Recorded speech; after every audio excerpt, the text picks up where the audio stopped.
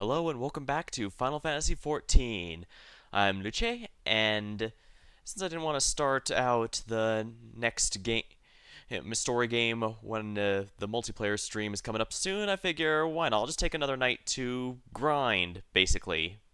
And that's what I'm going to be doing. I'm going to be leveling trusts with my Paladin in order to get my Paladin closer to level 100. Alright, what's the one again? Here we are. Let's bring the HUD back. Alright, now as you can see, Paladin is just the right level here. And luckily, my gear is all up to date. I had been doing the 24-player raids and actually gearing up my tank at the time of Endwalker's, well, end.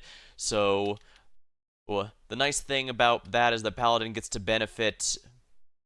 It doesn't have to, so I don't have to buy poetics. I only had to buy the weapon. The shield's outdated, but the shield doesn't matter, right? Right? But yeah. Now, if you followed last time, I basically finished leveling all of the trusts to Endwalker's cap, which is good. But now we still have one left to go.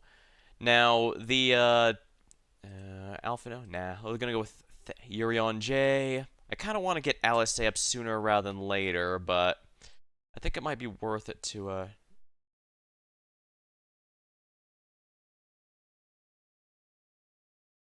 know this in here. We are. Yeah, Urion J is gonna need the levels. Basically, the trusts from Endwalker are the same trusts in Dawntrail, except Kryl has now been added. Kind of want to get Alice up sooner than later, but I guess there's a. My plan is for, as you can see, I have Paladin, Warrior, and Viper are the ones I've been leveling the trusts with. For Paladin, I'm intending to go with Urion J, Alice, and Estinian. Alice has to be leveled separately from Alphino because Alphino will always prioritize her if given the choice. As you can see, Alphino, a couple of them like Alphino are a bit higher leveled. That's because I had to double up healers. Because as you notice, between these three levels, there's three different groups, but only two healers. So what I'm going to be doing for Paladin tonight is leveling Paladin, Astro, Urion J, Alice, and Estinian. Then for Warrior, I'm going to be doing the opposite with Alphino, Ishtola, and Graha. And for Viper, I'm just going to have to double up one of the healers and have Kryl as his partner. Actually, Graha can be anything, so maybe I should actually have him as the healer. And actually, I can actually probably bring Kryl here. Oh, right, I've had the sound off because I was grinding something else earlier. I won't let you down. There we are. This should be a pretty coherent group here. I might have to do it a few extra time, but it should be fine here. So yeah, my tank is fully geared up, so I should... Any failures are entirely going to be skill-based.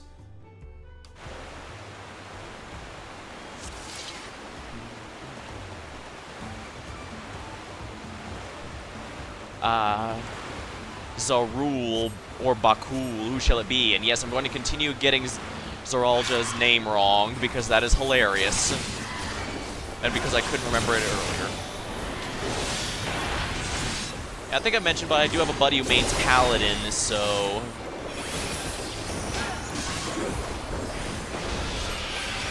Let's see. I shouldn't have doubled up mitts there. Well, whatever. Urion J can handle it because Astros have a lot of emergency heals, and he is absolutely no exception.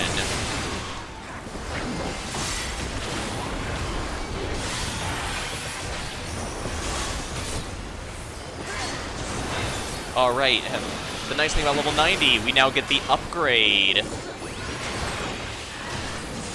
This will hurt. I think the trust might level a bit slower than me since I've got the rest XP here, but...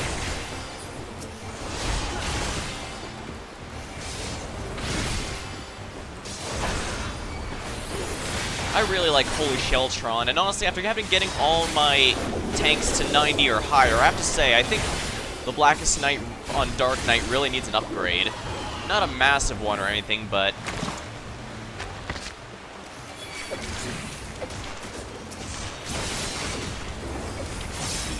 something, you know?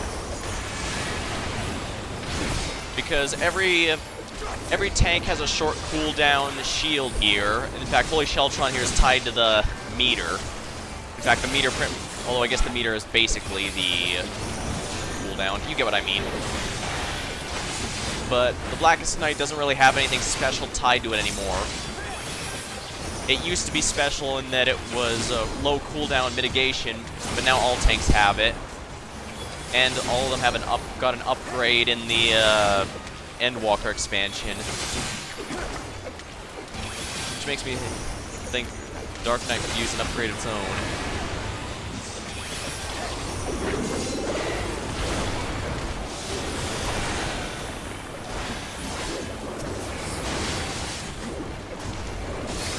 I'm gonna say, I really do like the Endwalker tome weapon. I guess it's Poetics now for, yeah, look at that.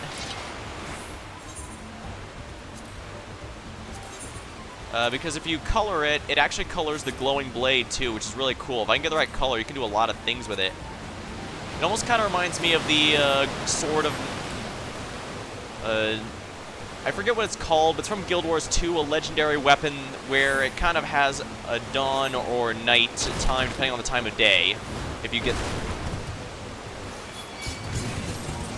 I guess the legendary weapons, it's worth mentioning, I guess I should talk about that. Legendary weapons in Guild Wars 2 are kind of like relics in Final Fantasy XIV, but since that game uses horizontal progression, if you completed it back when the game came out, you'll find it is still relevant to this day. Which is good, to be sure, but before you get too excited about the one that theoretically lasts forever, I'd point out that it also means there's been like 3 or 4 expansions, I think, since then. And there's basically no reason to do any of the grinds for weapons in any of those if you already have the legendary. So, kind of the same issue I had with the Elden Ring DLC. If you already have a build that works just fine, you've already got the best weapon for it, so you basically won't feel much motivation to do any of the new stuff. It's definitely a give and take.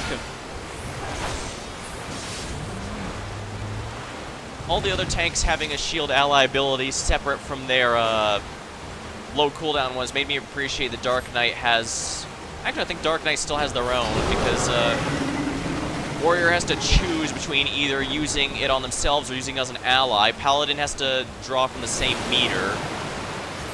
Dark Knight's Oblation doesn't share a cooldown or any resource with the Blackest Night, so you can use it freely. I've occasionally been known to drop it on healers whenever we get some raid-wide. And yeah, that's the only annoying thing about this first dungeon here. The first one's on rails, but after this I can speed it up with raw skill. Of course, I know someone out there is going to say you have skill with Paladin. Shut up.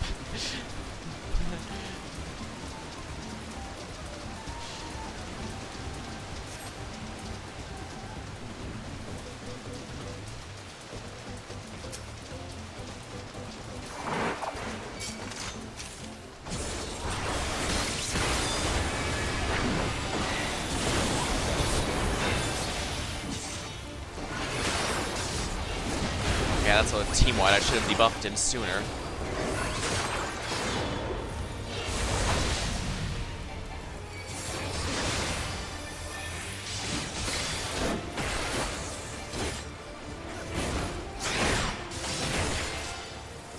But yeah, someone pointed out to me this a bit ago, so... As you can see, it's actually destroying the background when it does this, which is a pretty big deal. I didn't realize it was doing that. And that's a nice thing about Trust. They basically always, they always know where to go, basically. Hydro Wave's going that way, so I want to be this way.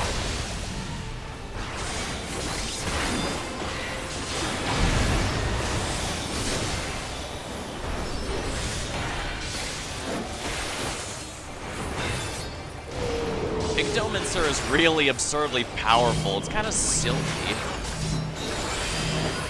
Might as well shield everyone.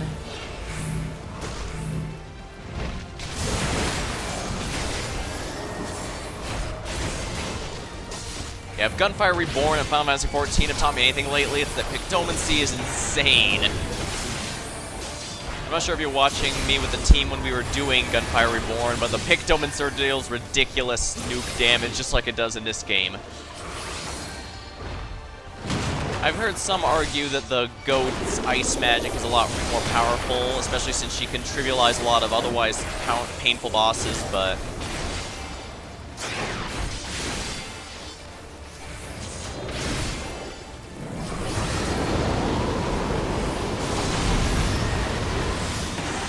yeah, say goodbye to all those trees. If it wasn't obvious before, it should be a bit more obvious now. Those trees are all gone. It's been using those to attack us. Which, of course, means it's officially now out of ammo.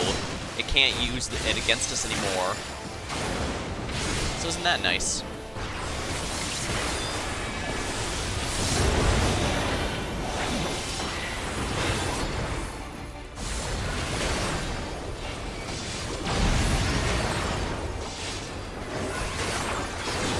This should do it!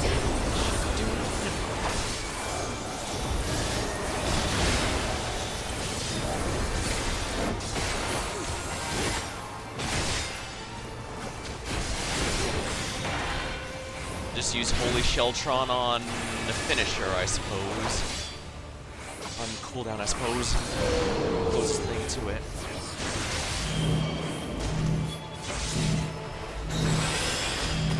Yeah, this is also something I wish Dark Knight, and Gunbreak for that matter, didn't suffer from. Their party shield only protects from magic damage. If it's physical, like in the M3 raid, it doesn't do jack. Meanwhile, Paladin and Warriors are universal. They're just universal shields or just max HP increases, which itself is a form of shield. So, yeah. Oh, right, I forgot to use food. Dang it. Embarrassing. I got a lot of it. Yeah. Oh, yeah, I guess that's something else I can talk about. That's actually crafting and gathering food, but it's also so outdated, it's not really worth our time.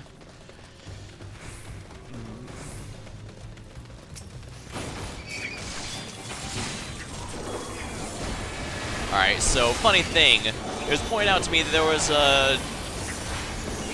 was a mount where one of the... well, first things first, crafting. I might have... if you were watching the last stream, you probably had me mention it offhand, but crafting this game is not just a supplementary to your real job. It's a job in and of itself with its own quest line, stories, legendary weapons you can make or earn its own forms of progression, basically. So, pretty nice. And one of those quests is its own version of reputation quests. As someone pointed out to me that one of the... they're called, what are they called? Custom deliveries. One custom delivery is a dragon ally who eventually joins you as a mount afterward. I thought that's pretty cute. Long story short, they're a dragon that wishes to learn crafting like humans, and you go through a neat little storyline with that. It's still a work in progress, but it was actually an ordeal just to unlock that, because I have never done that content before. So, first of all, I had to unlock things like collectibles and such just to unlock that, which, you know, makes sense. I probably should have done that earlier, even though I don't craft very often. I only do it for the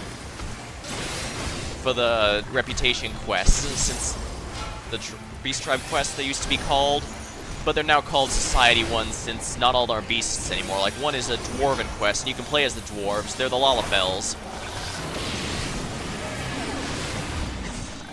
So but a lot of people still call them Beast Tribe by force of habit, which includes me sometimes, so I just call them reputation quests.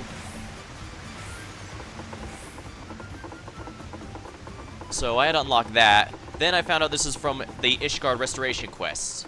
So, funny thing, when Ishgard was being added to the list of housing locations, they decided to have a big old quest line of the area slowly being upgraded as players donated to it, which is nice.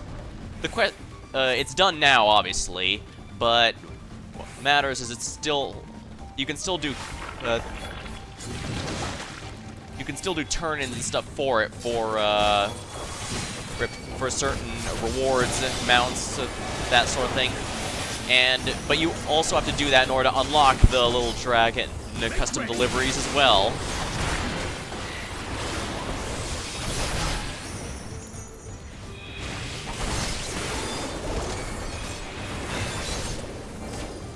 So I had to go through that and then go through the storyline there before I could unlock it. So it was actually basically lost. I was intending to do some more grinding towards the Sugar Glider mount from Fate Grind, but as it turns out, I ended up losing the whole day to crafting there. Still, I think this is a nice experiment. If I end up liking custom deliveries, I might stick with it. Do some more of those. But if not, I'm just not going to bother anymore. Like I said, I'm not really a crafter, even though there's certain perks to doing so. In fact, I should probably be doing them just so I can repair my gear on my own time without having to go to an NPC each time, but in the general sense, I'm not a big crafter person, so...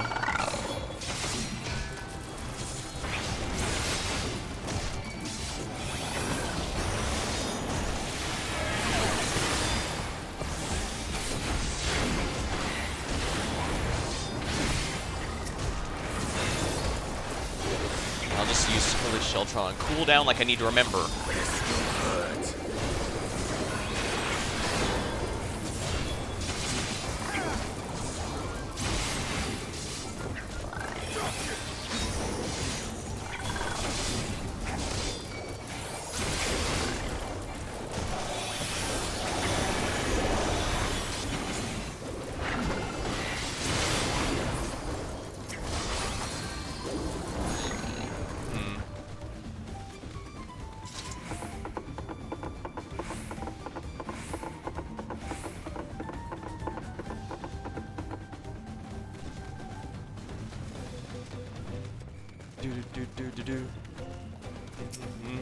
Drowsy. Asleep, preventing an execution of any action.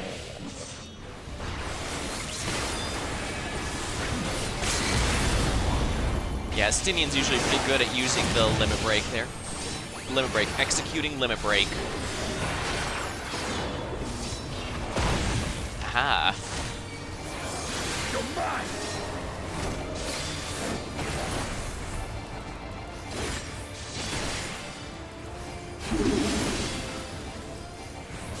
Drowsy dance.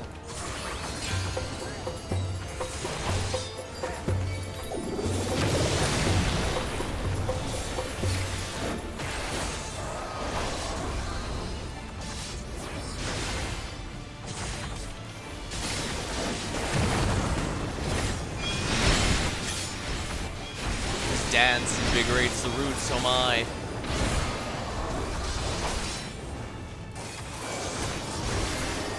Ah, that might have been bad.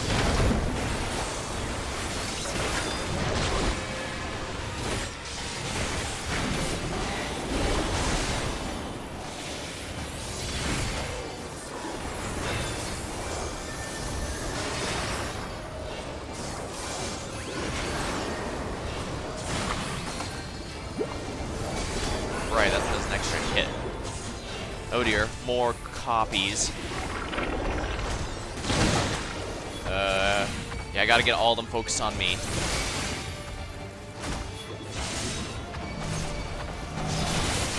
And as you can probably guess, this glam is the usual one I use for Dark Knight and Gunbreaker.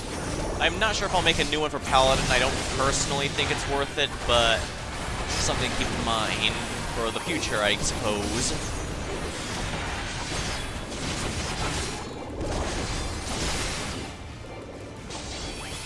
I should probably also be a lot more liberal with my use of Hallowed Ground. Paladin easily has the best invulnerability skill, since it's just, you don't take damage for a little while. No ifs and or buts, no gimmicks, just you don't take damage for a bit.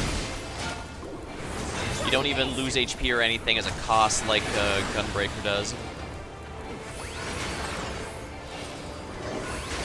However, you do...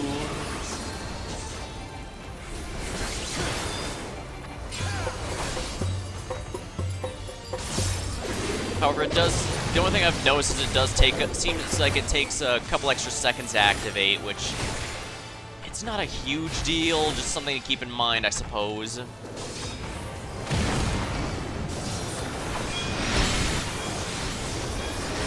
Crap, where's the safe spot now?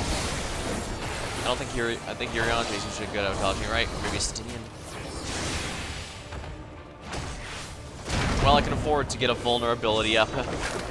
That's tank privilege for you.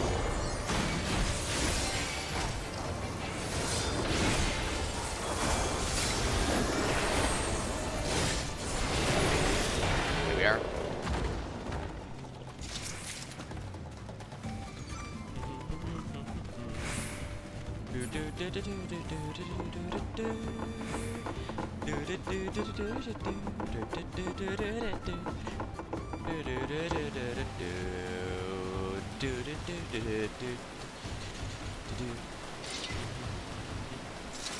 Alright, luckily I've not noticed any major issues with survivability or anything like that.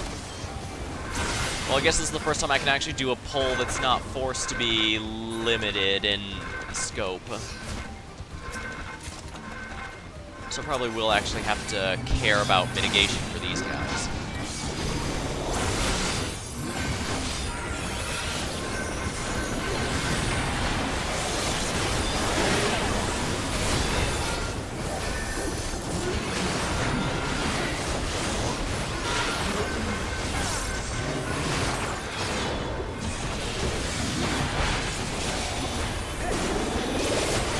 Yeah, nice thing of Pictomencers is they have a lot of AoE, even if they're not specifically trying to use their AoE combo. So, Kryl should expedite the enemies melting. And of course, Stinian just has high damage in general because, well, he's a melee. Melees in general have high damage.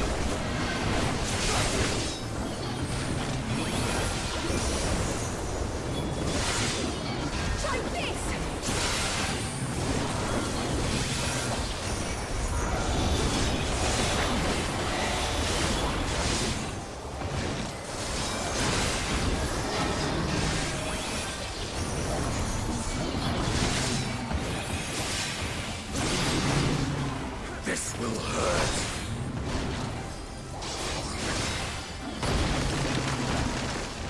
I admit I missed Spine Shatter Dive on Dragoon. The animation lock didn't even feel that bad, if we're honest. Or at least not after the updates later.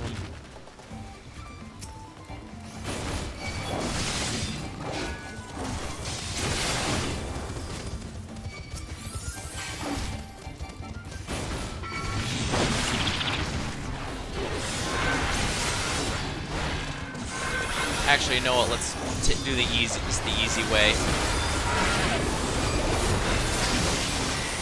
I am literally invincible, which also means the healer does not have to worry about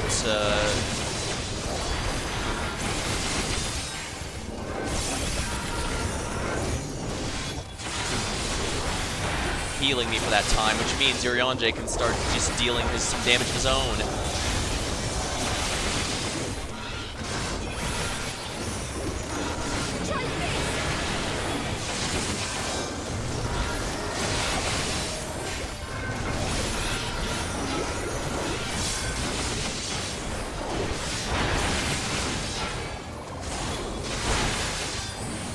I don't want to get hit by that. Any of the coral recolor enemies hit you, they paralyze you, and that's not going to be fun. That means it randomly interrupts whatever you're doing.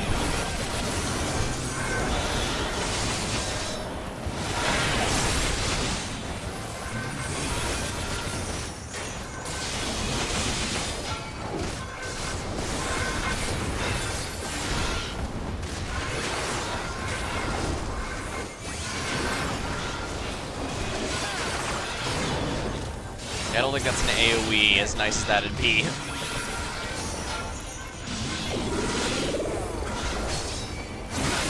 As far as tanks go, I think, keyword think, Paladin has the lowest damage in exchange for the highest team support, which makes sense.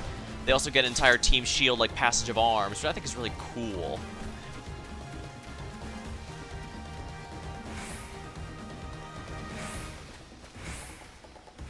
It's not there. Oh, I know why.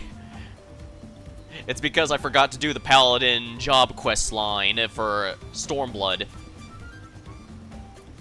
It's not a... You do need to do the job quest because they do unlock skills and such, especially for the earlier jobs.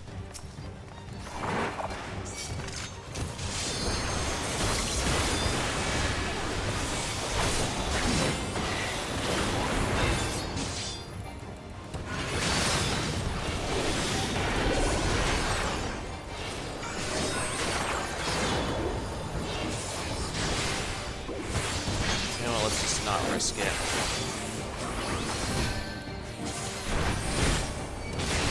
Wild beasts emerge. I do like that this fight adds some set pieces to it, adding these enemies that are here to attack the boss rather than you, for example.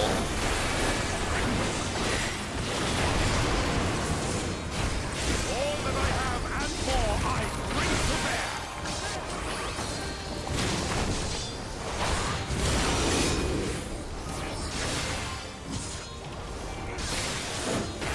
How do I get the skill? 74, so you're telling me I have to be mid Shadowbringers before I get a gap closer for Paladin. Some of these levels are really weird. Like, I think I mentioned that Dark Knight feels really bad anytime I'm in something below 70 because I do not have my,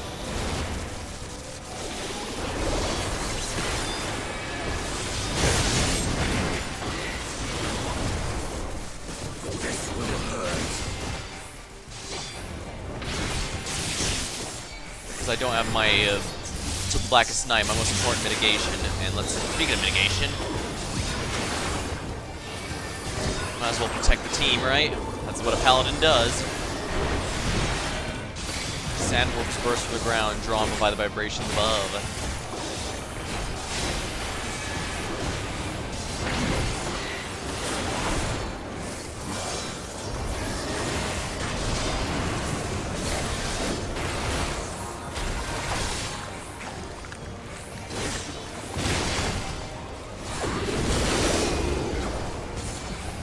The Apex Predator is certainly eager to show off his skills, and yet it's going to be for naught, because I'm here.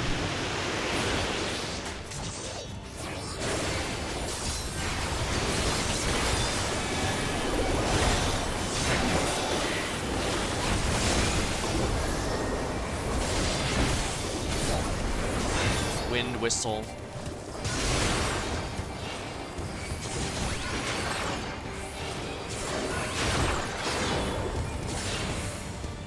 Oh, I hate this one, because it's just way easy for me to screw it up. I will give Dawntrail credit. These dungeons actually made me try, because when I was doing the story on stream, I failed each dungeon at least once. Which is a lot more than could be said for Endwalker's dungeons, where only one of them I had failed. And I think that was entirely because I kept screwing up the fact that it goes based on the boss's left and right for the tells and not my left and right. So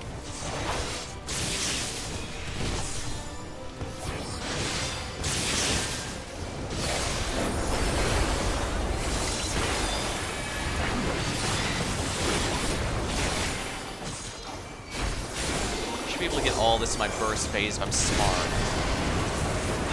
Estinian should be able to handle this. Haha, sounds good to me, Estinian.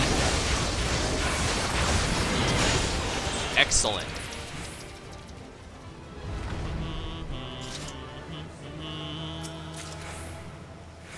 Where's Beth's chess piece?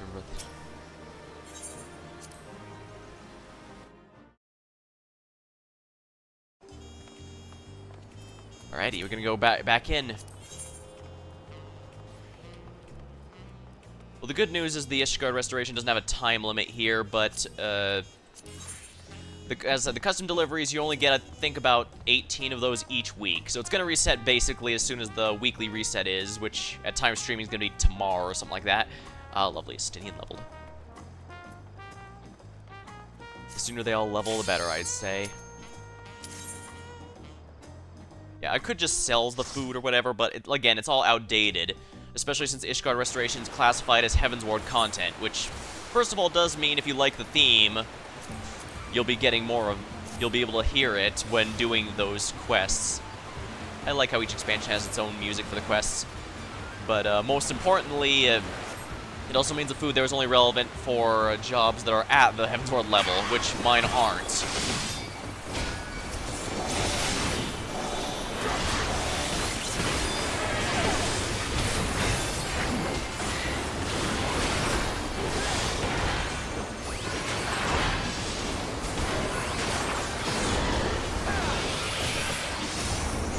And the nice thing about tank gear that's up to date is also that well, this dungeon doesn't really have that many spicy pulls, since as you noticed, it kind of hard limits how many I can have at a time. Like here, this is entirely on rails. I can't really speed it up aside from killing faster, which, well, I'm a Paladin. That's not really my job. That's Astinian and Kryle's job.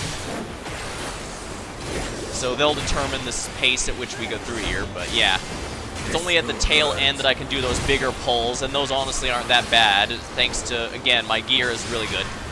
Basically, if you get all the endgame gear at the end of one expansion, it'll last you until about halfway through the next. So until level 95, my gear is going to be perfectly fine.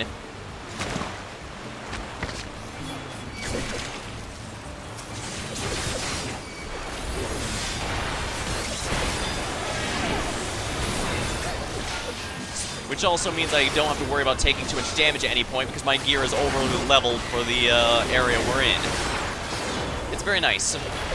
It also means Warrior is not going to have to worry about gear either, which is going to be really nice. So I only have to worry about the axe and the Paladin sword. And the Paladin shield, which, since I ran out of poetics by accident, I won't be able to do that. Oh, and I guess if you're one of those achievement hunters, simply the act of unlocking everything up to... Yeah, L2. Ooh, whatever her name is, the dragon I was talking about. I got a ton of achievements just for unlocking the custom delivery stuff. Even without turning anything in, just unlocking it there gave me a decent amount of achievements. So if you care about that sort of stuff, you'll appreciate that, I'm sure. Me, like I said, I prefer the tangible rewards. As you can see, I even have my own name visible just because I like to see my title. So those are the tangible rewards I like here.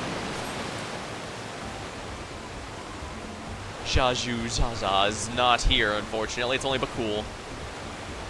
I find it interesting Yoshi P said he mentioned that he was somewhat expecting Dawntrail to be controversial, but he somehow did not predict that Bakul will be popular.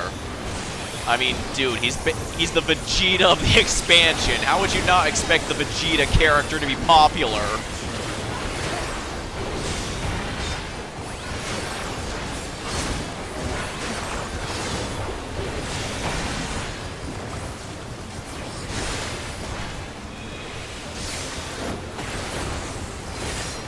Assuming he's like Fordola in Stormblood, we'll probably see a good bit more of him as he works towards his redemption later, which is going to be nice.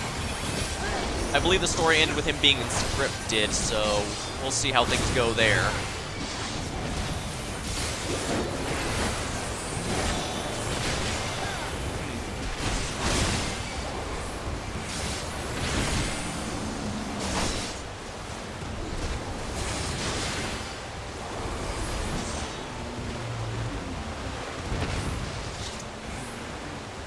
This is not going to plan. We'll have to improvise.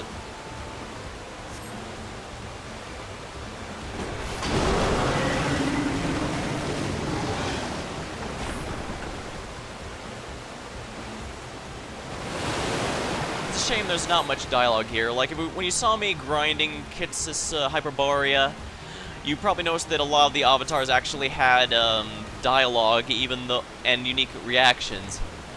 Even though, strictly speaking, they should never be able to be there. Sadly, Dawntrail doesn't have very many, if any, of those. Unfortunate, but whatever. I'm definitely looking forward to the next 24-player raid. It's going to be based on Final Fantasy XI, which is going to be amusing. I know the storyline there is a bit quite different from here, but that's kind of a Final Fantasy game in a nutshell, really.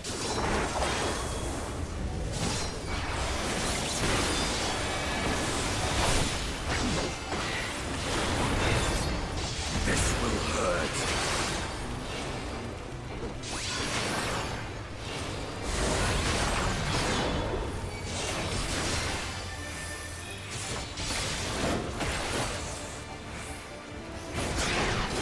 Right, I need to use the dash more. I keep forgetting. You can tell I primarily play Dark Knight and a Gunbreaker because their dashes don't deal damage. I guess for Dark Knight they figured it had enough off-level cooldowns to begin with. Crap. Well, that's not fun.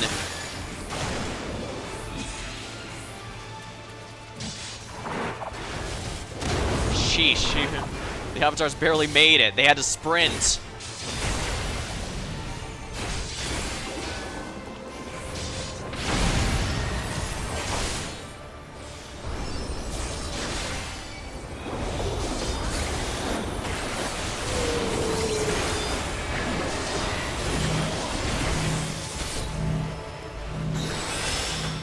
Crap.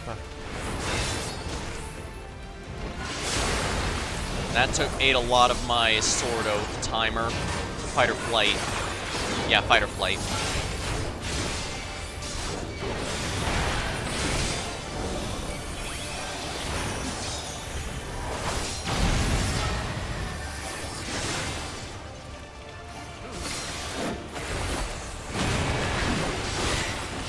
I need to get better focus on my global cooldowns. I can't be dropping those.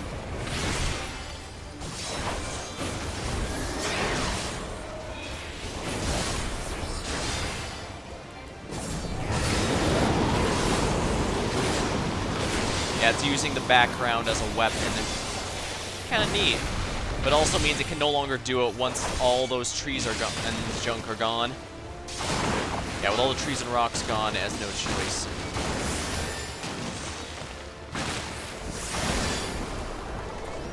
Decay.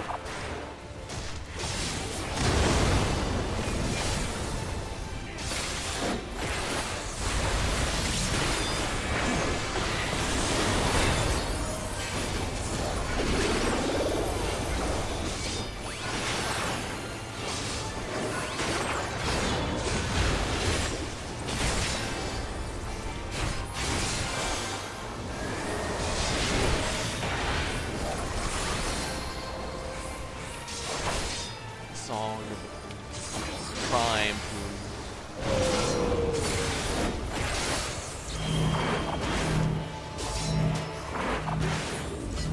Here we are. I'm just gonna let my inventory fill with all this junk and desynth it later. Or maybe I should do it now. Let's see here. River's Breath. How's that look? I'll think about it. Striking, I actually will want to keep that since... Actually, I think I've already had the Samurai one. Casting, all my casters are past this level, so I can go ahead and safely desynth this. Fending... no. Fending...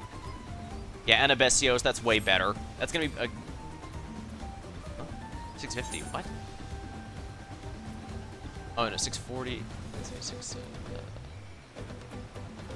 How is this better than the Anabesios? That's a raid one.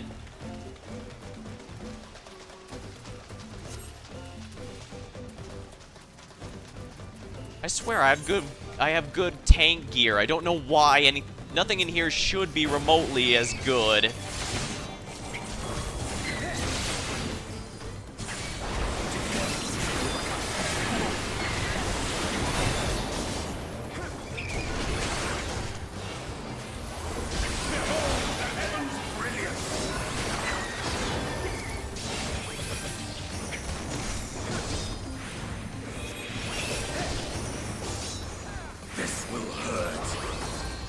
Estinians. Go Estinian.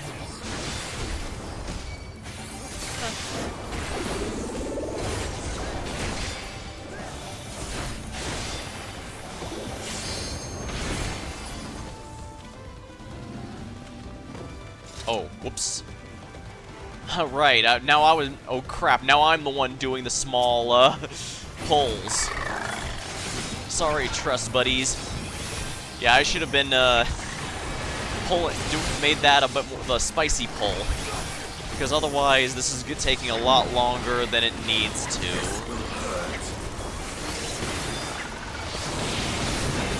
Especially since this treant has a decent amount of HP. That's something I'm kind of mixed on. The fact that most Dawntrail dungeons have at least one enemy in a pull with significantly higher HP than the ones around them. It's not a huge deal.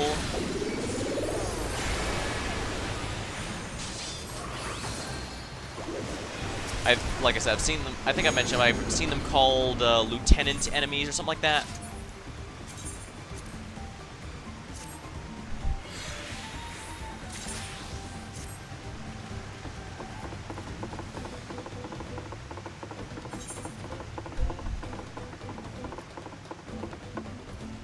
Yeah, this is genuinely an upgrade. I have no idea how the Anabesios gear is so outdated already. It should have lasted at least the second or third dungeon. Whatever.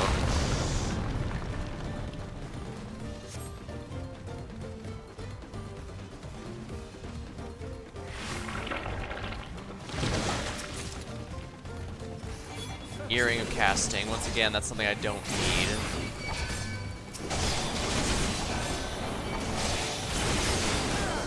Now, I need to actually be a good tank and pull through here.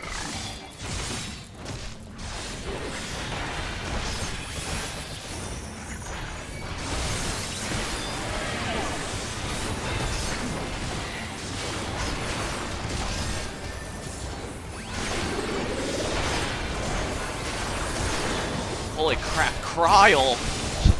Okay, yeah, as long as Crawl's in the party, I really shouldn't be doing anything less than full power here.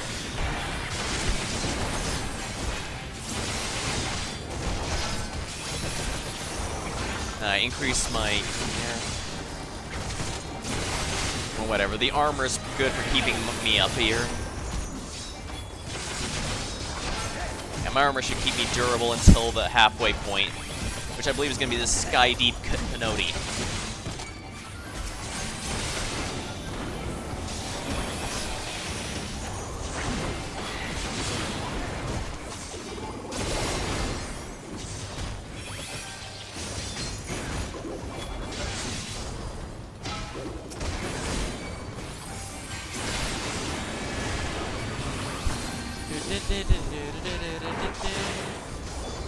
I can't go up this yet.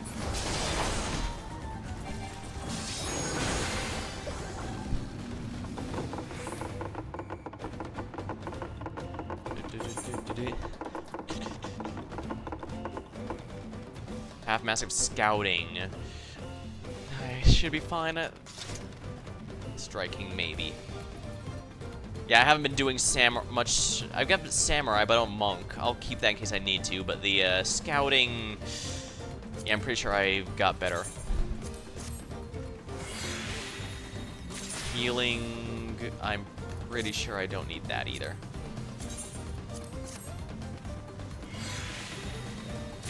For casting, I know I have better stuff, so we're just gonna desynth that. Black Mage is almost capped anyways, so basically any caster gear that's below cap, I'm not even going to bother, give the time of day anymore.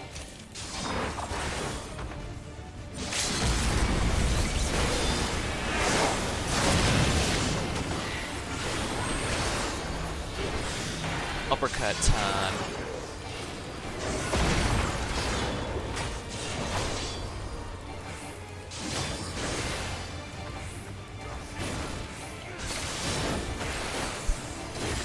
I need to make sure to have the finisher combo ready when I do my for my burst phase.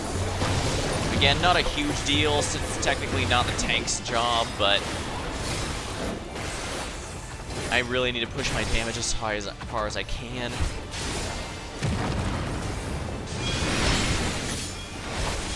Drowsy's dance invigorates roots. Stinian's in the right spot now, right?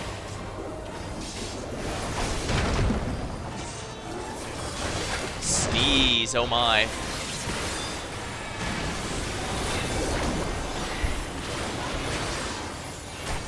I'll avoid moving it so that Stinian doesn't have too rough of a time.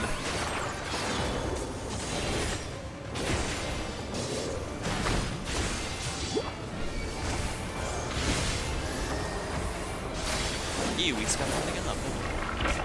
Ah, crap. Yeah, I'm gonna have to get all these guys. It's kind of neat how they copy Glam and everything, though. Then again, maybe that's why they did that, because Dawntrail's when they had the big graphical update, and they figured what better way to show it off than to have you have to fight your own self.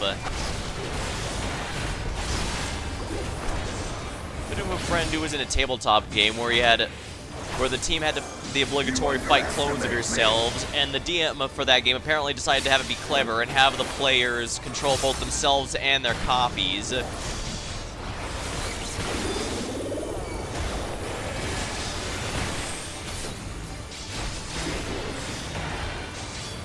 Neat.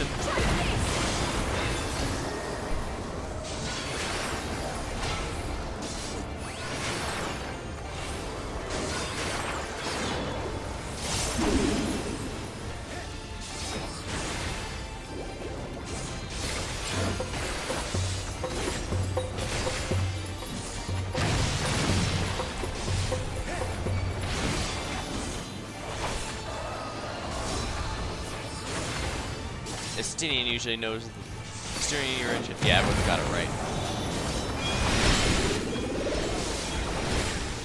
Oh my. This safe spot may not be safe anymore. Alright, there we go. I have a tough time seeing the safe spots, I'm not even gonna lie. There we are. Darn, I lost my whole burst phase. Aiming gear. Okay, fun fact. Every single one of my physical range DPS is max, so if it's not 100, I do not care. What else can I talk about? Oh yeah, I found out I had somehow missed the dwarf quest in Shadowbringers, which is very annoying, because I need to do that. It's not a huge deal, though. Like I said, I do level crafters specifically for those quests, so I'm able to do it. It's just gonna take about 25 days to do a tribal quest like that.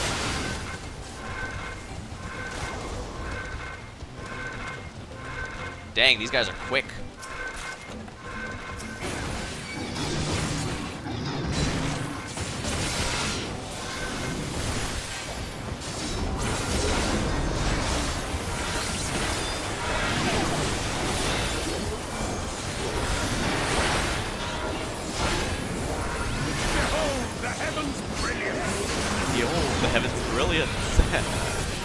I love it.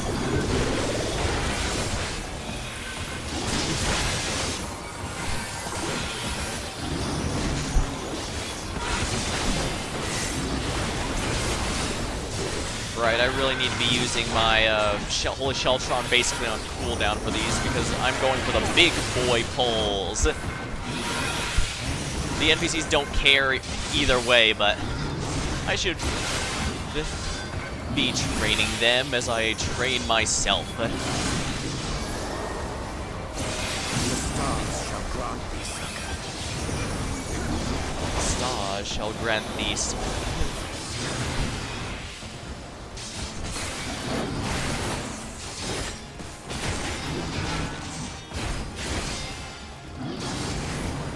I guess so if you weren't watching my last stream, I've been doing a lot of fate grinding to get the Sugar Glider mount, which is done by exchanging for vouchers after you max out all the areas, the shared fate for all areas in the expansion, in this case Dawntrail. So with it I was able to get Bard, Machinist, Summoner, Red Mage, and Dragoon, all level 100 purely through fate grinding. And as you can see, Black Mage is almost up there too, so that's nice. Alright, let's go through here then.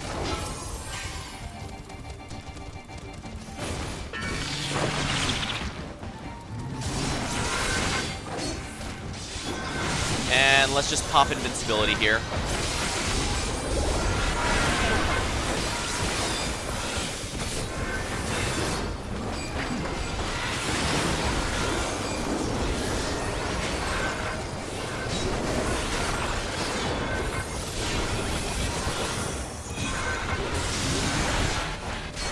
Holy circle.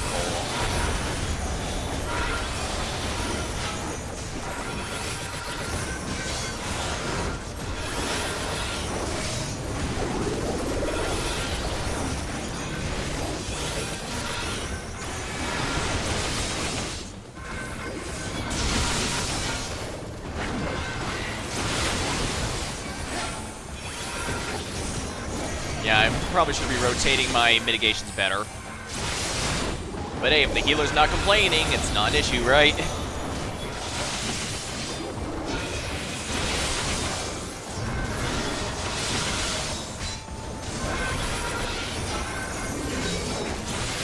Crap.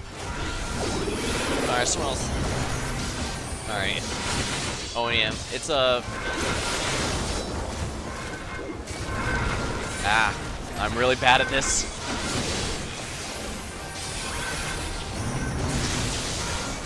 Then again, I guess since I normally do dungeons on Dark Knight, I should probably be used to worse conditions than this. Dark Knight is generally considered the worst one for dungeons right now. Not impossible, but you have to really work with your healer, basically, since they don't have nearly as much self-sustain. Like, a warrior can basically keep an entire party healed by themselves, which is why people joke that they're a green tank. Yeah.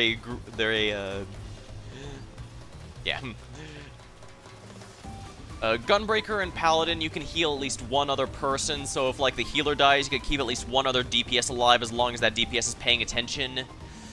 The same cannot be said of, Dark Knight. Dark Knight can barely have enough self-sustain to keep themselves alive if the healer is not actively assisting them.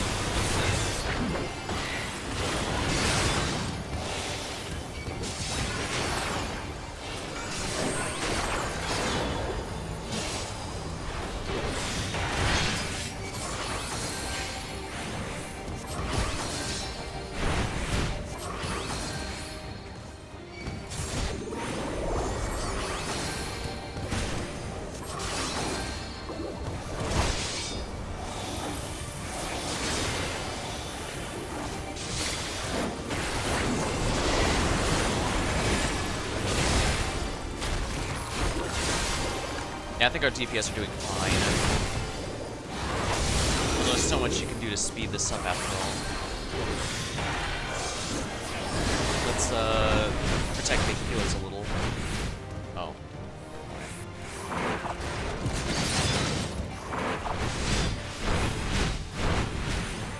Actually, if we're gonna be ranged anyways, I should probably be using... Then again, I guess the cast bar has that problem.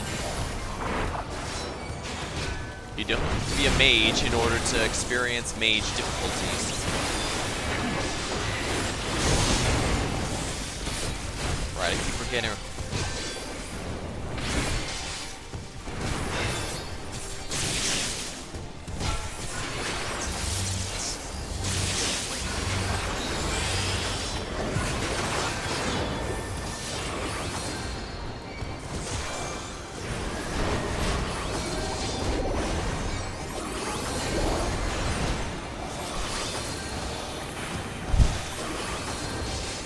It's kind of a shame I don't get to use that on Rayquaza Cat anymore, but I guess that's how it goes sometimes.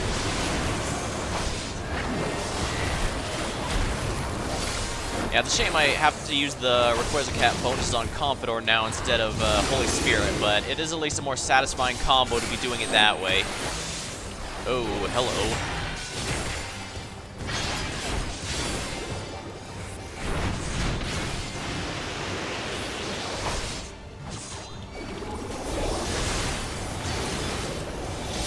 I usually don't care about kill timers for the boss as long as it's within the food duration amount, but if I ever do decide to do Palace of the Dead, I'm gonna have to genuinely pay attention to that, because that actually is a problem. Well, it depends on the job. If you're going with a tank, you have more room for error.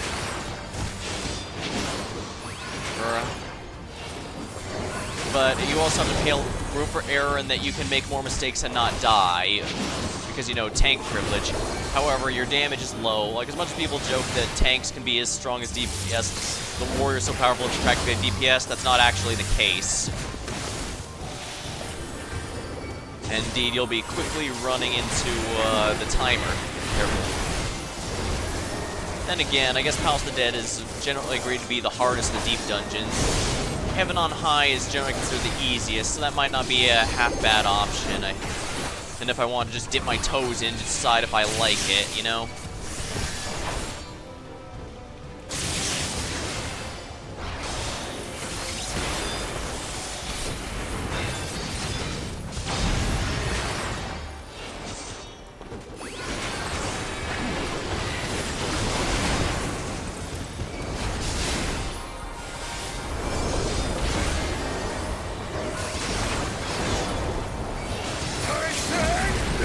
Time to end it.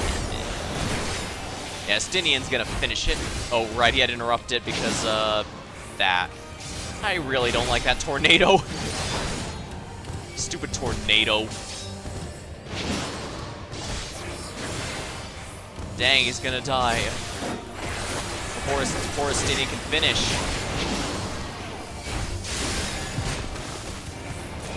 There we are. Excellent to 92. But as you can see, I'm already reaching the end of my rest experience. Sentinel Mastery, what's the upgrade here? Erects a magic barrier that nullifies damage equivalent.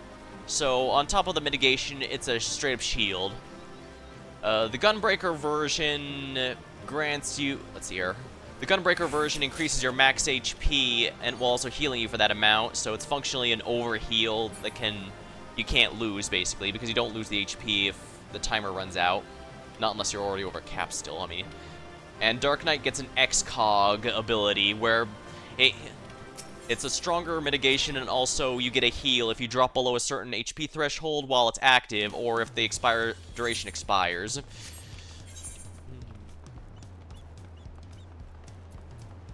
Actually, I don't know why Warrior isn't 91 yet.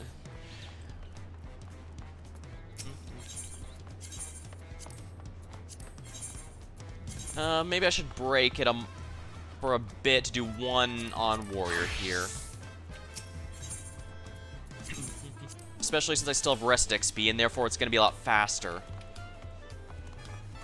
Alright, so, quick trick if you're... Alright, sorry to break the title here and be Warrior for a minute, but we're going to have to do this. Alright, so quick thing. Even though there's a ton of level 100...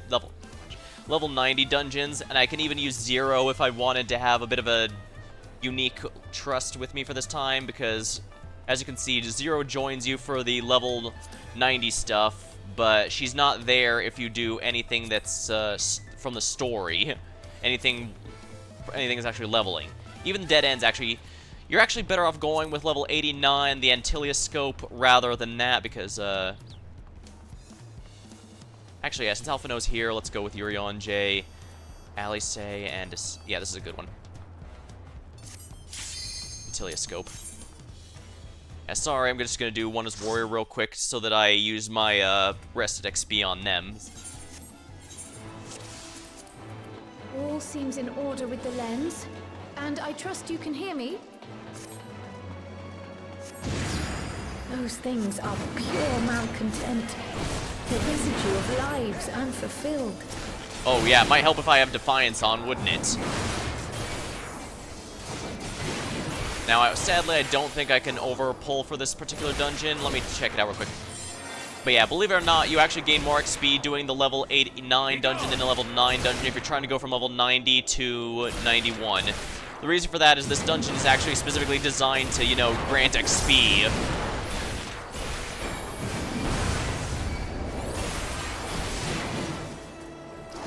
Meanwhile, the, level 91s are not designed for it, since they're designed assuming you're at level cap.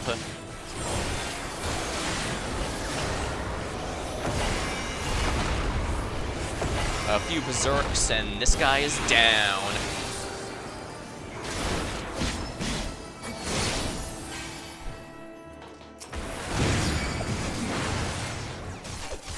I think I mentioned, but I appreciate how this actually has a lot of...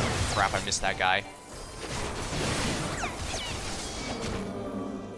Okay, good, I can do big boy pulls on this one.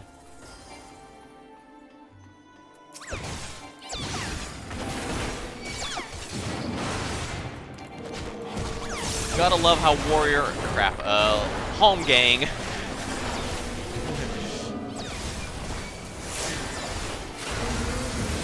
Right, why did I forget this skill? This is the... I forget I have a full heal every 25 seconds. I think I remember that. Given how, you know, it's everything... the reason people love warriors so much.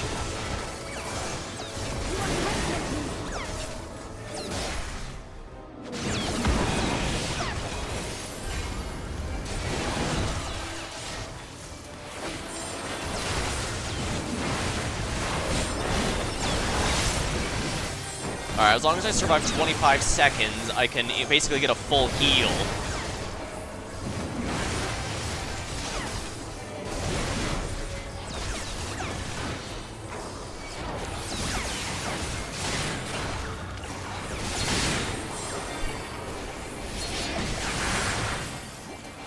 Pretty good AoE, I think. Sinking rivalry. For some reason I misread that and thought, I genuinely thought that said sibling rivalry for a minute. I thought that's an interesting place for sibling rivalry to be. I suppose it must be strong if it follows you into the afterlife.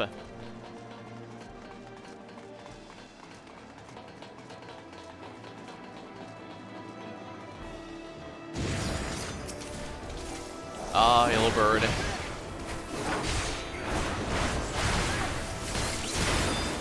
Yeah, Ilbert's goal was liberating Alamigo, so a lot of people like to say he won in the end, but the thing is I'd say we won in spite of him. It's because of him, Xenos was able to get control of, was able to have a Shinryu to get control of in the first place, which is kind of a bad thing, lest we all forget.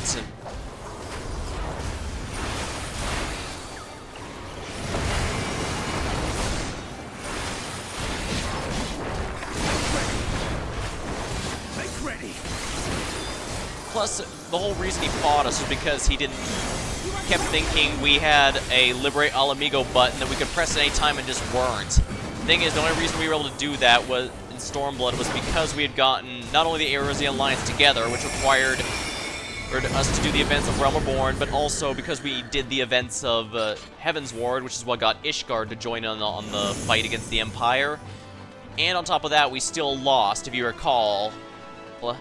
The Ruban EX happened entirely because that was a massive cutscene and event. And so even though we had everything going for us, the Empire was still too much to handle at the time. That's why we had to go to Doma to weaken them. Frustration. Might as well admit that for the team. This will hurt.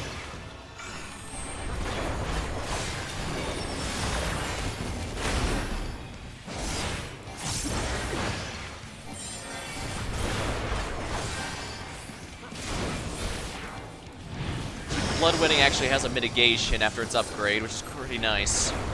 Only 10%, but I mean, that's still huge. Fell Cleaves are really satisfying. I don't blame people who main Warrior purely for this.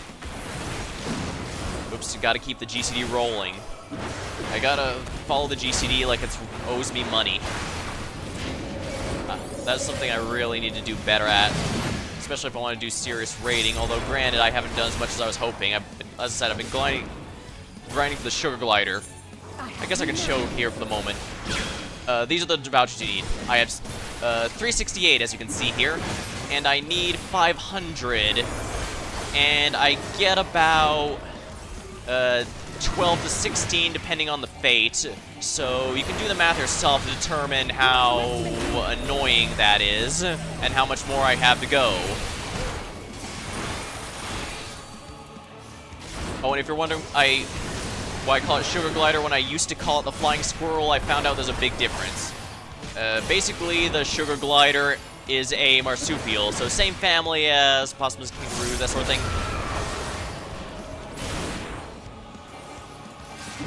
Meanwhile, a flying squirrel is a squirrel.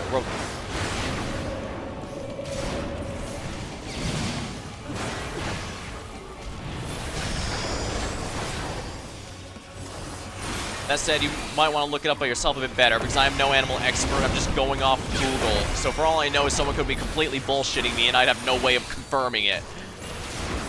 Take this as a lesson, kids. Never trust some streamer for all your animal facts.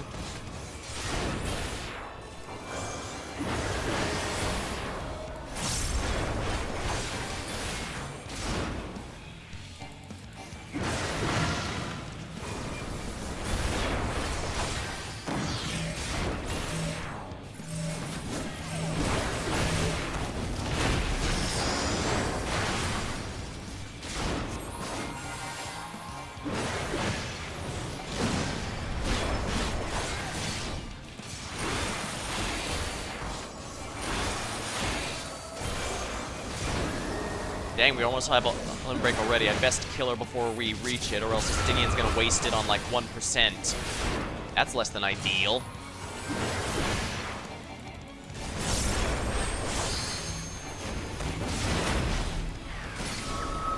There we are. Oops, wasted that. Follow the flow of ether. It will guide you. Right, I don't need anything here, so I can just desynth it all.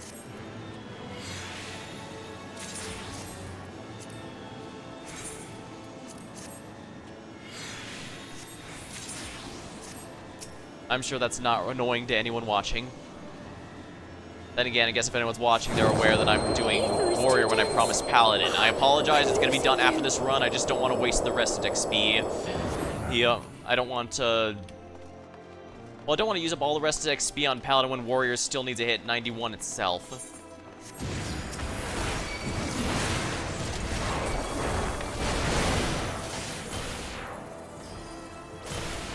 At least... Yeah, normally I'd have the, yeah, they were. Yeah, once again, it's really convenient having all this gear here. Russian familiar affection, and rare Valiant Archon takes it.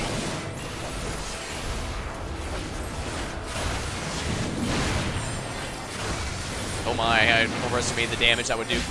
But what matters is I managed to deal it to all the enemies here, as opposed to just some of them. Which is absolutely what would have happened if I had been single pulling like Thancred does. I do some... while playing as Viper, I did try to pull a little more, and sometimes it works. Like if there's just one bigger mob, slightly bigger mob, but if it's a large group, Thancred's just gonna melt, unfortunately. He's not over-geared like I am, apparently. The people of Ishgard won't forget you.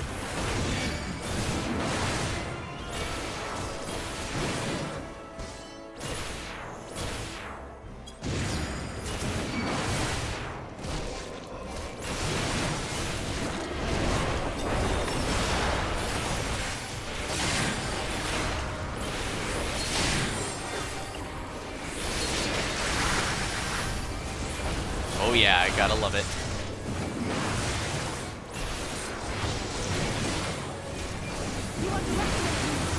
Yeah, this turns out this is a lot easier when I properly rotate my mitigations. Who would have thought? Alright, so let's see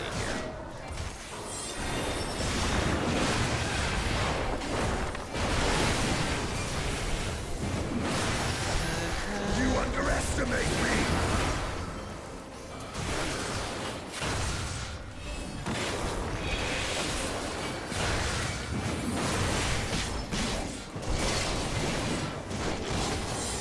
Yeah, like I said, Urion J is very good at keeping up the with heals, because Astro in general is very good at that.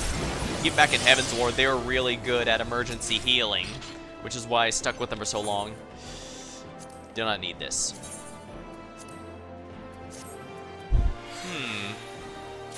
I might actually need these since my shield is outdated.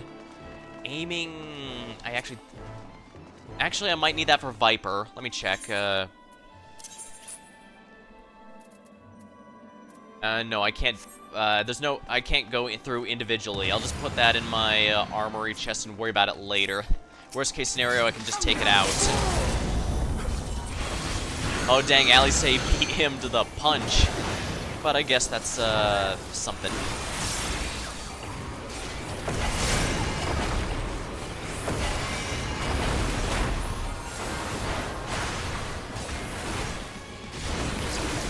gotta remember to use the dash more.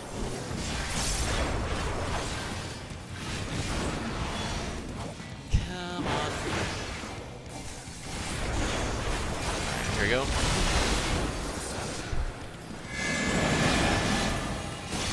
You underestimate me.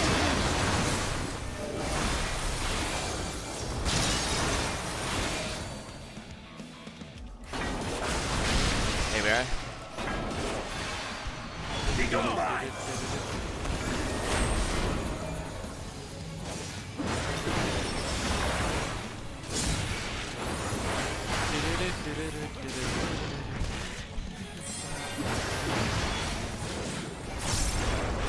Yeah, meal benefits are just plus 3 XP regardless of whatever it is, so it's absolutely useful. It's absolutely going to add up if you're doing a lot of leveling, which I am doing tonight. I've been emptying my XP, my rest XP bar quite a bit the past couple months, and I'm all for it. It feels nice.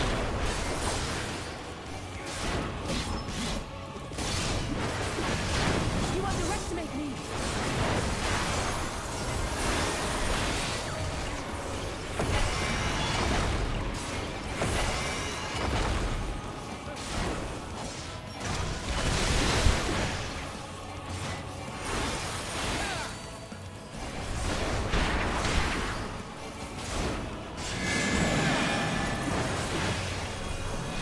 Kind of funny, we went every DP. Let's see here.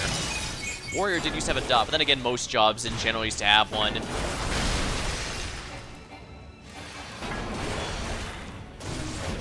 Actually, back in Heaven's Ward was pretty bad because basically every single job had a dot, and every single DPS had a buff they had to keep sustained, so they all felt kind of the same.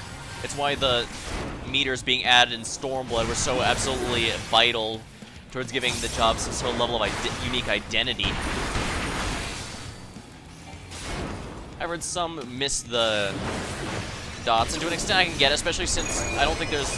The only job that relies on dots, that's where dots are normal for them, is Bard. All others either have a temporary one during Burst, like Paladin and Gunbreaker, or just don't have one at all. It used to be Summoner and Bard were the main dot jobs, but Summoner lost their dots when they got changed to their burst, to just pure burst summonings. Actually, that's a bit disingenuous there, because that implies there was ever a time that they didn't redo who was Summoner. Summoner is basically the one job they redo every single expansion almost. I think this is the first time they ever stayed consistent a bit. I guess they finally have it in a place they like it, although after getting to 100, I will say the capstone's a bit disappointing since it's basically just a stronger Bahamut. I mean, it's nice, don't get me wrong. Solar Bahamut's pretty neat, especially since you can intuit how it came about pretty easily, but it's also, well, I'd say the capstone skills for Dawntrail, now that I've gotten a decent amount of jobs at 100, is really hit or miss. Like, some I love. I love the Perfectio for Reaper. I love the Dark Knights. But I'm not really big on, like, Dancers, Sages, or Summoners.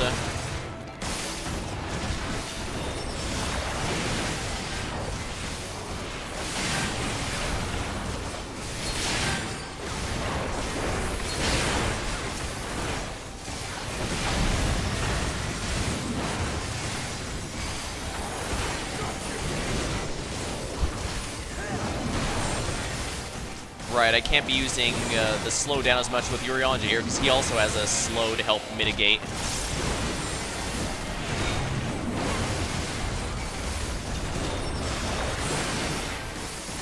Phew, anytime I'm worried, I just have to use my, what's the upgrade called again? Bloodwetting, huh? I just have to use Bloodwetting and I'm in good shape. I'm still used to Raw Intuition as its base name, but it's not Raw Intuition anymore. It actually got a really good upgrade by having some mitigation. So now it's actually a big deal even against boss and single targets. which is good. Warrior used to have some trouble being main tank. Some would argue it still does, but I mean, we have 4 tanks. We can't have Paladin be the only main tank among them. But there are some who argue that it is. I guess Warrior is refreshingly straightforward in how it has very little weaving. I mean, that is something I liked about, Art Thou Content?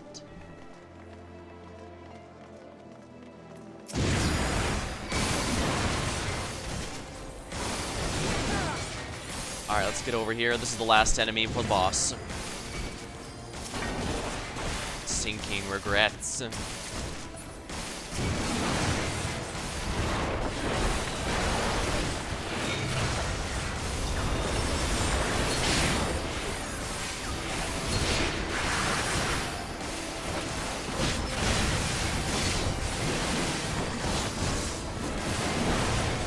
Gotta be wary of that AoE.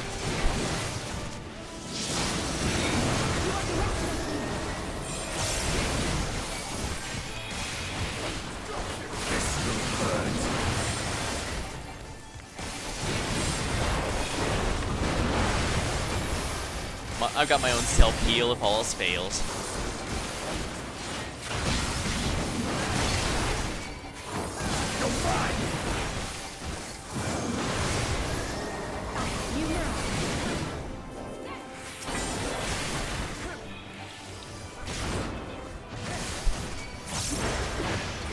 I've been getting a lot of Stormblood dungeons in my roulettes lately.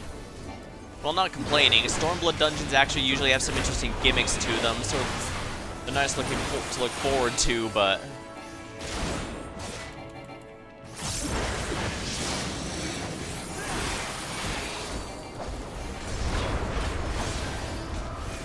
All that I have and more I bring. Death of the Seventh Dawn. Yeah, Urianger gets a few tricks that regular Astros don't get.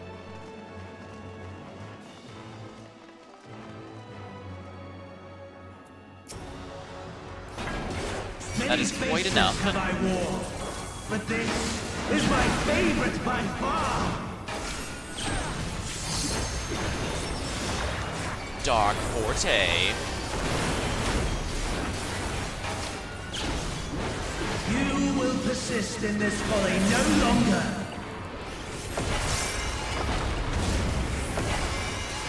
Alright, wait for that to run out first, and then... Here we are.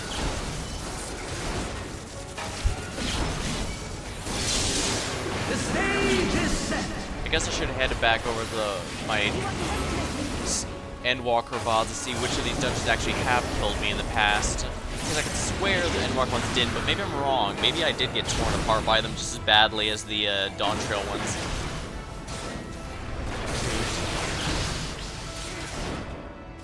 Right, that's his right, not mine. I know that one I keep messing up.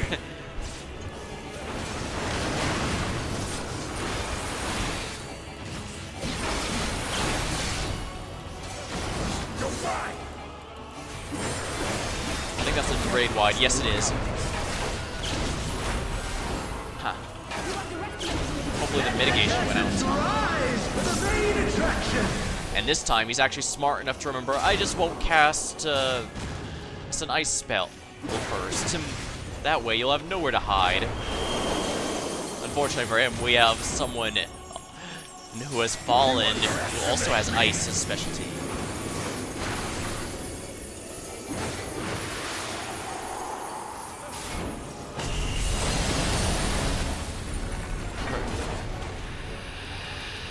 I really appreciate how they tried to bring back as many of the dead characters as they possibly could. That was something I really did like about Endwalker's Dungeoneer, and that's also something I was disappointed by when I played in Shadowlands and Warcraft, since they kind of didn't.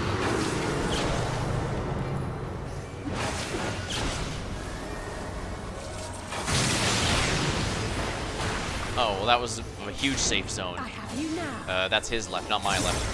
Now let's...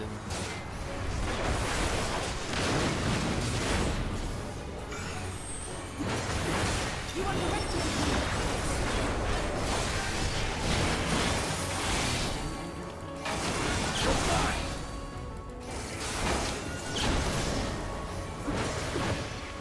even if Alisei beats Estinian to the limit break, it's nice that Endwalker onward she does at least have her own limit break too to herself, so that it doesn't feel nearly as much of a waste.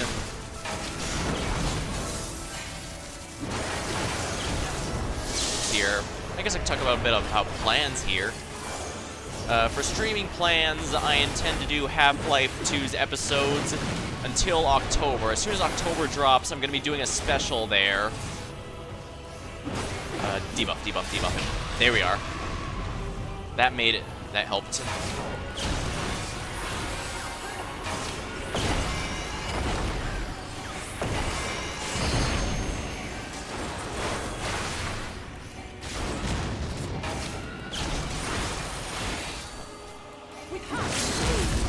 With hot and steel.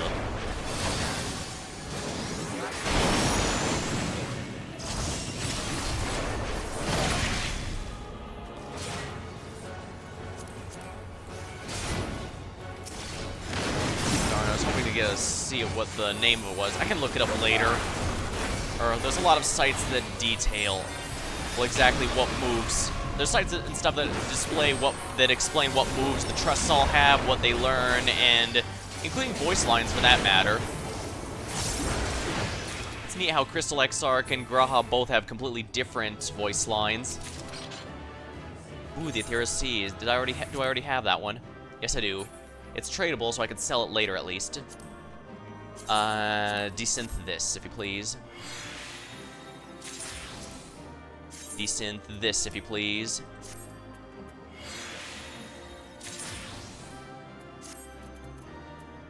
Here we are.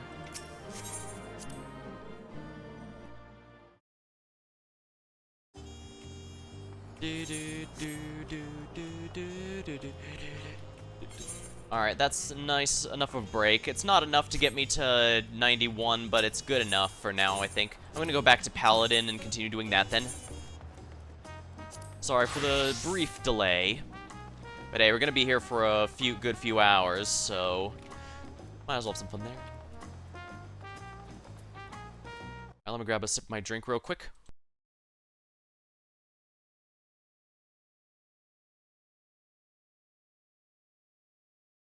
Alrighty.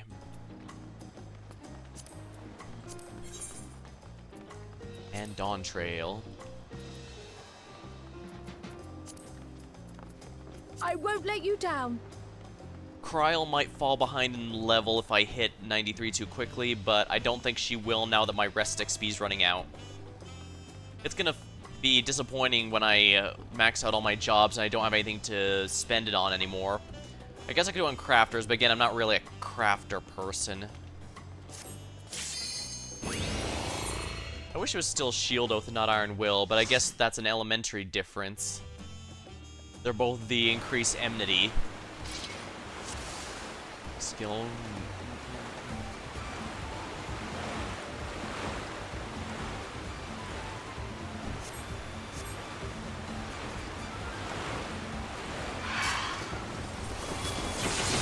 I do appreciate they decided to gun for me, the tank, and not the squishies. Actually, you know what? I think it'll matter more for this.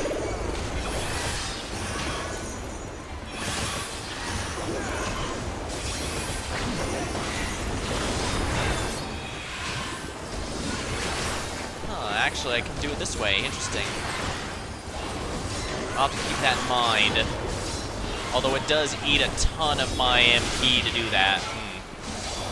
Well, I play a lot of Dark Knight, and that also has a lot of MP management.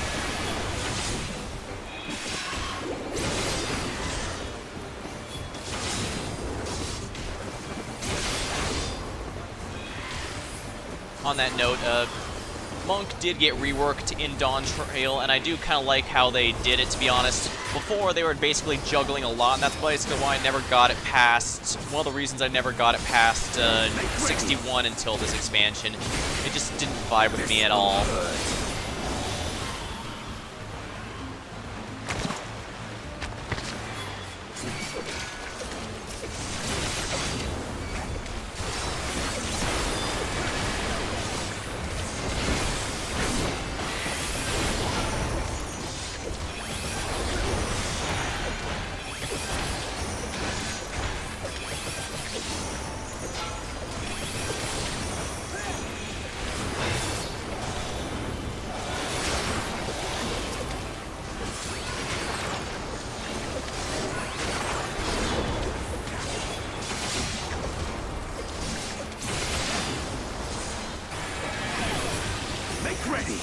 Alright, what do people do? I guess when I do with FGO, I usually flex stuff, but I honestly don't have much to flex. The only thing I have to flex in terms of titles is... Well, I do have Keeper of Knowledge, but that's a PvP title, and mostly just rare because nobody in this game plays PvP, unfortunately. Why? It's actually quite good, I think. It also takes absolutely ages to grind them if you just want the achievements and nothing else. Definitely something you should be considering chipping away at, also.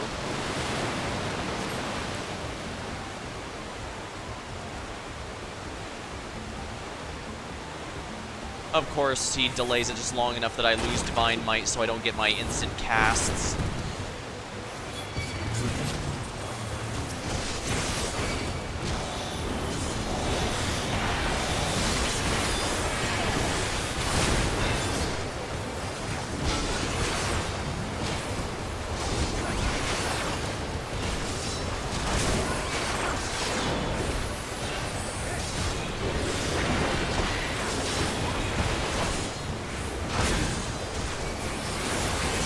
Shame.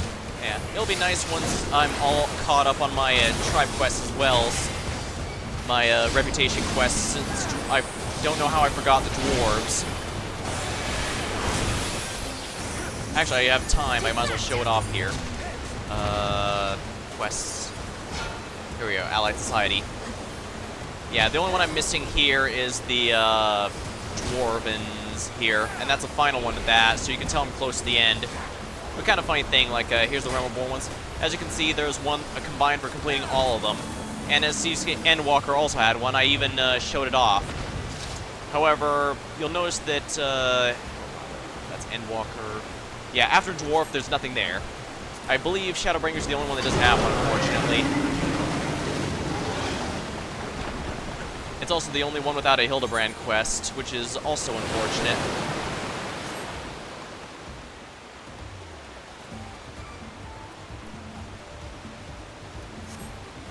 Worry about that in a bit.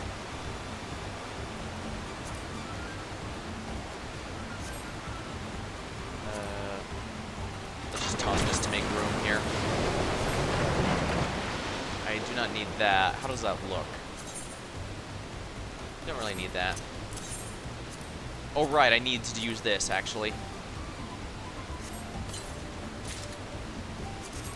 I need to actually equip that shield. The sword I don't need. I'll keep that in here for later, I guess. I should probably start selling some of this stuff, but I'll wait until I'm more close to the end. Actually, I can make a bit of room by eating something, so clam chowder it is. Basically, any of these that I only have one stack of, I need to be eating just to use them all up. When you eat something, you get a boosted experience gain no matter what, so it's definitely worth your time to be doing so if you're leveling like I am, even if running out of rest XP like I am.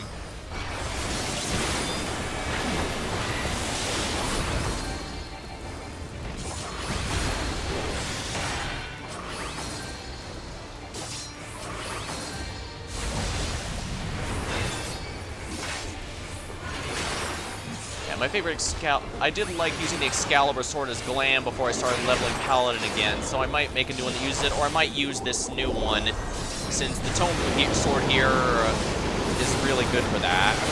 It really looks good.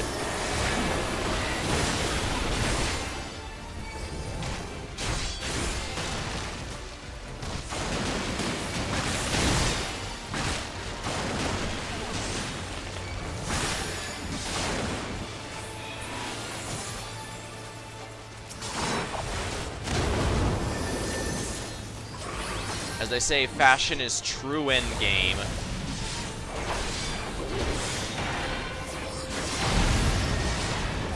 I should really be using Holy Sheltron more.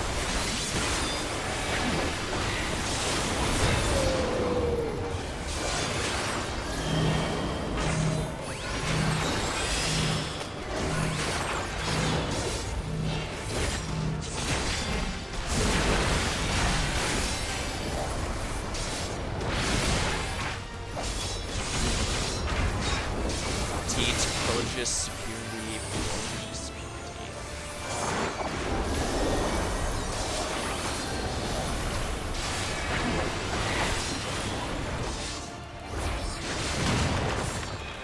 Arianje is holding all the cards.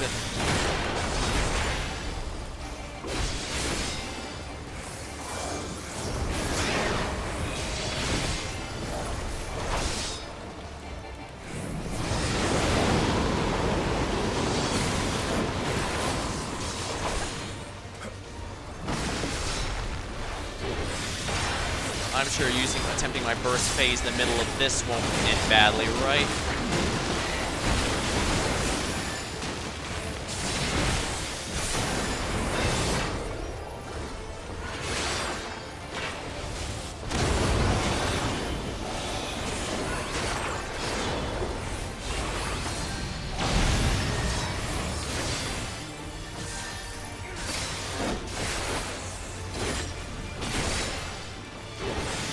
Right, that's party-wide.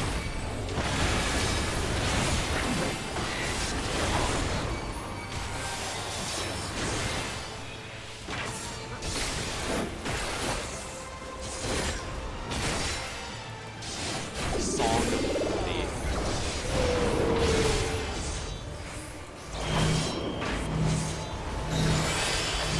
Shield everyone.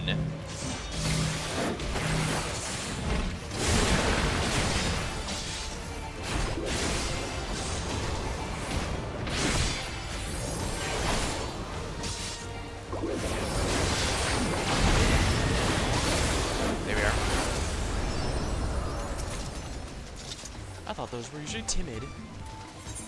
Scouting. That's for ninja. And...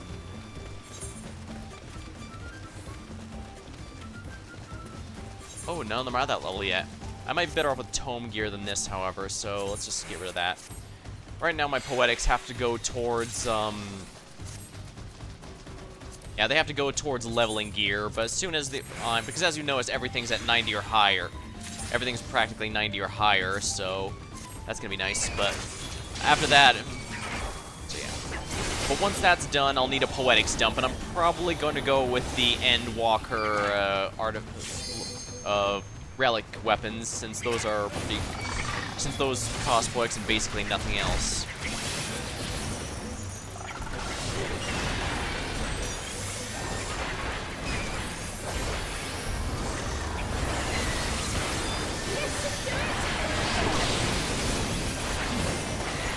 This should do it.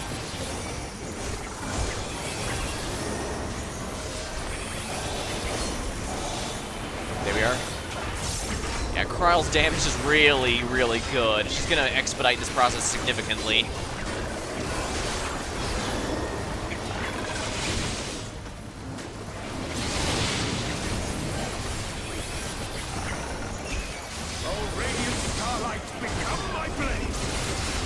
Oh, is that a new skill?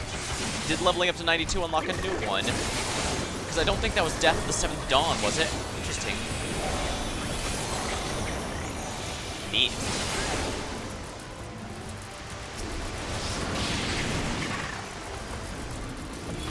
Riverbeth Ring of Pending? Oh yeah, I already have one. Yeah, I kind of wish we got someone who was from the expansion of here, especially a non-DPS, because Kryle adding to DPS is why I'm using basically, it's why I'm using 2 tanks to level everything, because there's a lot of DPS that need leveling.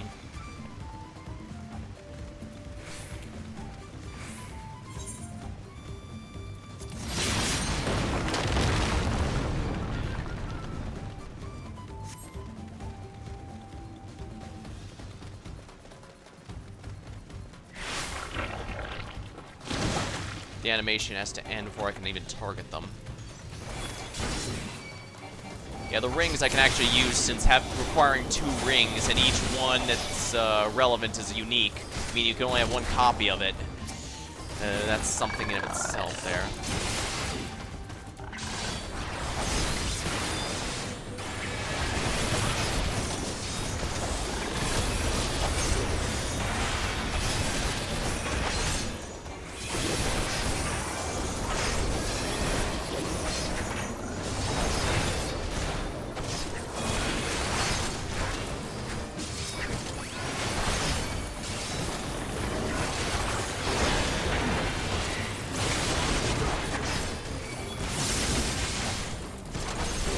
Yeah, I really need to be using Holy Sheltron on cooldown.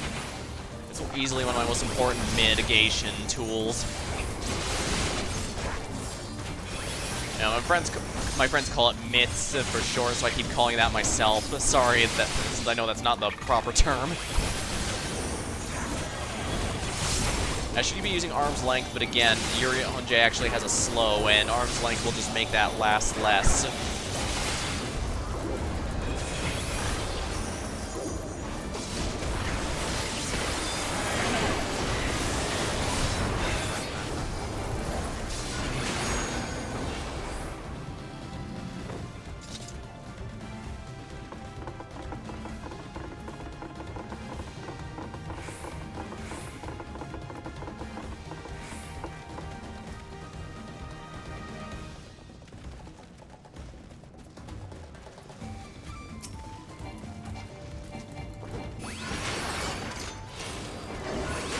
Oh wow, I was actually dealing some good damage to him.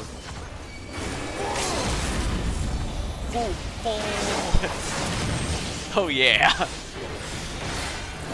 Go Westinian. That's some good damage to open the fight with, that's for sure.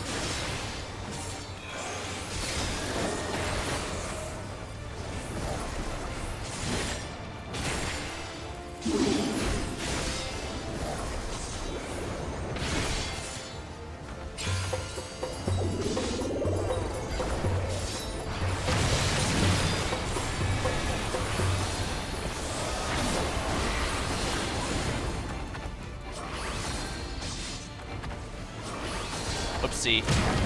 I just got hit by 3 things at once. Isn't that funny? Even tank privilege only goes so far. Push it and you will die. Yeah, just from vuln stacks alone. Believe me, I've had it happen before. Tank privilege is helps, but it's not guaranteed. If I do Deep Dungeon, I should go with Reaper, since that's what I'm most comfortable with. I don't have the luxury of making mistakes, but what I do have is a lot more damage, that's for sure. Oh, radiant starlight, become my blade!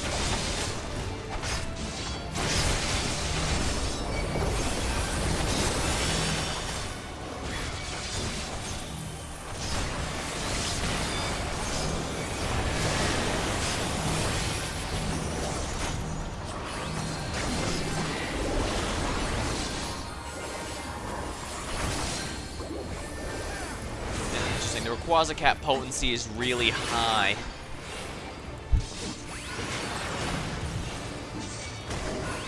Yeah, I think the Confidor combo may actually be better damage than this.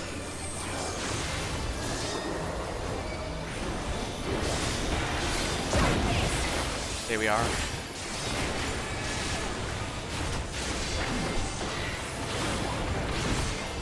I do appreciate Urianger having all these cards to give me. But I do know that's tied into how Astro works now. I'm gonna be honest and say I still have mixed feelings on the revamp. I get they didn't like how RNG it was before. Like, as much as people love the idea of, oh, I drew the TP booster just in time when the DPS were out of TP. Anytime you needed that, you can't rely on it to come up, because you're only going to remember that when it actually works. When it fails, you're never going to remember it. So it's going to feel a lot more, like a bigger deal.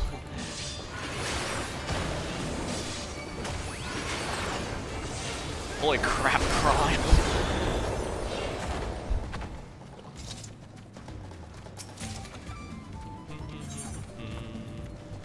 Scouting. Again, I don't need this. I probably should make my third one leatherworking instead of alchemy. Basically, you can only have 3 desynth skills, and if you want to just be able to desynth basically everything you run into in a dungeon, you want goldsmithing. I believe it's usually agreed you want goldsmithing, leatherworking, and cloth. Although you can also go with armor for one of them if you'd like. However, I went alchemy, which in retrospect is probably not the greatest idea, since that's used for nice utility things like crafting orchestron rolls, the music collection items. But for weapons, it's only really used for scholar and summoner books. And I guess now Picto. Oh, radiant starlight, become my blade!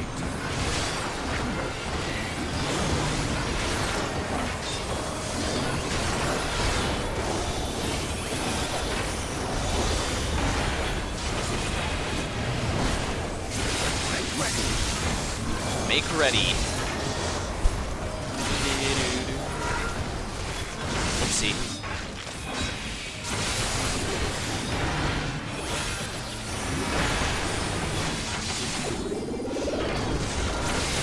Yeah, I'm getting really sick of that sound, I'm gonna be real with ya.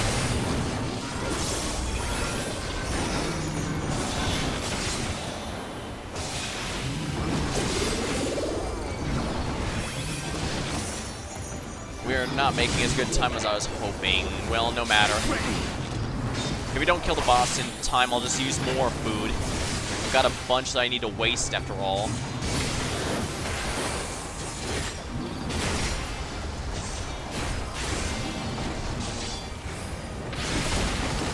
By the way, every dungeon since I think Heaven's Ward drops, every leveling dungeon drops a minion, so that's basically another incentive you have to do it even after you level cap your jobs. However, it does have a really low drop rate, and obviously you have to roll against the rest of your party, so it's a little iffy. It's a bit easier with trusts like this because obviously Miranje doesn't care about minions, for example, but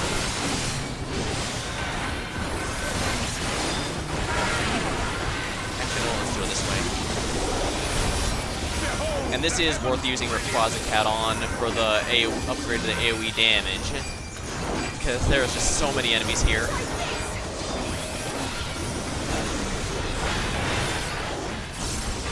Try this.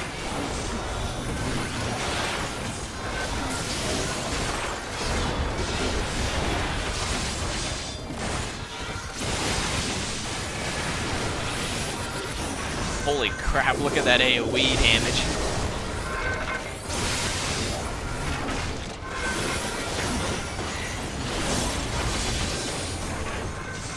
I can't imagine how messed up it is for enemies to have to deal with a Pictomancer protagonist. Oh, what happened to that guy? Oh, he got devoured by a giant maw that came out of nowhere. And about this other guy, sliced through by claws by one of their beasts? No, they just kind of manifested out of nowhere. What about this other guy? Oh, he was obliterated by a bunch of Moogle palms. Don't know where they came from. They just kind of came down and crushed him.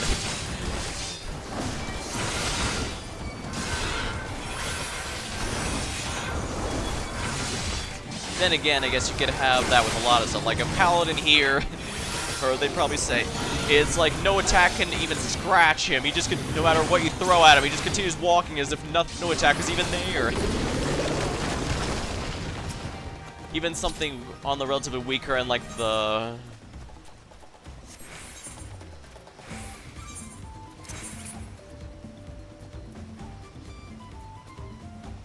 well, I guess I might as well synthesize this. There we are. There'll probably be a better one in the next dungeon, but...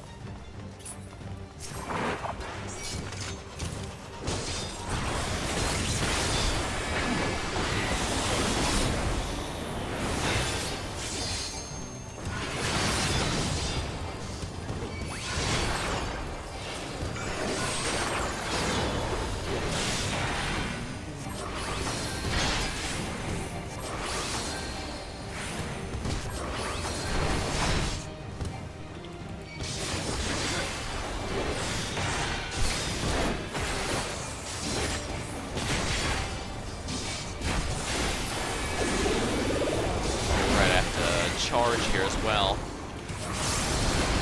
I swear one day I'll remember my charge actually does damage on Paladin and Warrior. No, I'm not.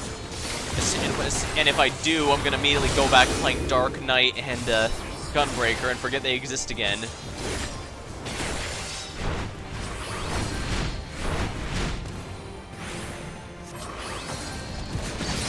Oh yeah, slide casting works even on Paladin. Isn't that neat?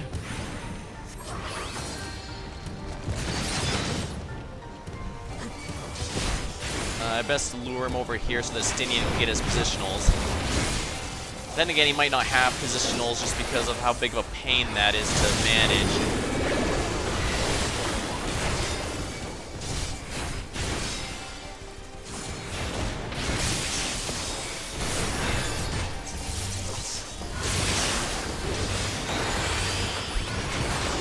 Protect the team!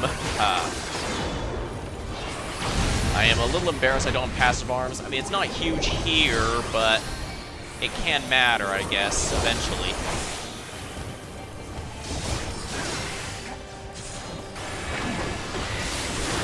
Yeah, can't be missing these GCDs. Even if I don't perfectly do the rotation, I should at least be able to make sure that the GCD is always rolling, because that is a huge, huge, huge thing about your DPS, and since I'm a DPS main, nominally, I guess, I need to be keeping up with that.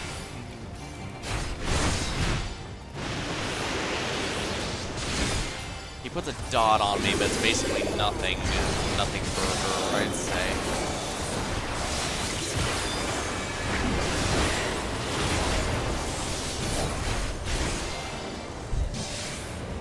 Wind whistle.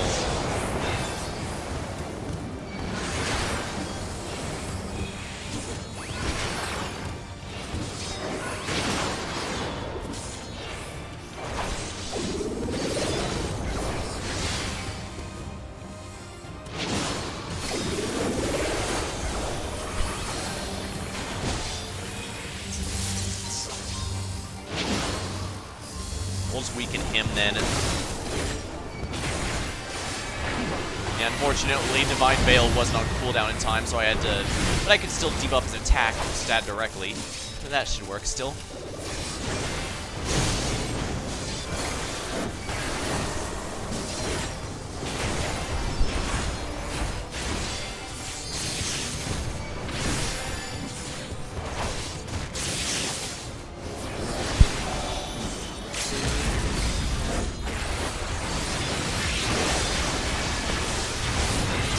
Oh, wonderful. Estinian comes through again.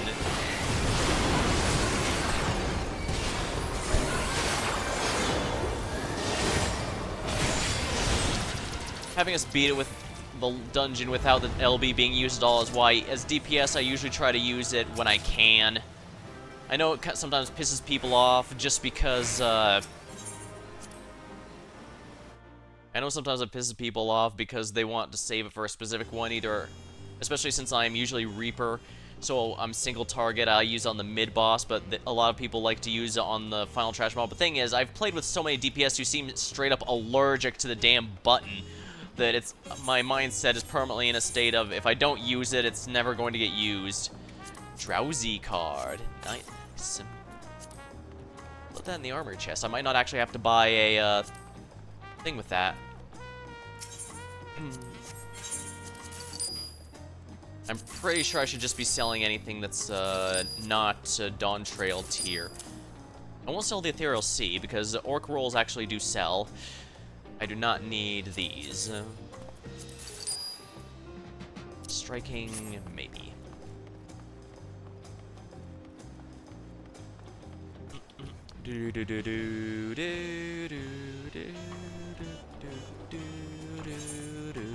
Oh, I forgot to repair.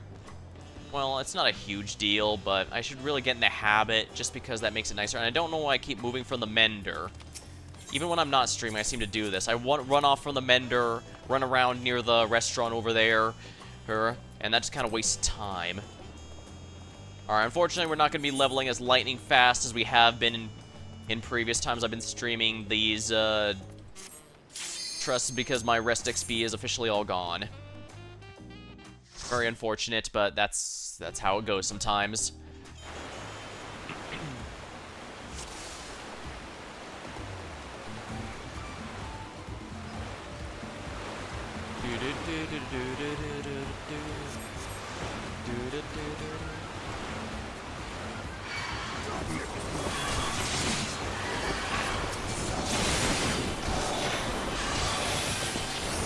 As mentioned before, it seems a lot of people criticize that Bakul was forgiven surprisingly quickly, and I kind of do get that. He didn't do nearly as bad of things as Fordola, but the thing that he did that everyone just kind of forgets about was the whole deal with Valagarmanda. And given he did that purely to delay everyone else, I think that's the big sticking point. If he had released it to try and kill it, only to realize, crap, I'm in over my head, your guys' problem now, that'd still work. I mean, he's still an idiot. I mean, let's be real. The point is that he's being an idiot. But it at least makes sense that he was trying to be productive. He just didn't realize what he just completely underestimated what he was in for. Which is fully on brand with the character at that point in the story. Try this! Then again, the same could be... I guess that does kind of lean him even further into the Vegeta role that I keep describing him as. But I do think it makes sense. It's easier to forgive someone when their crimes are not that bad.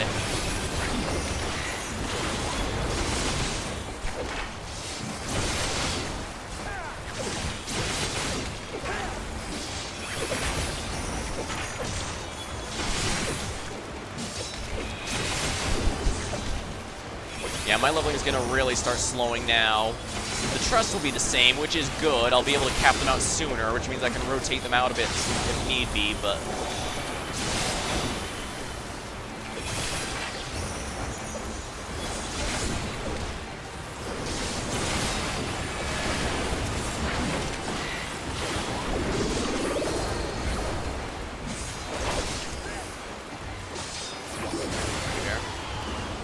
Cryo really does hit hard, sheesh. Picto monsters are commonly accused of being overpowered. They tried to buff Black Mage some of the other jobs to try and keep up with it, but it's really on a whole other level, especially since, like I said, they have a lot of nukes that are AoE regardless of whether or not you land them so.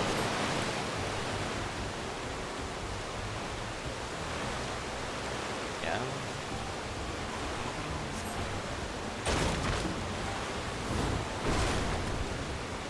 Viper seems to be in an okay spot, but Viper is also a selfish DPS. They have not only do they have no party buffs, they don't even have any defensive mitigations beyond the universal feint that all melee DPSs have. So, it's easier to justify them being overtuned.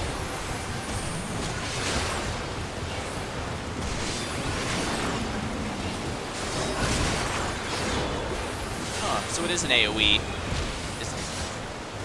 Yeah, they are AoE. I couldn't tell for whatever reason.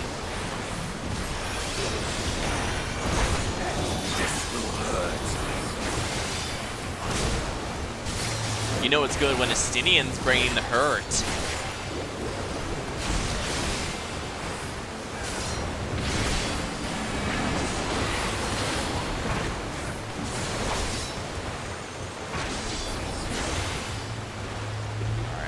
Yeah, I figured it was fun to use those skills even though it was almost dead, just because, unfortunately, for better or for worse, there is a forced time delay. At least once we're past this level, we won't have to worry about it, because the 93 dungeon doesn't have those.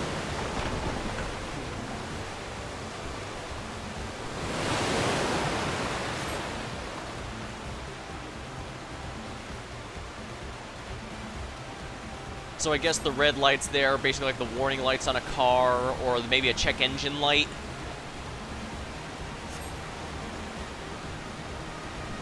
Why am I channeling? I feel like I'm channeling Manly Badass Hero with that joke.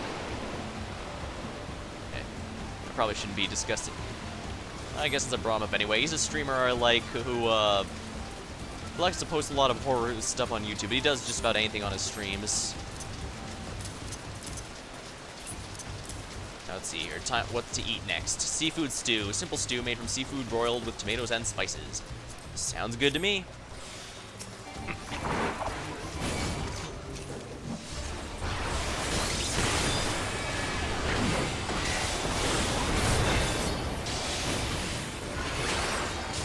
Right.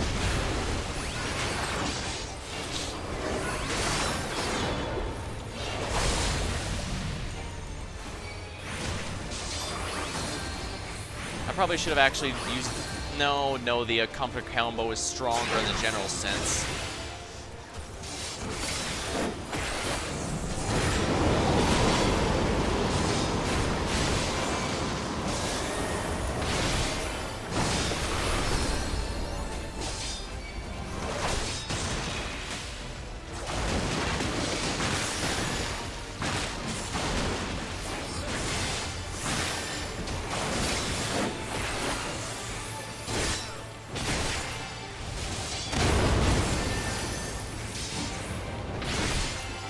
Hydro wave. You guys don't have to, you guys don't have to hold still, alright?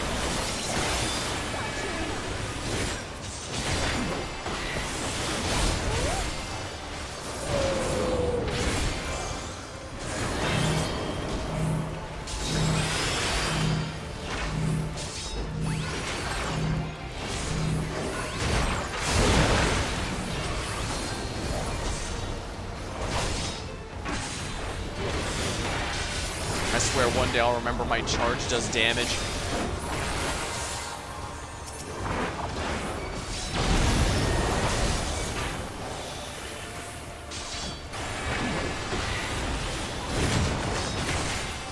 Ever since Endwalker, the melee range has been surprisingly generous, which is really good since I started maining Reaper then, which is of course melee job.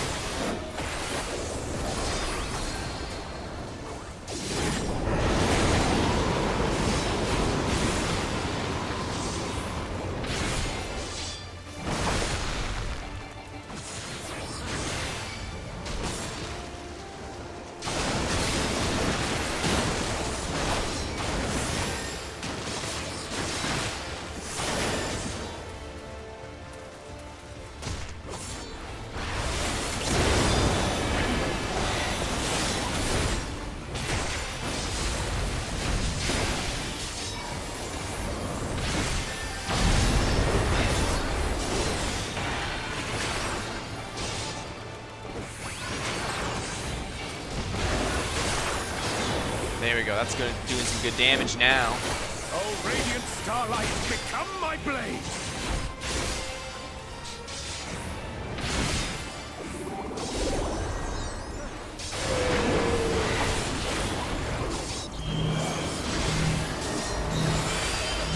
We'll just protect the whole party. I really do like the animation for Divine Veil as well. It's cool. It's really cool.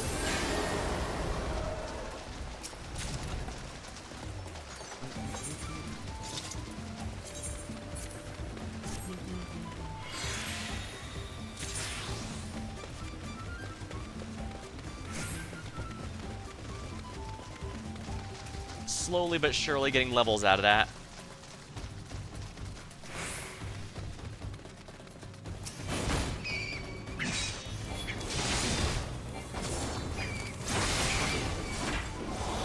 And now I can actually do a relatively large pull.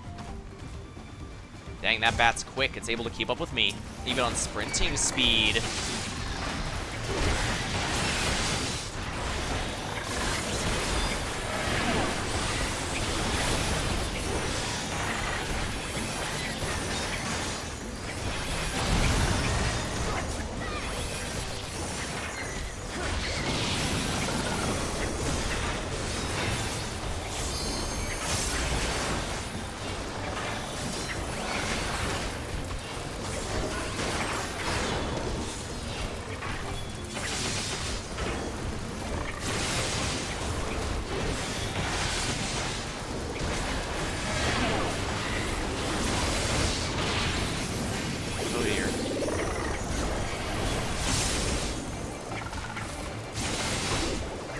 Yeah, times like this are times when the AoE LB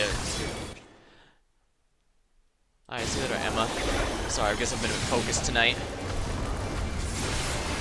And that is the nice thing about doing Tress's tank. You can actually keep focus rather well. Because DPS, I find it a lot easier to fall asleep. It's a good thing Viper is actually a lot more fun now that it finally has its burst phase. So I should be fine leveling the Truss with it.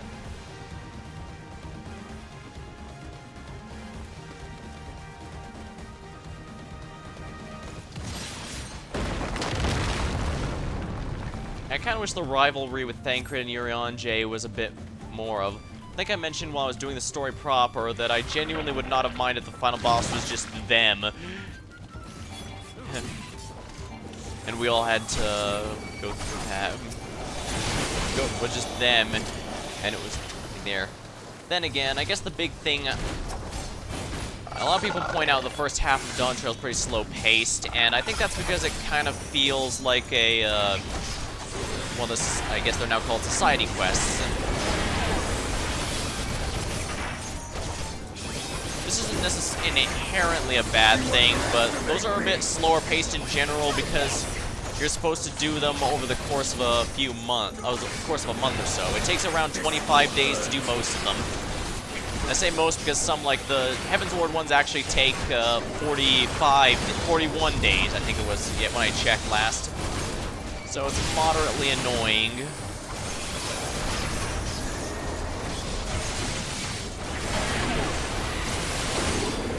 Heaven's Ward is where they took what they learned from Realm Reborn and refined all of it, but sometimes it wasn't great.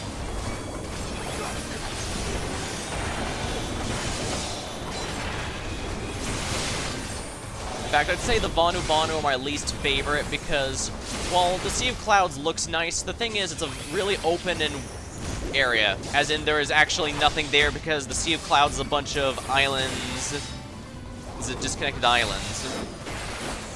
Yeah, you can tell Heaven's Ward was when they introduced flight because basically every single zone is specifically designed to push you towards it, and it's really inconvenient to navigate if you don't have flight, so they definitely really push you in a direction there.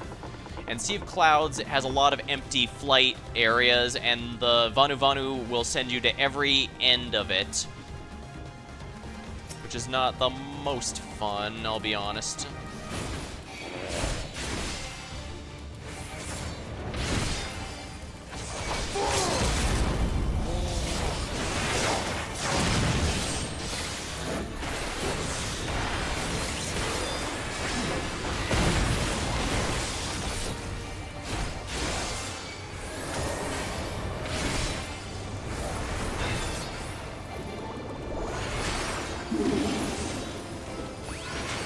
Yeah, don't neglect the auto attack if you can.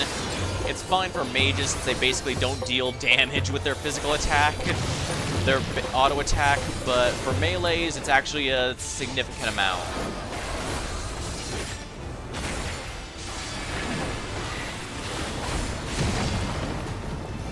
Here we go.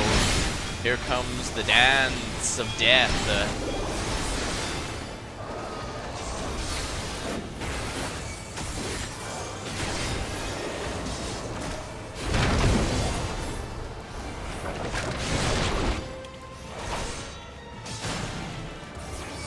Achoo. Yeah, if it's fallen season, buddy. If it's fallen season for you, I know exactly how you feel.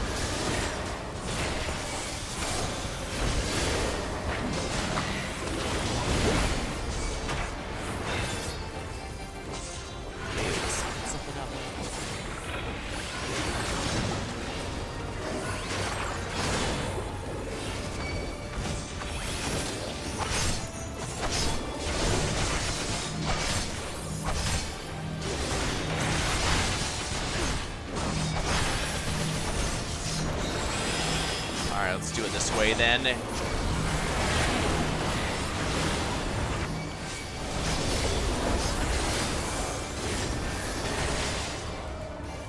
Yeah, Pictomans actually has a pretty strong party buff, which is actually kind of why a lot of black mages are bothered by the fact they're so strong, simply because they have a decent amount of party support. They also have a party-wide shield, or a stronger shield if you use it only on yourself.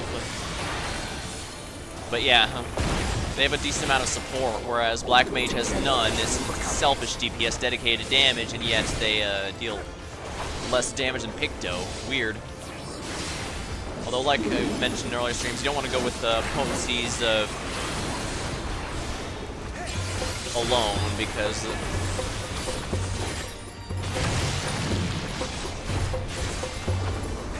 that leaves out stuff that's going to be always active. Like Black Mages, if they're doing their job right, they'll always have a 30% damage buff, specifically. There we are.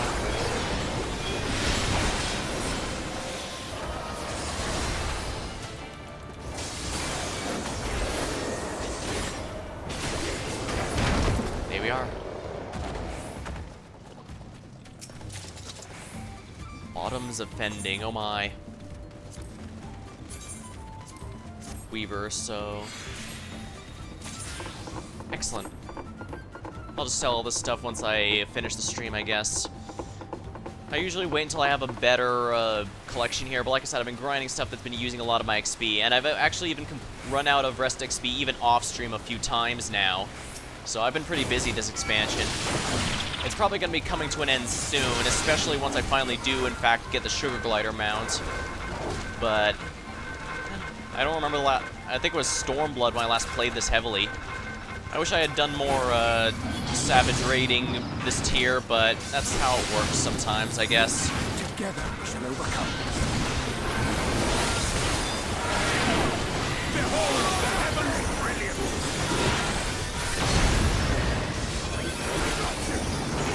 Oh dang, Estinian didn't get out of that. Yeah, I think this is fine using the Rayquaza Cat bonuses on, then again, this is itself an AoE, so maybe it's actually better to use it here. Actually, maybe it is. Unless...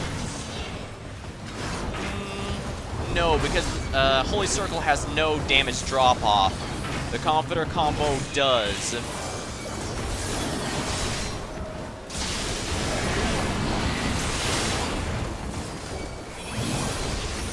That 100, Rayquaza Cat's 300, Rayquaza Cat is 9. Oh, actually, maybe it still is, because even if that's cut in half, that's still quite a bit of damage.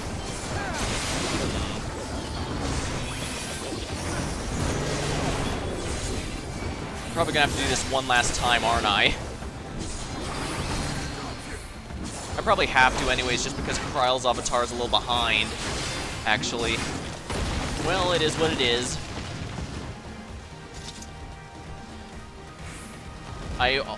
Whenever I do trust farming, I usually become very familiar with the very first dungeon of the set. So that's the Tower of Zophyr Endwalker, the Holminster Switch for Shadowbringers, and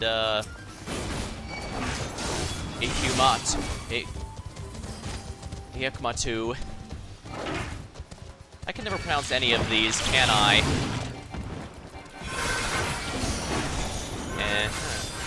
Let's not risk anything then, shall we?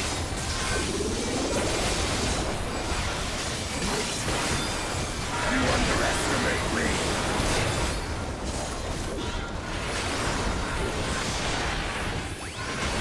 Yeah, this is way more damage than the Rayquaza Cat, than Holy Circle Rayquaza Cat.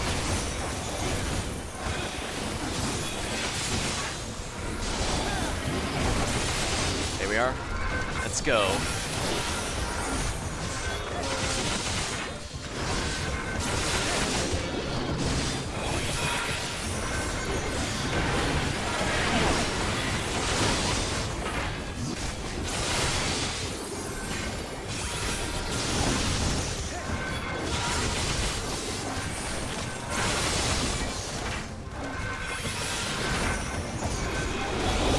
I've been tanking a lot more, but I'd still, lately, probably not a bad thing though. I need to expand my horizons.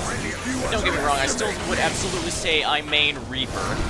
And when the Master Roll quest comes in the .1 patch, I'm absolutely doing that.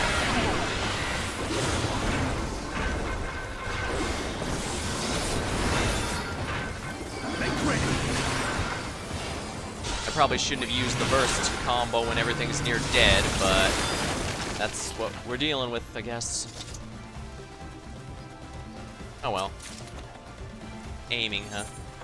Do not need him. I don't think so, anyway. I guess worst case scenario, I could... Always the more fun thing to pull with. Yeah, I don't think Estinian actually has, positionals, but it's probably a good habit to get into in general, just because when I actually do tank, I need to be sure that I'm not getting in the way of the positionals of the DP melees. I mean, as Reaper, I have very forgiving positionals, but even then, I'd rather they not be interrupted, you know?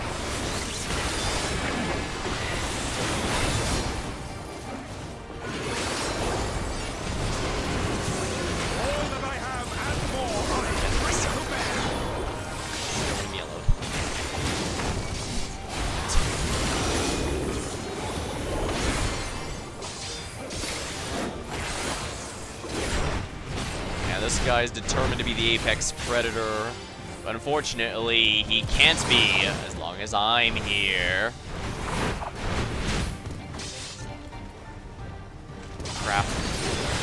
Yeah, I messed that up real bad.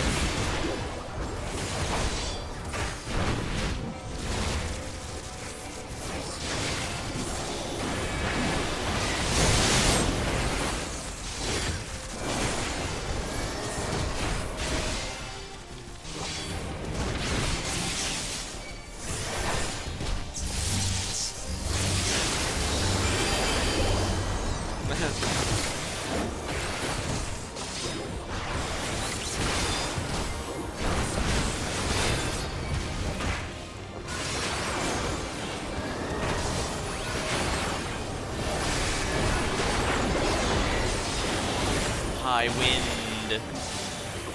Sid high wind, that is.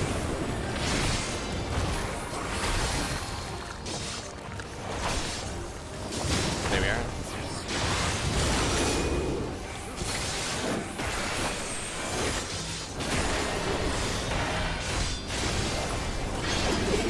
Not half bad of a tank buster, I admit, but I'm still not impressed. Oh no, Kryle!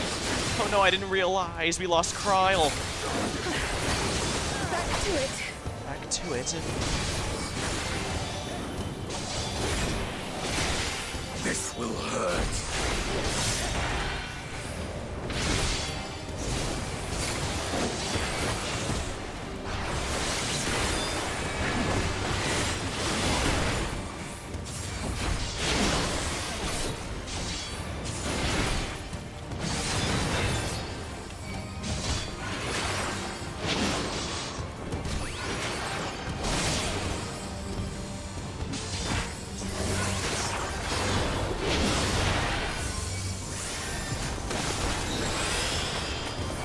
Well, that was bad on my part. I think Kryle technically also can use the limit break, but Estinian usually is the fastest to do so, so I'll be surprised if she gets a chance.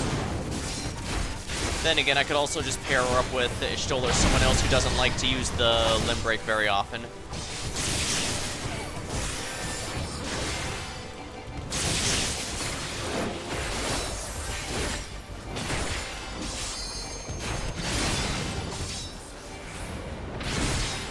High winds. Not today. I'm gonna weaken them.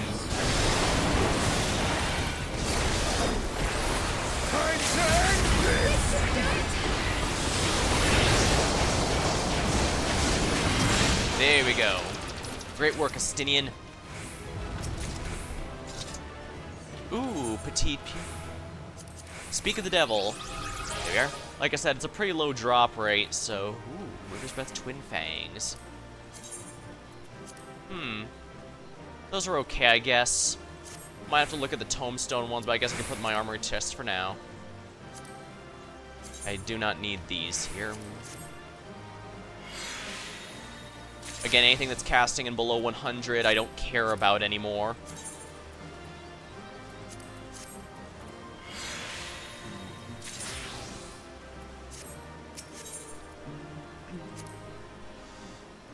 It's nice having a decent supply of crystals as well. Basically means I don't have to go to the never have to go to the market board whenever I need to get crystals for a society quest, for a reputation quest, or in this case, custom deliveries. Of course, I'm just one off. No matter. Like I said, leveling's gonna slow down quite a bit now. But it's fine, I think. Yeah, Kryle still needs a decent bit more to level her to 93 before I can continue. And I do need to continue. If she doesn't make it in time, though, I can just swap her out for a Stola or something, I guess. And I can level her with Warrior or something. At the end of the day, as long as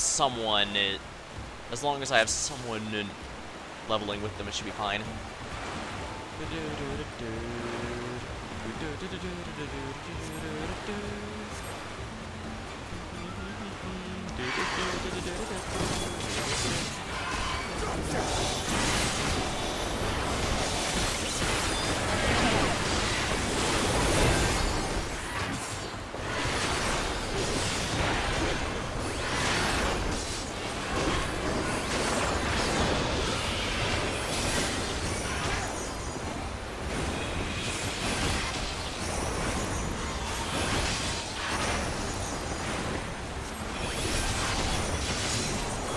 Aha.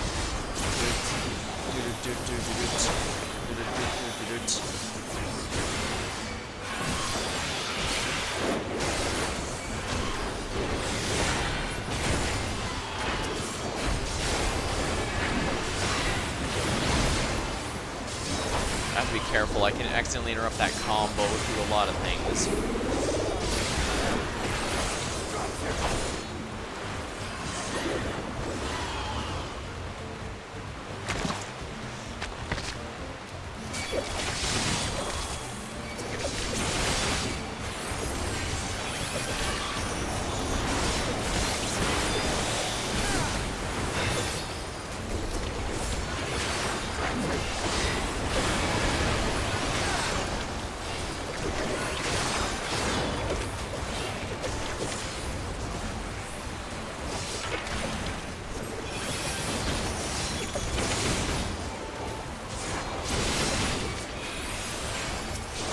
Focus on the one with the most HP, I suppose.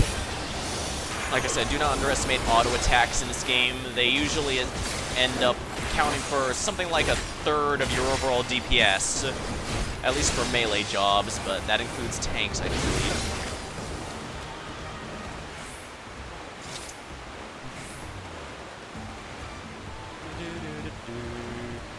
Run for some rain, it seems. Yeah, I'm not too big on the set here. When I get to the level 97 one, I don't think I'm going to be getting there tonight, but whenever I do, I'm definitely going to want to keep all gear there regardless, because that actually has a lot of glam potential.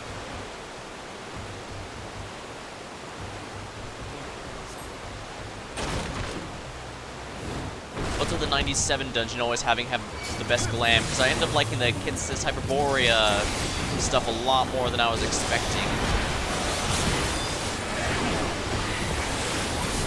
Just put these here. Yeah, now I can hit them both without trouble.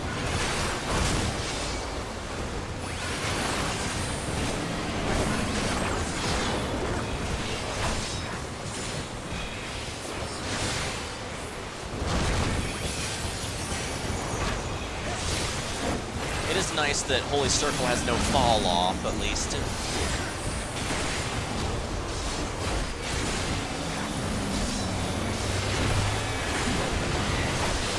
I can afford to single target this guy now. The other one was going to die no matter what, just because Kryl is here.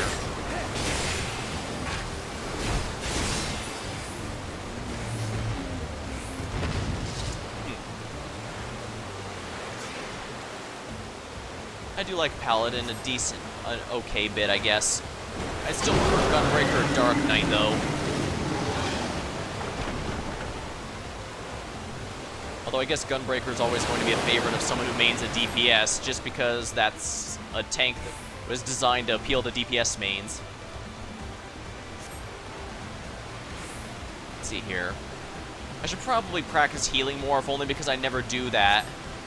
Like, I do Sage, but that's technically one of the worst ones if you're doing something fresh, because while it is good at mitigation, it has very few oh shit emergency heal buttons.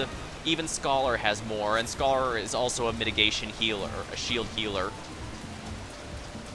Especially since if all your cooldowns are active and you're out of resources and you're forced to use a global cooldown, there isn't really a good one for healing.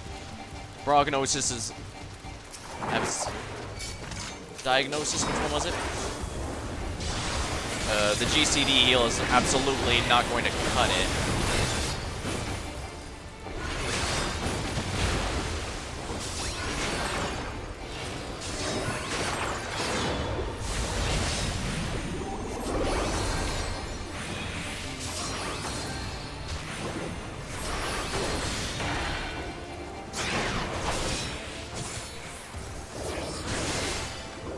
I do kind of wish that you utilized the meter a bit better.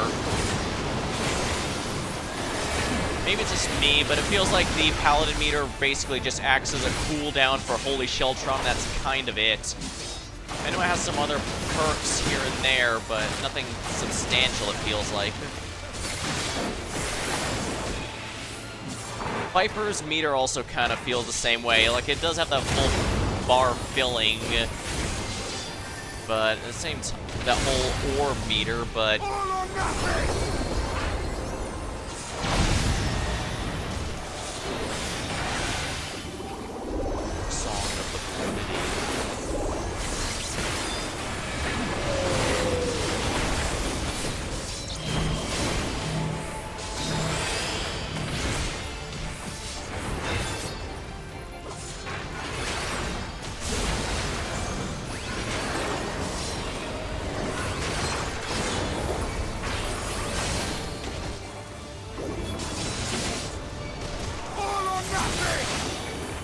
Yeah, they had to boost the AoE aggro generation for tanks entirely because Picto is so front heavy with their burst. It's nice they can have it for a pull very easily, but it does also mean all the aggro generations up front. I didn't think it was that bad, and I'm not that great of a tank, but it's whatever, I guess. Am I saying that? Wait, am I talking about that every time? Maybe I need to. I'm sure eventually more stuff will come up that'll worth talking about, and I'll forget about it.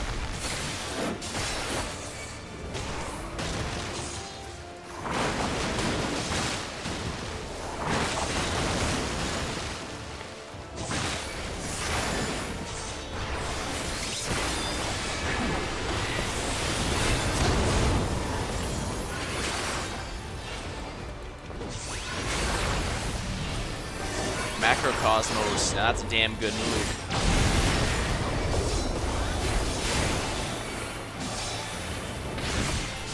Now I believe that's a party-wide, so yeah. Mitigate it. This should do it!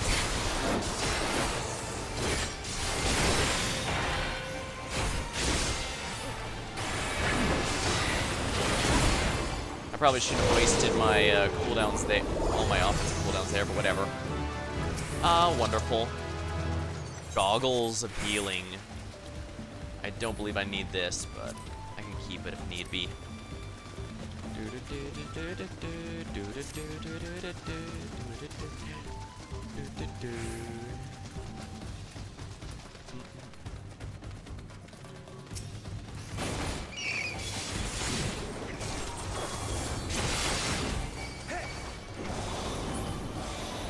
Whatever, it's on such a short cooldown, it's already back up, as you can see.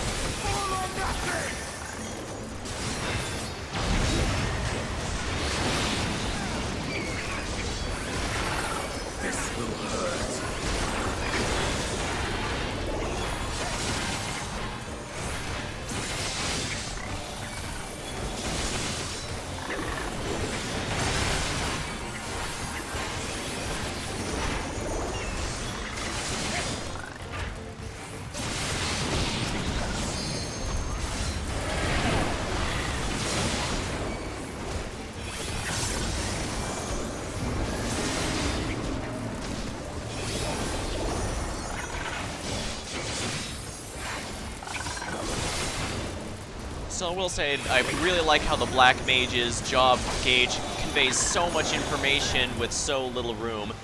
I know a lot of people are see it and are terrified of Black Mage, think it's really complicated. What? Oh no, they're not following me! If they're not following me, that means I'm about to get disconnected. Yeah. Welcome to the DDoS attacks that's been plaguing the game the past month or so. Alright.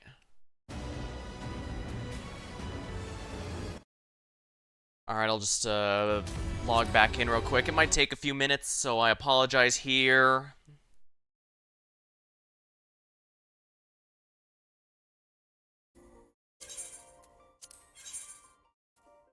Of course, character selected. It was not properly logged out or is currently logged in. Current logging character out. Please wait to log in again. Lovely. And you know the fun part? It's going to kick me out of the dungeon unless it's reasonably fast. Well, then again, it's 10 minutes you get of inactivity, you get booted, so it might send me back in. I don't want to restart the whole thing, but I might have to because again, Kryle's behind. Although I guess I could just swap out Kryle for Ishtola or someone and have that and not worry about it. In fact, yeah, that's what I'll do if it happens, because I still need to level Warrior, and Kryle can level with that one. Alright, server's congested, player queue 31, it'll be a bit. It is what it is, I suppose.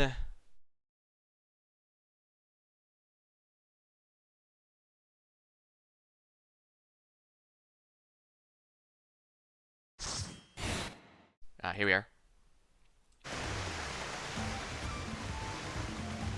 Well, that was a little goofy.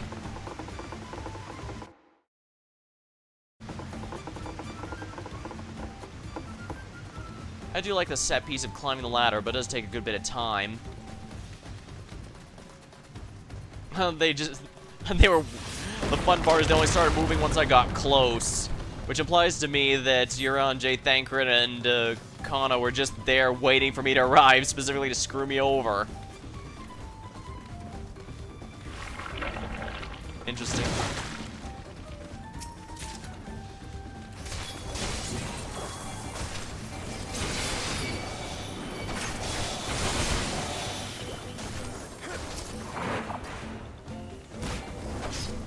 Did I lose my stance? I lost my stance.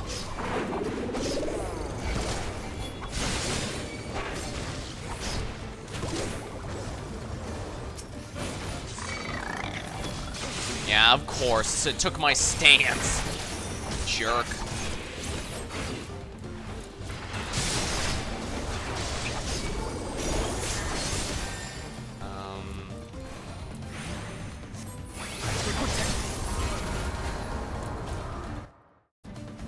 Okay, that I blame on the lag. Wokelmott's Riverboat.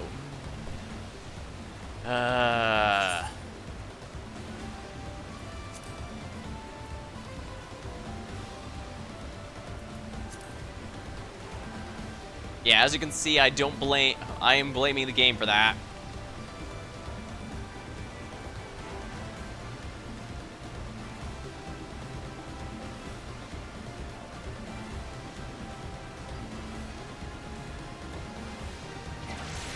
Yeah, now it's back.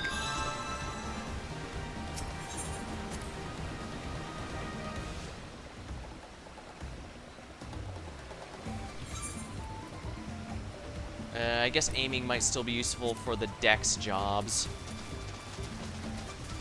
And rings are usually helpful simply by virtue of the fact you need 2 of them to do anything, so... whatever.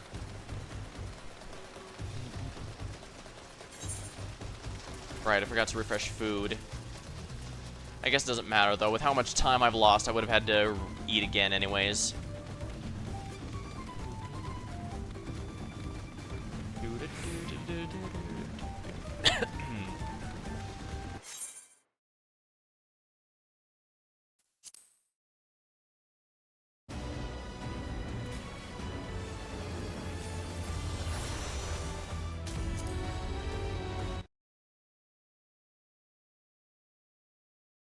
Alright, we'll just give it a moment. As with before, we have to log in again. Oh, and the players in queue is 73 this time. At least it's not only us suffering. Or maybe it would, or would it be better if we were the only one having this problem? Well, I guess if that was the case, that would mean it's my connection's the issue. Oh, whatever. Let me grab a sip of my drink while I'm waiting.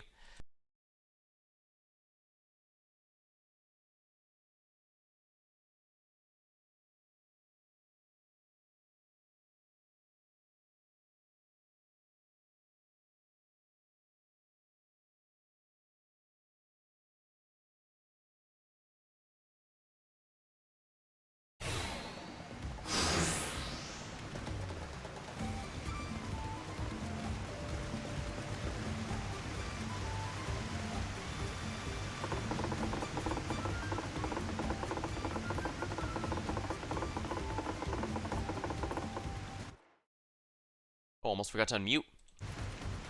That would have been embarrassing. Then again, all you missed was me just,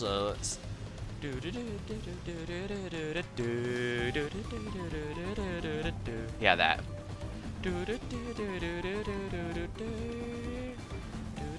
Right, it takes away my stance. Because that's not a massive frustration. I'm not sure how well this tank glam works with Paladin. I guess it's fine. Black is a pretty neutral color, although I guess so is white.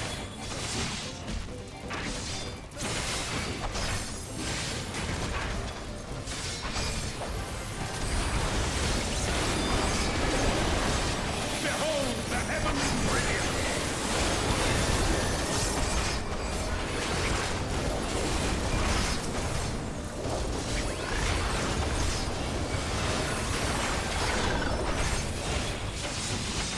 Macrocosmos.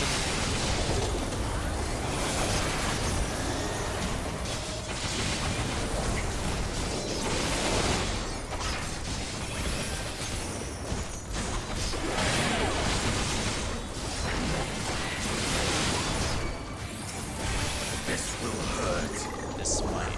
This will hurt. Not might, will. Try this!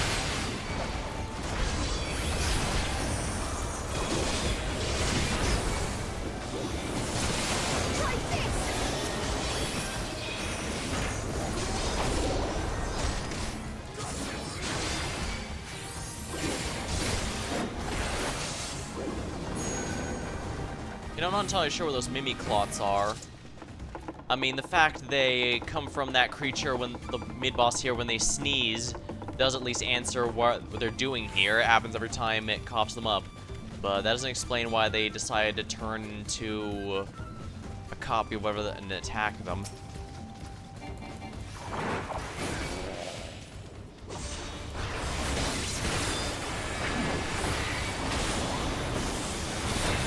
This will hurt.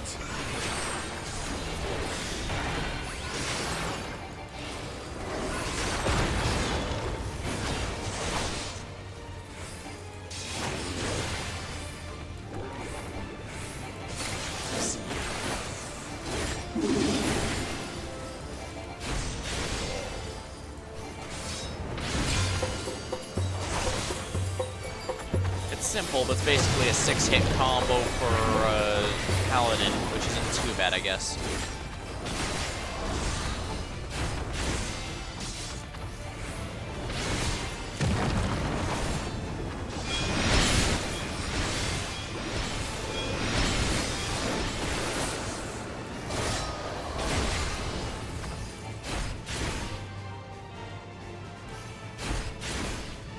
Oh no, not again!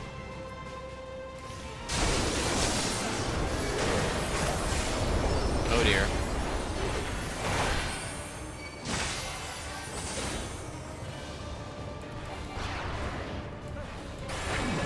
Well, lucky for me, Jay's not frustrated at the boss.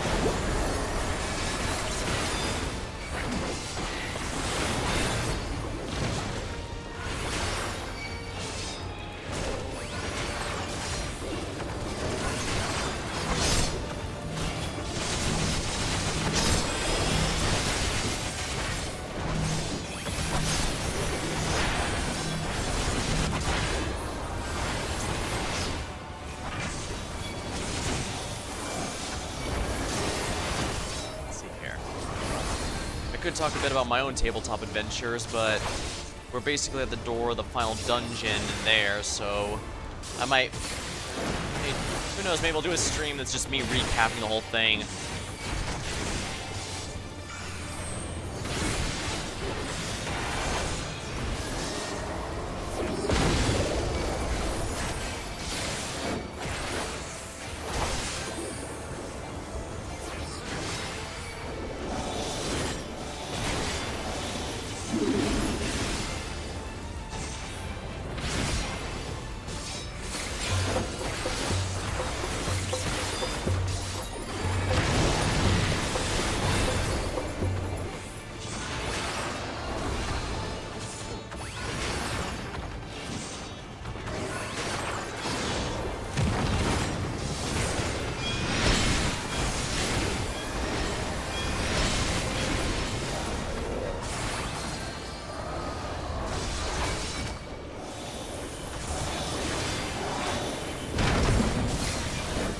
I don't want to get by the sneeze again.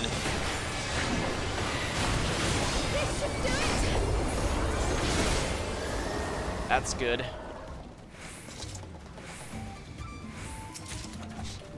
First breath, breaches, and healing. I do not need these.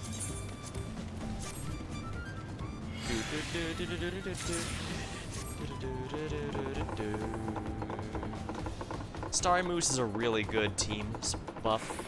Although, contrary to what a lot of people think, you do not have to be standing in the pretty flowers to get the buff. You just have to be near the Picto when they cast it.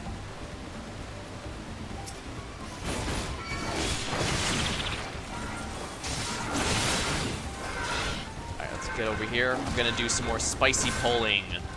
I should be able to do more in the next dungeon at the very least.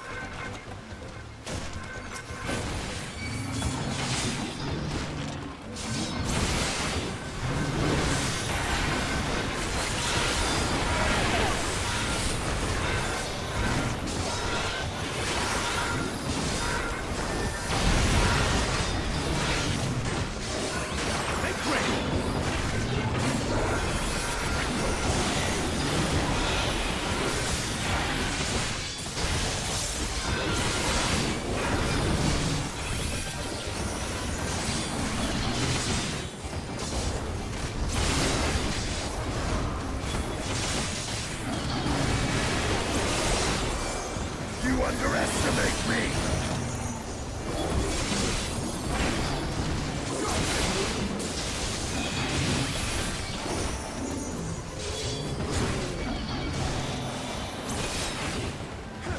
I let my option. Oh no, it's happening again. Take that! No. I'm about to get disconnected.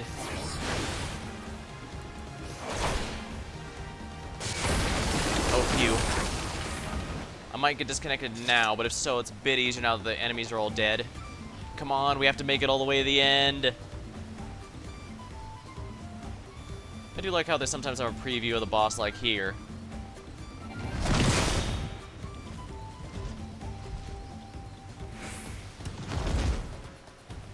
Yeah, you're not supposed to be able to reach it.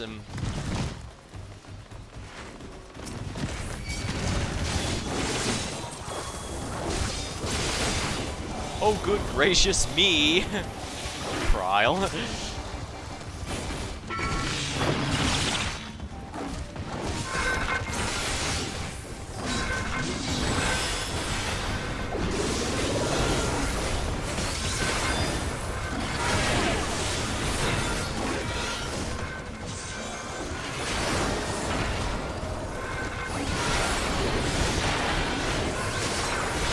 That's an interesting response. Oh, good gracious me.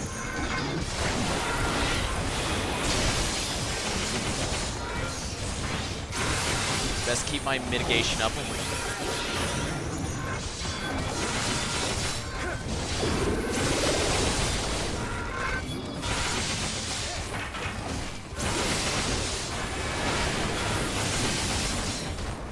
Can't let that hurt too much.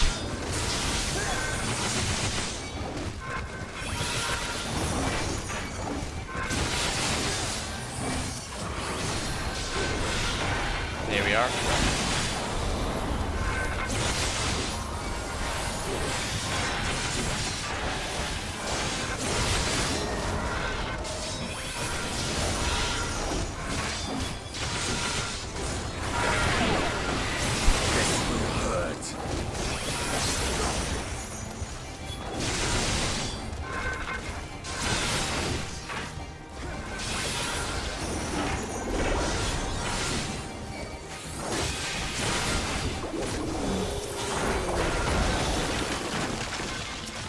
Well, at least since Wukomad isn't a trust, I only have to worry about leveling Thancred since he's the only tank. Although it is a shame. If I was leveling DPS through trust again like I did in Shadowbringers, it'd be pretty boring pretty fast since, well, Thancred capped out real quick with how often he was tanking. There was no variety there. The vile kid we saw earlier.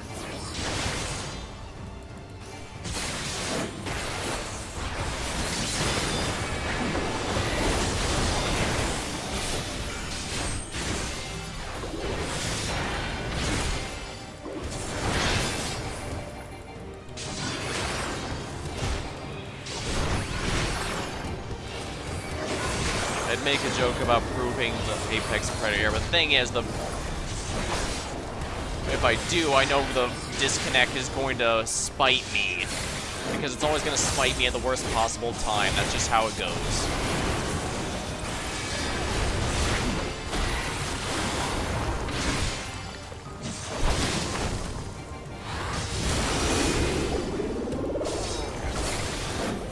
Still, it's been nice catching up to a bunch of the streamers I've been I haven't been able to keep up with that as much lately.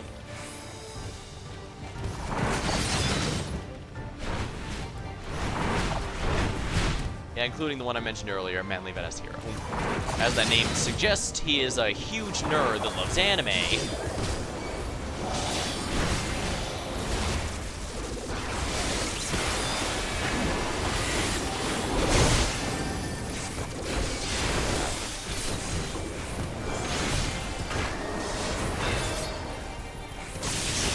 Crap, this guy's really being a problem.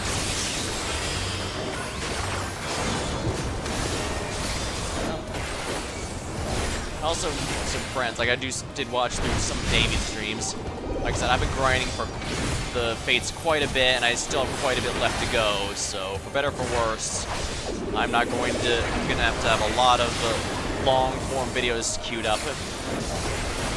I used to listen to video essays a lot longer, but first of all, while a lot of them are good at sounding smart and charismatic, the fact of the matter is, a lot of them make stuff up just as much as anyone else. But more importantly, they also take ages to get to the damn point. Oh no, I got Cryle killed.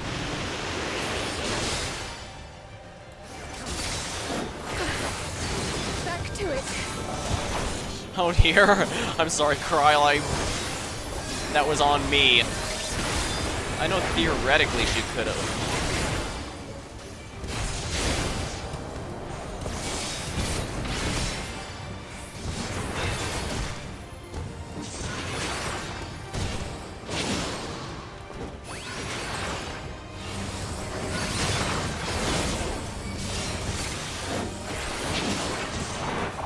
Lovely, cutting winds. I hate this stupid tornado.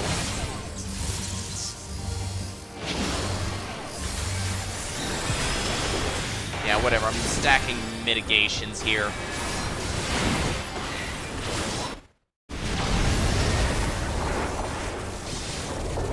Probably don't want to be standing on those, do I?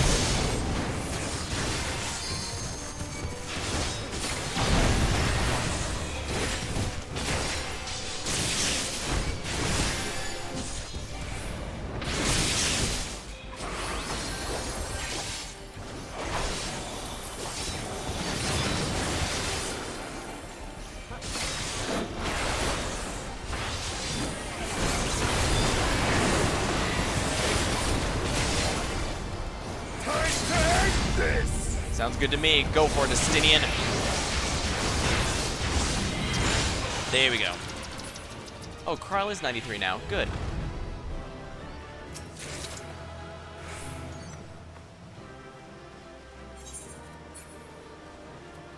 I guess White Mage might want that. Let's keep it for now. Maiming. I actually don't need this gear. Yeah, since both Dragoon and Reaper are level 100, if it's maiming gear, I don't care, and it's below 100, I don't care.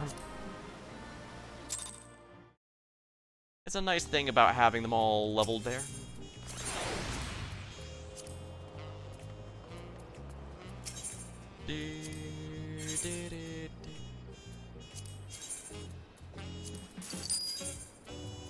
I'm sure I could do much better with this.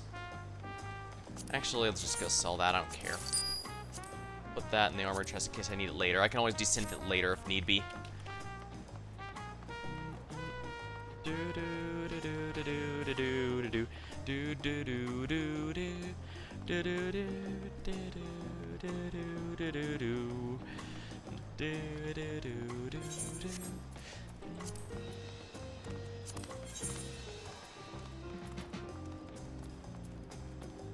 Right, oh, I was wondering, why did it reset what dungeon I set it to? It always keeps going for the most recent, but no, I'm going for Warcore Zamor.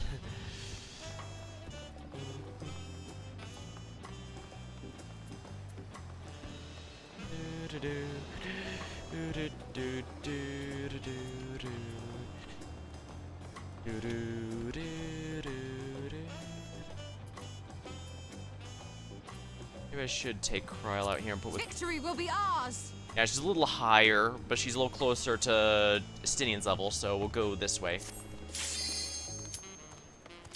Well, there's more. And I forgot to eat food again last time, didn't I? Well, to be fair, I kept disconnecting.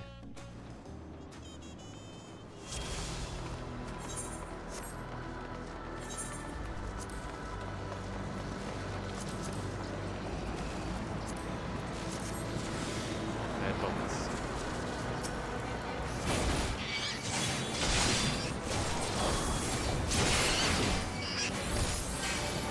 Yep. Reminds me, I should probably do the Grand Company quests there, since you have to do 5 of them to get promoted. The promotion's been there for ages, I just never got around to it.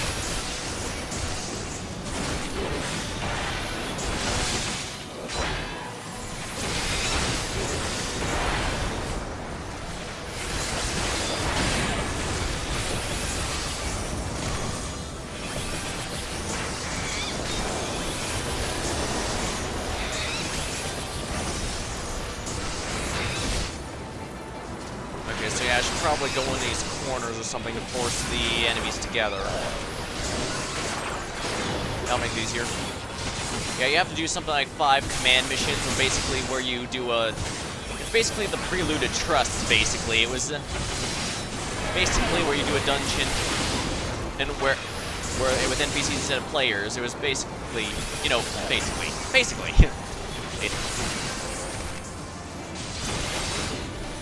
Kind of what that, yeah, it was basically Trust before Trust, so I should be saying. I think I even mentioned this last time, but it's such a funny story, it's worth repeating. Basically, there was at one point a glitch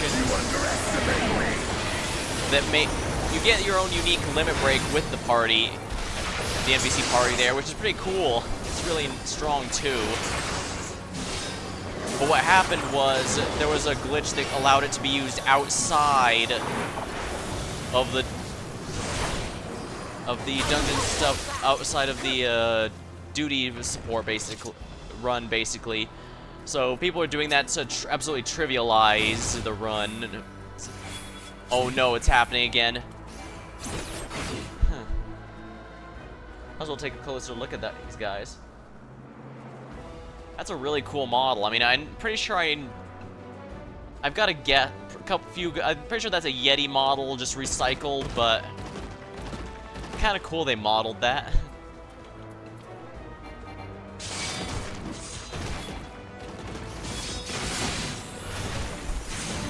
Alright, let's go here. Fire. Let there be fire.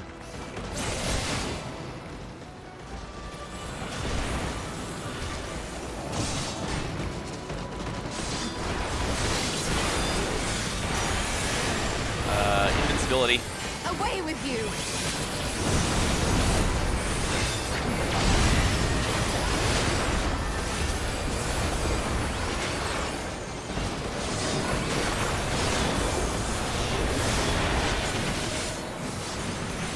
Emergency invuln. Nothing wrong with that. Especially since, like I said, Paladins doesn't have any strings attached. It's just instant. It's not instant. It's a slightly delayed, you don't take any damage for 10 seconds situation. Yeah. I guess if you're watching this on YouTube, you're not going to notice, but if you're streaming it, but if you're watching the stream live or the VOD afterward, you might have noticed I was gone for the weekend. That's because we had family things. I had family things that was to keep me busy. Not bad ones. I have a perfectly serviceable family. So that was nice, getting to see everyone again. We don't get to see each other as much these days, so it's nice when we have a good excuse to get everyone together.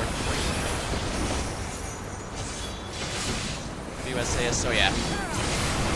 It's a huge meme that video essays like to take for absolute ever to get to the point.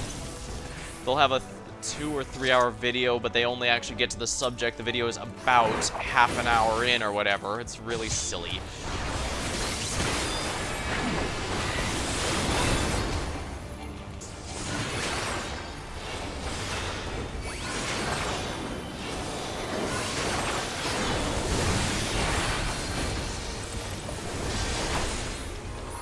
Level up.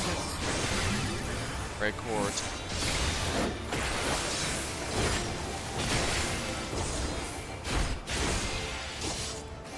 You know, I never realized this was a moth until someone told me directly. And I can kind of see it now, yeah.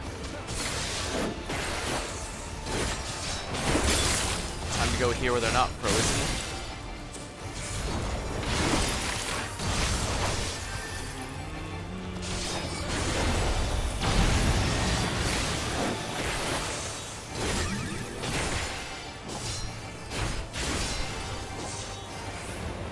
Big AoEs.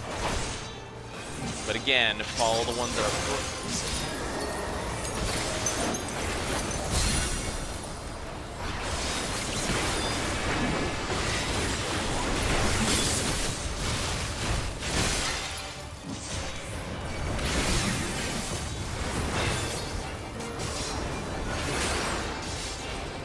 Convenient of the boss to go back to the center performing these moves.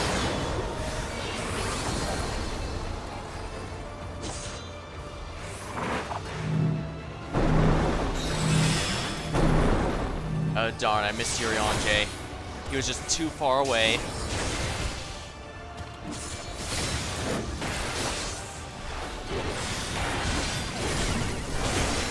This no, Flubble is not as it's not the raid wide. Now who's being frozen?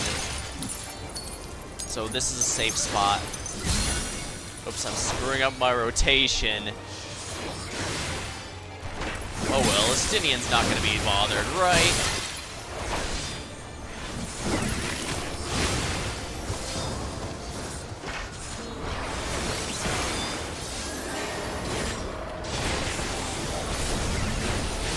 Crossing faces, though.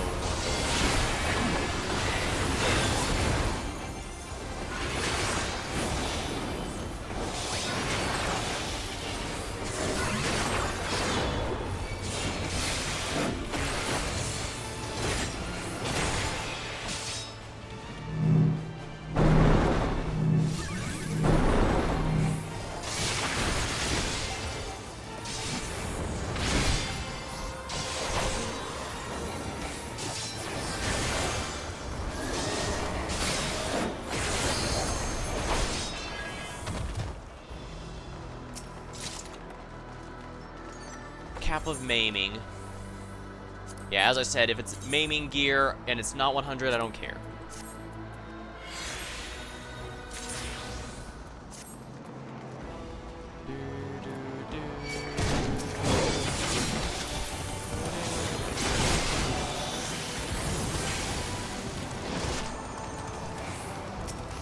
Atonement ready.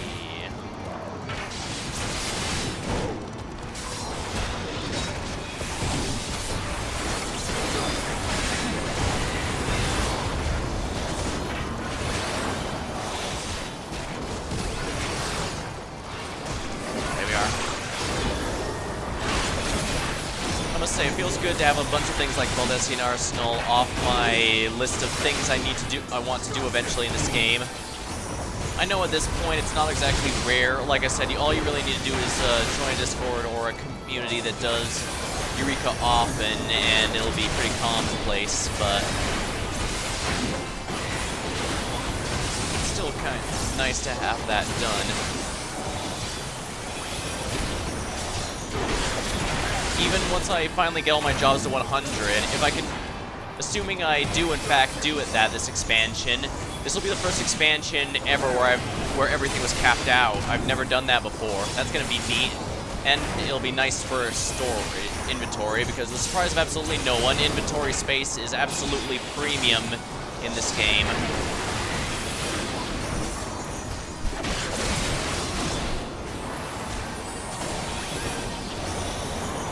They do technically sell more retainers, which are basically the banking system for the game. So you can get more bank storage, but I don't believe there is any... I don't believe you can buy more inventory space directly. It has to be the bank space only. It's still a huge upgrade, don't get me wrong, and I'm not exactly a fan.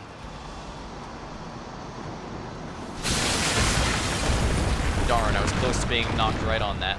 Ah, that was unintended. Zoroja there. Certainly a, he's kind of a straightforward, unambiguously evil villain. But then again, I guess with ones like Athena, it's nice to have those here and there. I mean, it's cartoonishly evil. Oh, right. Huh. Didn't realize I already had so much of the Zormor stuff. Interesting.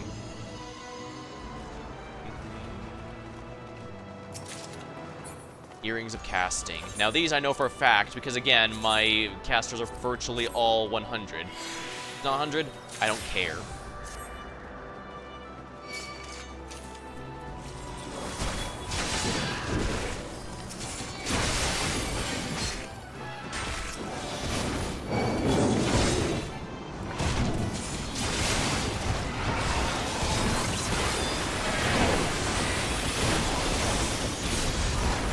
Fun fact about Jujuja.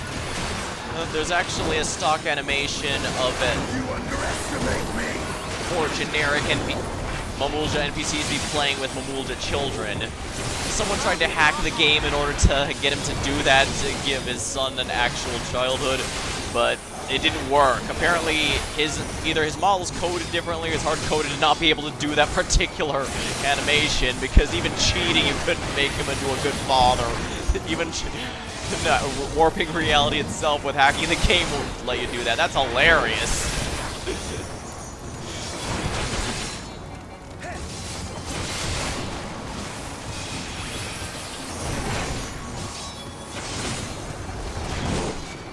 Oh, I doubt I'm getting to 97 like I was hoping, but that's fine. Every bit of progress is progress. Plus, I managed to get Warrior a good ways through as well, which is always nice.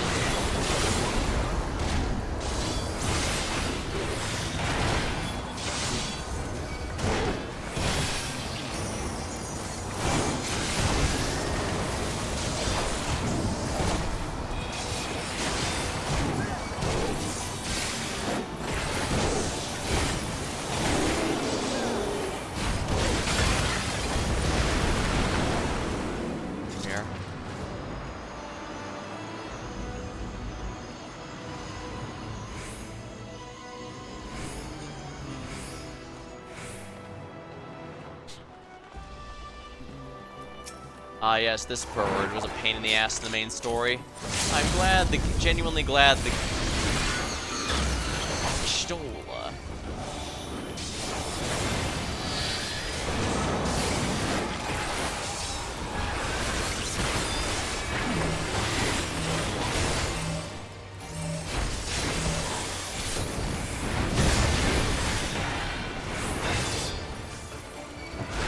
Crystallized rock shatters to pieces.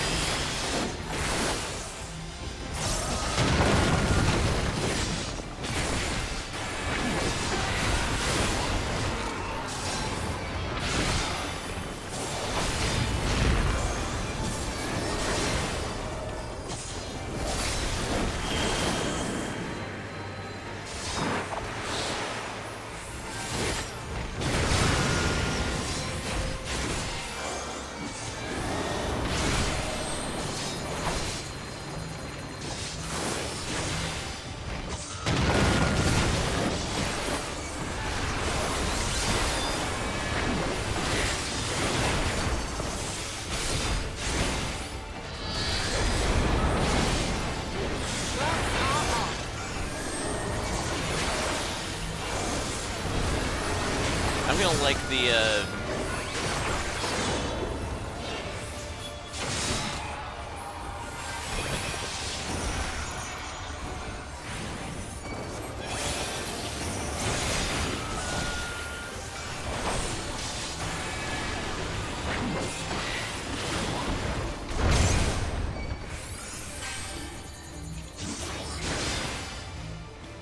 cyclonic range.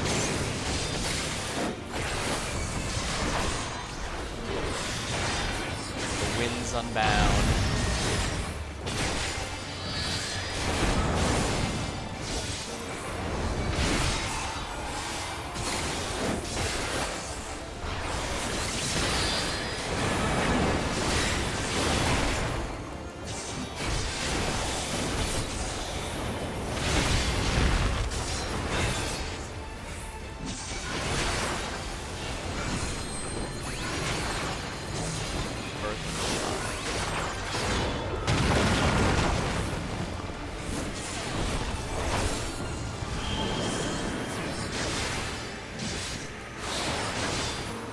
Stand with the Stolp.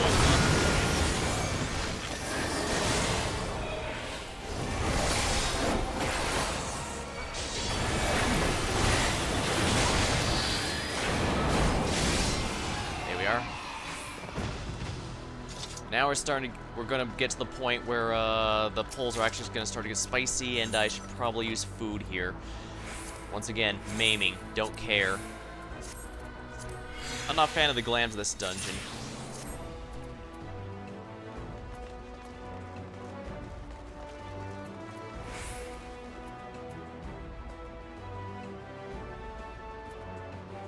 Here, a piping hot Midlander style soup of chock full of succulent samples of each of the 5 seeds of Eorzea. Land trap salad.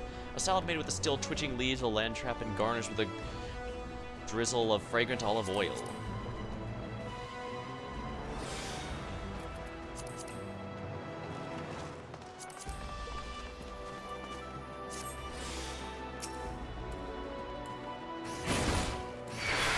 Oh no, it's lagging. This is not a good sign. I probably shouldn't be doing big dick pulls when I'm lagging this hard.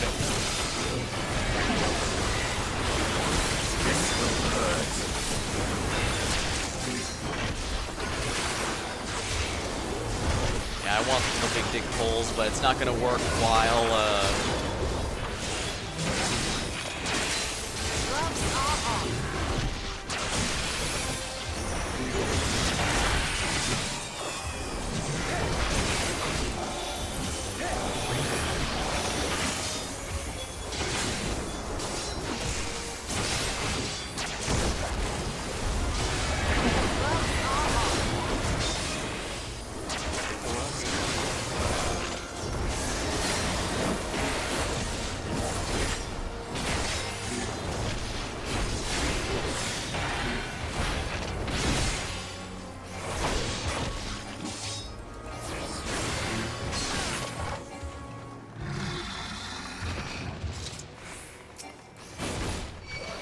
iguana.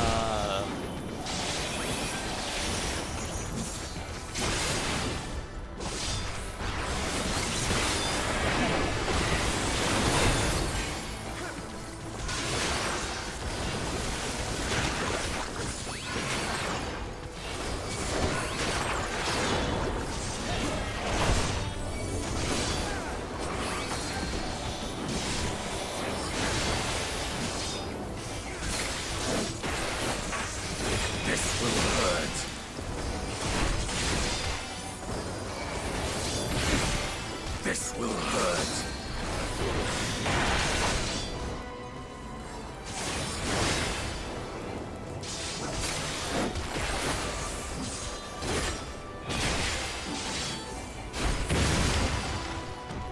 Alright, looks like it might be a little better now, so I might be able to do that for the last few pulls here.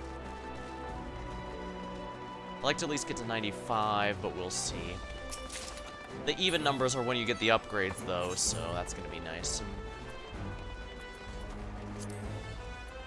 Now, oh, that's woodworking. I don't have, that's not one of my projects.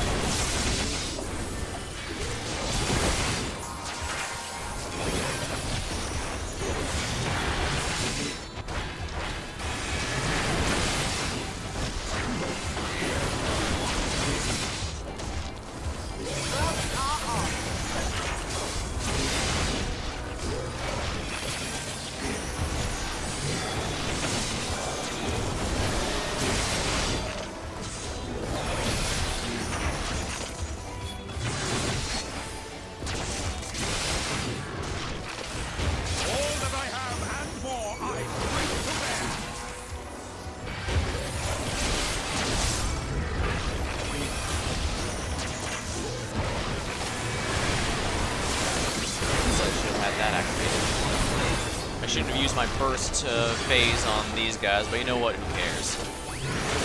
The trust fight, I'm gonna be here ages no matter what.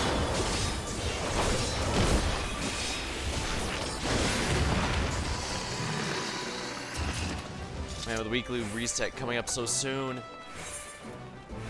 This one I might actually want to keep in the armor chest here.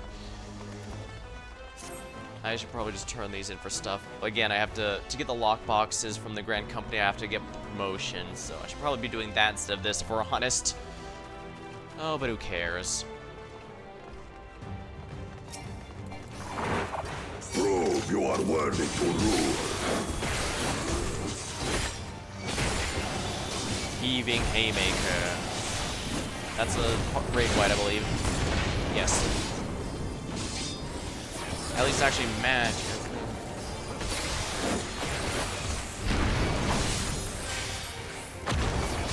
Magical. Chronicles of it. Recount the fury of erupting peaks.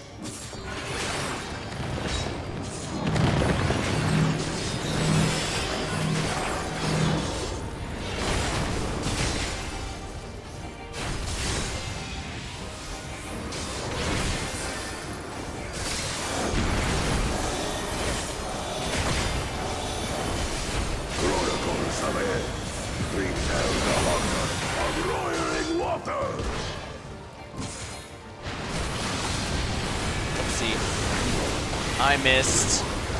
That's embarrassing. I will take the measure of your resolve. Don't get me wrong, I realize damage isn't exactly Paladin's job, but it still feels terrible to miss out on so much damage. I guess that is a flaw of this particular game. Everything's about damage. That's why a big complaint about healers is they all only have 2 attacks, basically. Hey, I know some have asked for a cleric stance back and to try and force some interesting gameplay with the stance dancing and stuff, but I'm afraid that's straight up not happening as long as they only have 2 buttons for attacks. They need to have a proper rotation. But the problem is if they do that and give healers a proper damage rotation, then basically anytime they're forced to actually heal, like if they're with a party that's not very skilled or experienced, or if it's a raid where they will have to focus on healing more, they're basically going to be complaining, hey, these people are just making my gameplay worse because I'm forced to, you know, heal. I get the game has a lot of big DPS focus regardless of role, hence why even tank damage is taken into account for a raid when they balance. They've mentioned that when they balance raid tiers, they do in fact take tank damage into account. They didn't during Realm Reborn, but they did from Heaven's Ward onward, simply because it's not irrelevant.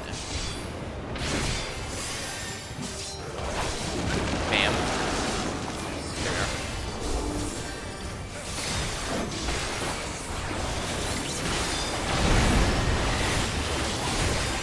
Behold the heavens' brilliance!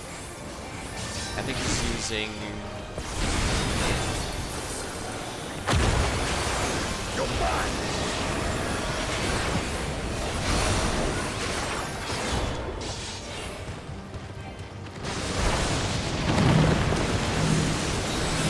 we are. Yeah. Basically, there's already an arc.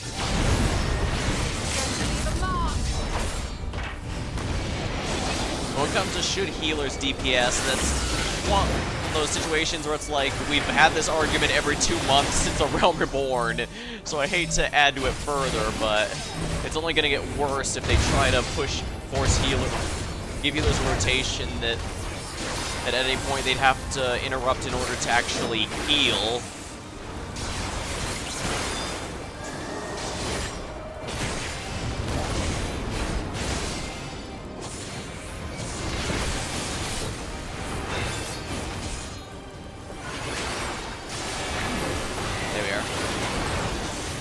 So I can understand the hesitation. Yeah, there'd be no stance dancing whatsoever. I can tell you right now, what I guess since cleric stance has been gone for so long, it's probably better I explain what that is. For anyone who's unfamiliar. Basically, what it did is it swapped a healer's mind stat, the stat usually used for healing, and int, the ones used for their damage spells. Crap.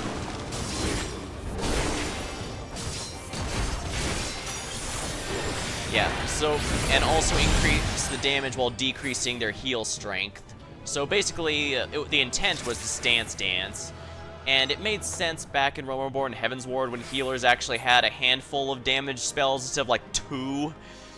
But unfortunately that is no longer the case. I guess I could keep this as a glam option. Ooh.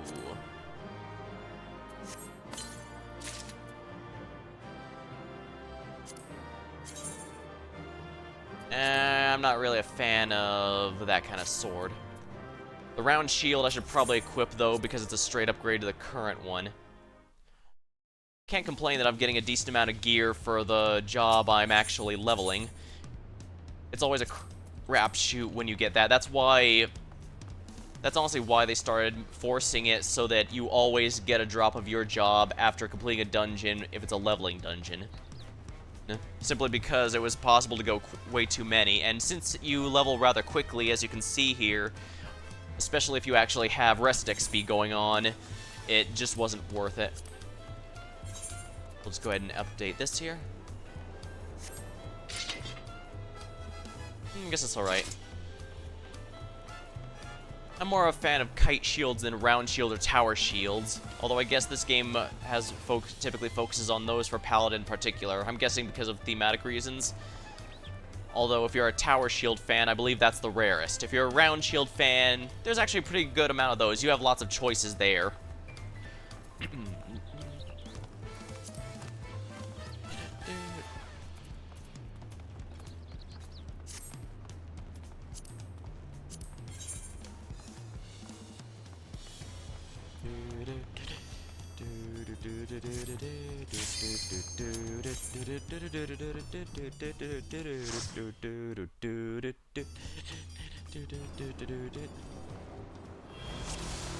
Now I just have to hope the DDoS doesn't keep getting through. It happens periodically. Like I said, it's been about a month now that's been doing that, I think. I'm not an expert, but yeah, it's been going on for a while now.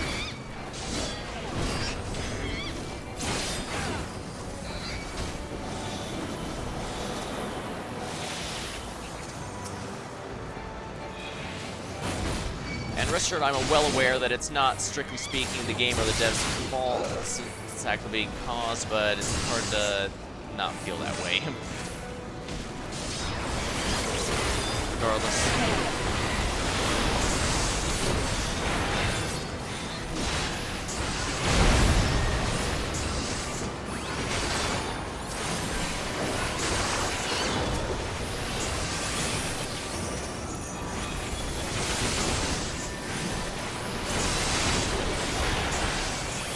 So much easier when I'm spamming Holy Shelltron. Oh, radiant starlight, become my blade!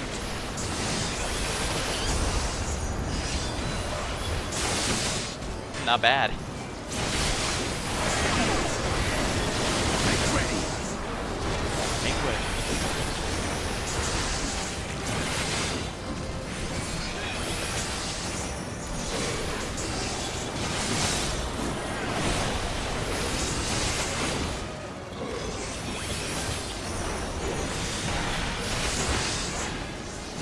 Want to use up my first phase when these guys are almost dead, so I'm just going to go ahead and hold off on it.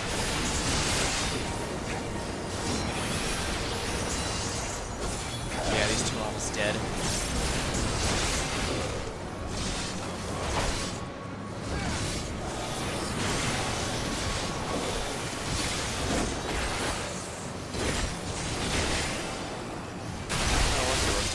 Something talking about earlier, maybe I could bring up. Well, like I said, crafting and gathering isn't actually a job in and of itself in this game, rather just supplementary to the real combat one. most people will treat it that way, and I probably should be doing that myself, but it's also generally agreed to be one of the easiest ways to make money. Yeah.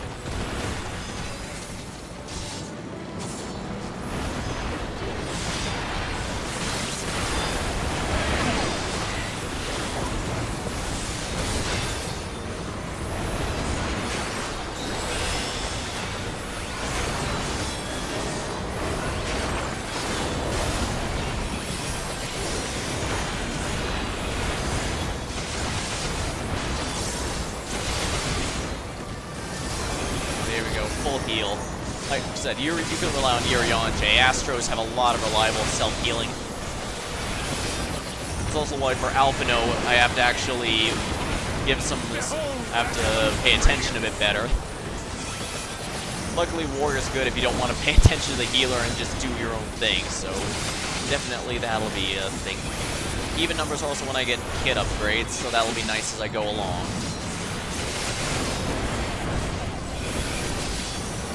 And yeah, it's nice that Stola is a black mage functionally, so she does a lot of AoE. Cryle does as well, but I guess the fact that she didn't start with a leg up on the competition like the others here is a bit of a letdown here.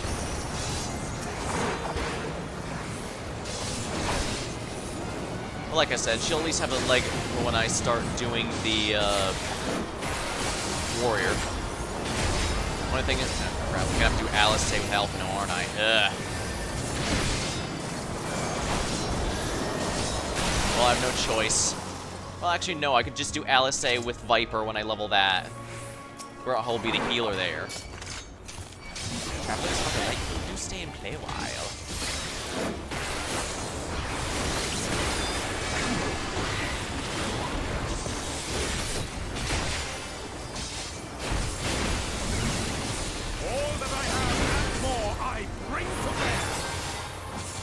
This will hurt.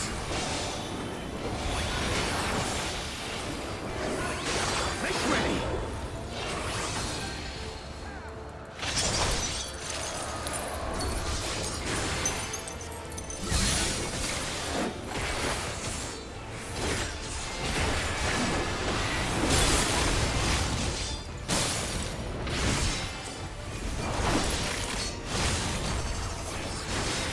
Think about it. I wonder if Galul, the father one, Galul Jaja, I wonder if his intent was to have all the promises work together as a result of the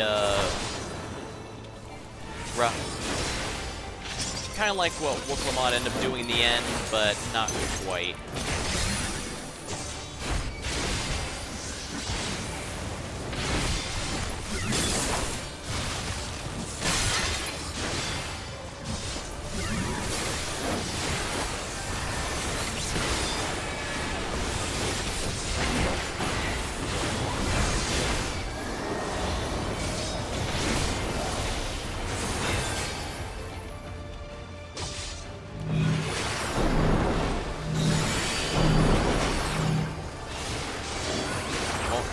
Sheltron only hit me. That's disappointing.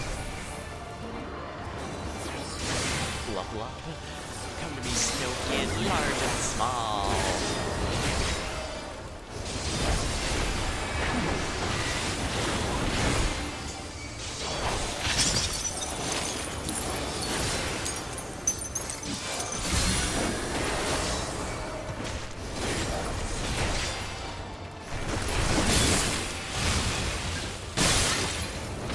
Here we go.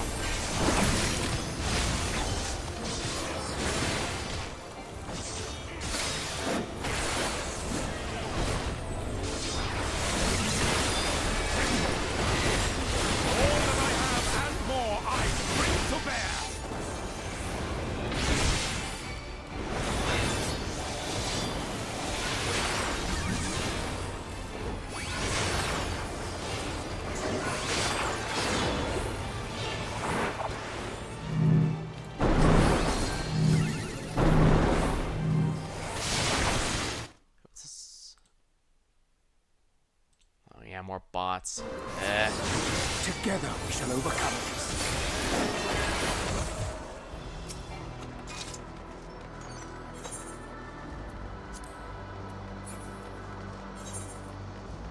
Poncho offending. I don't think it's better than what I have. 50. Oh, yes, it is actually.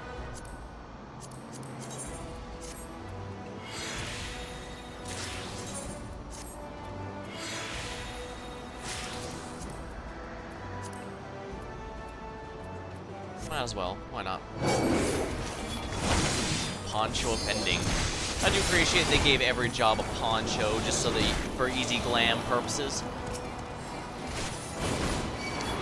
It just makes life so much easier.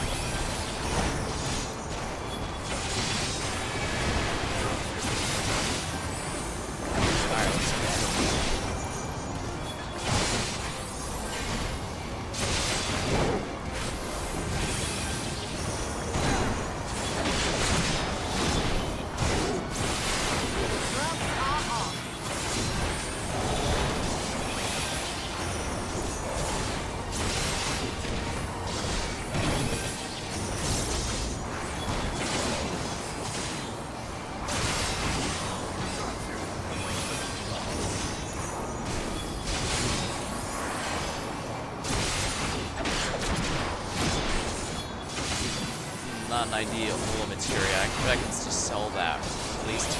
Actually, it might be good to do so in the next week, because I've started doing the dome restoration. I guess while I'm here, I can explain that a bit. Basically, after you complete the Stormblood storyline, they eventually added a sort of for Realm Reborn and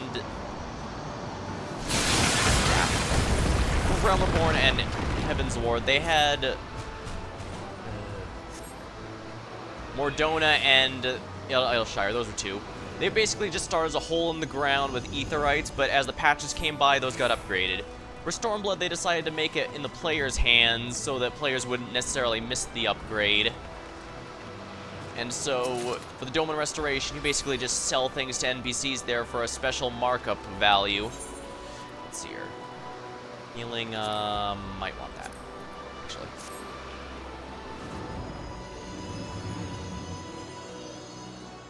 Oh dang, 2 treasure coffers in a row. Maybe he's not such a bad guy. Oh wait, never mind it. Here's basically Virgil to your terrible father. Well then again, there's a lot of people there. I'm running into people who think that somehow, since Virgil was a good father, that he taught Nero. Oh, it made Nero stronger somehow. I don't know. It's very. I'm not even going to acknowledge.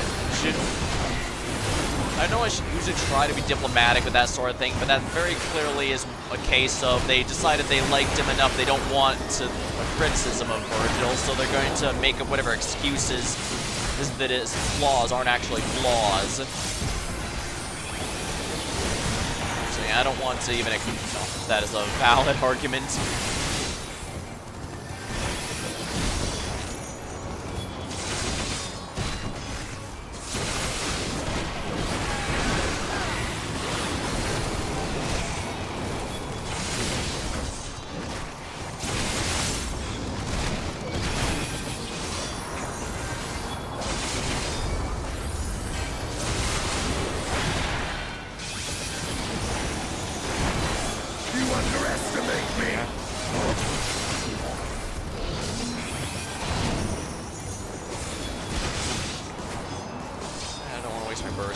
On these guys, especially with a boss coming up. Dragoons actually do have a party buff, but I don't think Estinian specifically has it, unfortunately. This will hurt. Dragoons are pretty popular for melee jobs just because they have a bit of everything. They have some party support, they have good AoE and single target damage, a very straightforward rotation with a damage over time effect, and even an escape button. Sadly, they don't have a gap closer, though I guess the escape doesn't require a target. It just kind of sends you backwards. So I guess if you targeted it properly, you could use it as a gap closer. A little clunky, but I guess it's an option.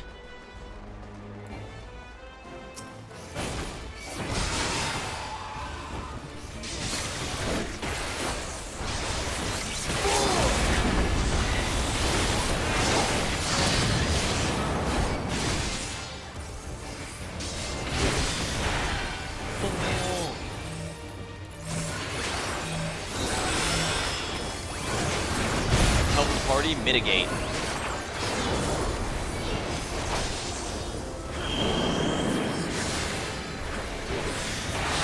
Wind shot.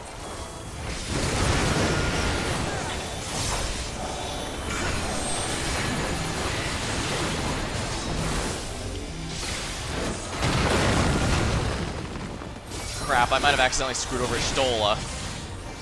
Darn it, I'm really bad to the mages. I'm so sorry.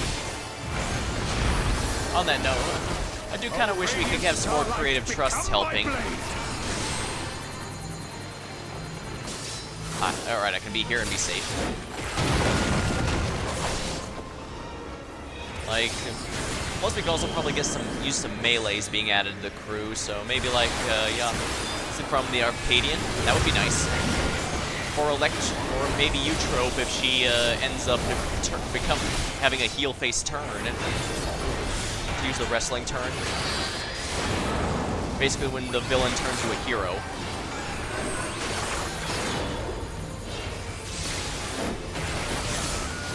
They'd probably be a monk. Black Cat would be a monk. Wicked Thunder, Yuto would probably be... Actually, I don't know what she'd be. There's a lot of lightning options. Gloves are off.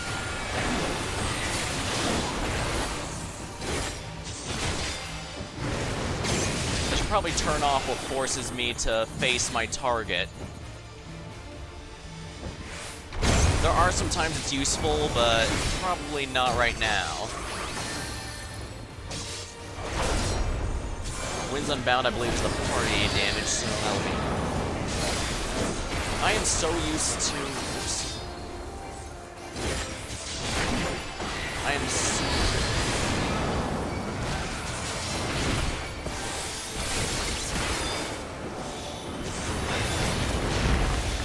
I was gonna say, I'm so used to, what's the skill? Reprisal. Sorry, for some reason I'm blanking on something I've been using a ton. I don't know how. But yeah, somehow...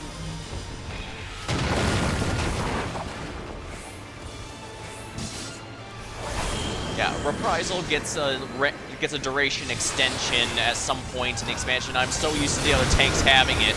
So it'll be nice once, Paladin and Warrior have it, so that I can just assume it's there unless I get synced.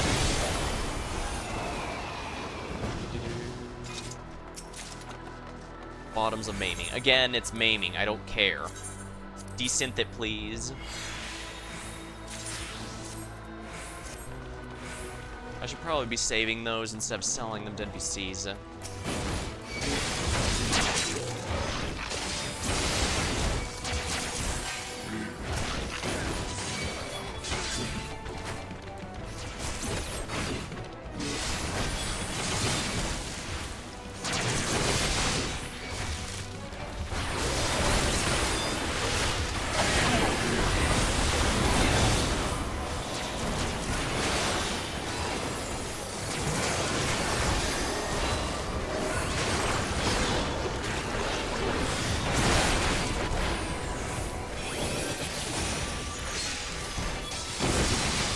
Good, the DPS are doing the ranged one first. That's good.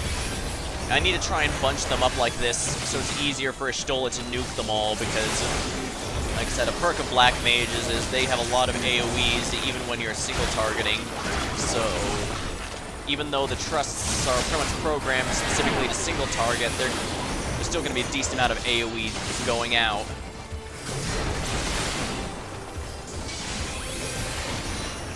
As for my current plans for the game, I'm definitely going to get back. Aside from the new weeklies I'm going to be considering here, I'm I'm definitely going to be trying to finish off that grind. Actually, thanks to doing hunt trains in order to max out my weekly tomestones, I've been making a lot of money by selling the materials there. I'm gonna miss the multiple instances in Dawntrail when they're gone, because as of now, a full hunt train that does all the Dawntrail areas basically caps you out right then and there. And that's because there's 3 instances for all 6 areas. Not really nice. Whew.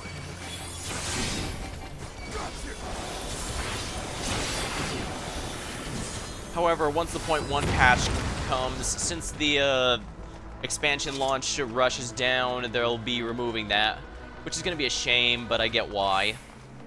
Because I wish I had taken advantage of it more back during Endwalker, and can tell you that much. But it's funny, I bought the where is it? I bought the Solution 9, here it is. The Air Wheeler. This is 7.5 million. It cost me basically every penny I had at the time, and now I've basically made it back, all thanks to hunts, and that's only hunts for doing the weekly cab. If I was server hopping to get as many of those as humanly possible like some do, I could easily have more. Thinking about it, I could probably shave the last 100 or so. If I really wanted, I could shave the last 100 or so.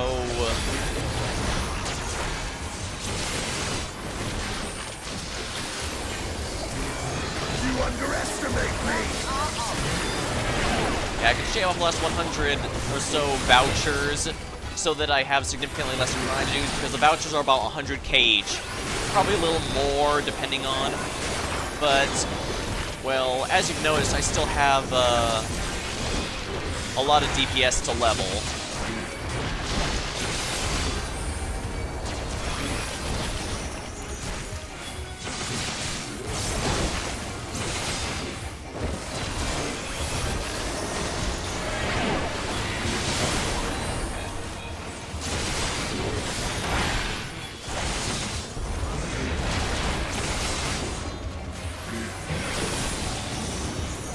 As you can see, yeah, I still have a ton of DPS that I need to level. And since that's been, as I said, I managed to max 5 on this grind alone. So my general logic is I should probably just grind it out the old-fashioned way. Yeah, because as painful as the grind is, it's been helping me level a lot of DPS without having to go through the annoying dungeon queues. And while it's not exactly the fastest around, it's still reasonably fast. Especially since it doesn't actually take that much out of your rested XP, if you can believe that. I'm surprised too, honestly.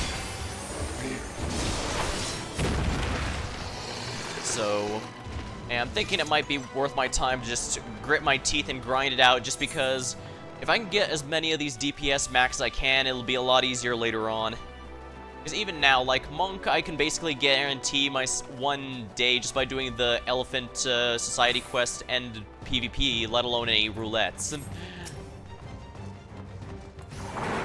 Prove you are worthy to rule.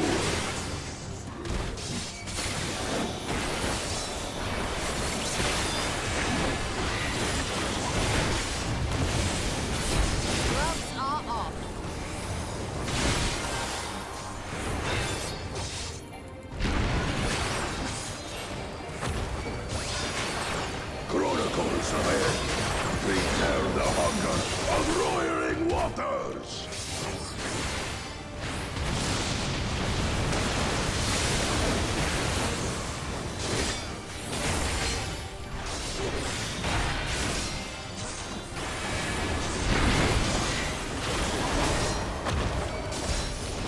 Chronicles ahead.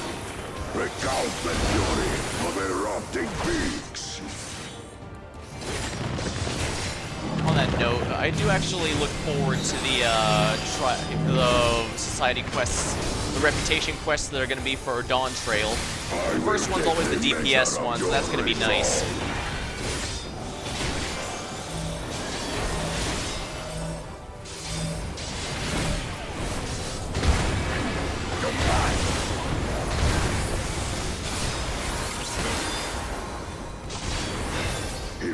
unbreakable strength of the mountain be mine! Justinian. You get that, Justinian. Oh dear, he probably expected me to get this stat. Oh, that's bad, he's got 2. Stola will get that one, I'll get this one.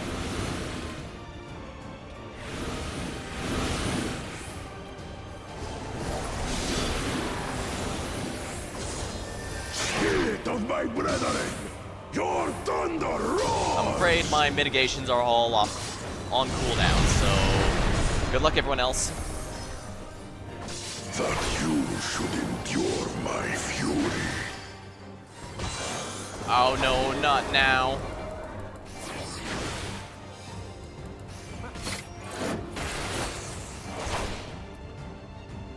Come on, connect, reconnect, reconnect. I don't want to have to do this fight over. It's not a big deal if I do. It's kind of annoying, you know?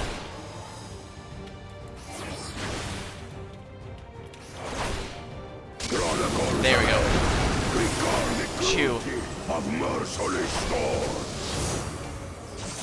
We're not out of the woods yet.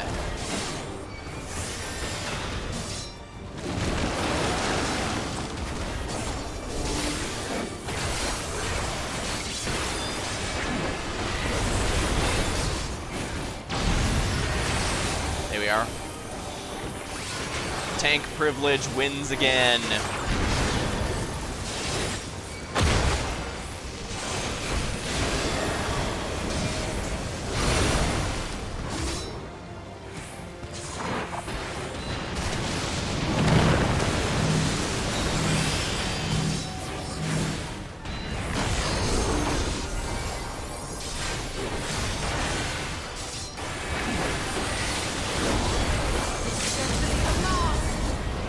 Heaving haymaker.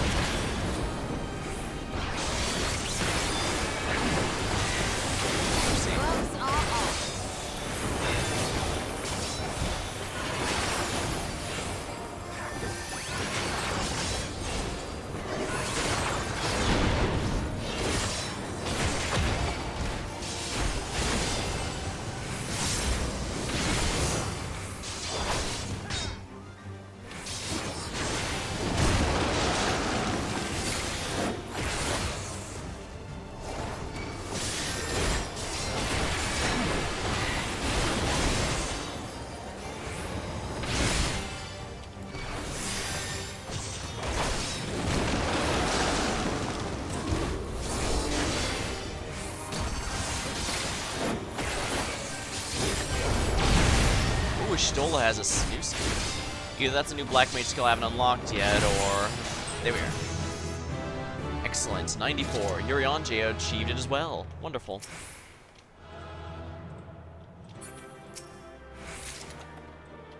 War Axe, huh? I guess that's worth keeping in the armory chest. It is an upgrade, huh?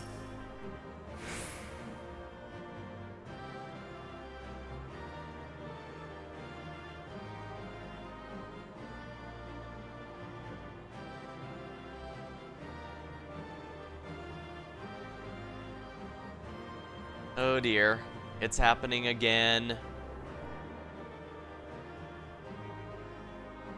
Sigh. I'm gonna be honest, if it keeps doing this, I won't be able to keep the stream going. I'm just glad I'm doing this with trust, because if I was trying to grind with players, this would have been horrid. Although granted, they'd probably also be suffering it.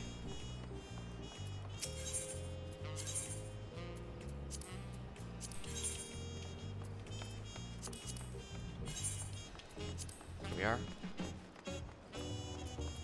I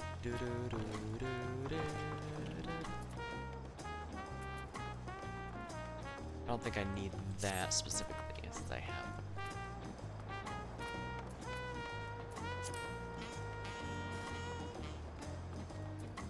I'm sure I won't regret just NPC selling this stuff.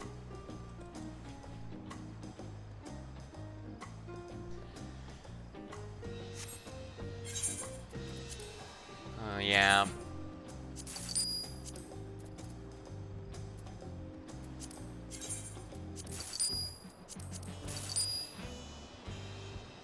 Alright, so, oh yeah. What was I saying before? Oh yeah. So, yeah, Doman Enclave. Basically, they have a budget in which they give you. I've just started, so I get 100. So you know how this stuff sells for to NPC. This sells for 4.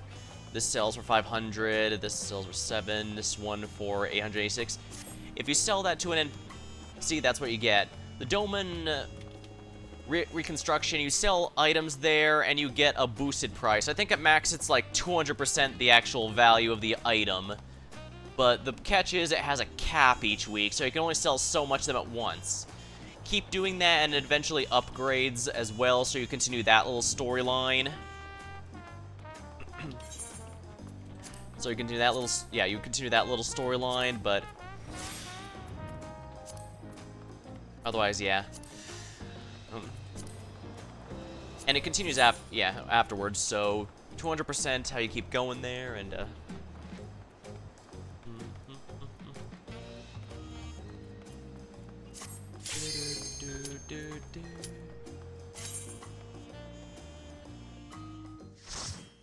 so basically a reward. So aside from the story, achievements, and I think you get a title out of all that. That's the Doman Reconstruction also basically lets you earn more money from selling items to NPCs than you normally would, which is good for things like clear, demi-materia, and things that are very clear, therefore you sell this to an NPC specifically. Only thing is, like I said, they have a cap of how much they can accept each week, so... Oh, not you. But yeah, they only have a cap for how much they can accept each and every week. So you have to be patient, but if you're patient, you can genuinely earn a ridiculous amount of cash out of it.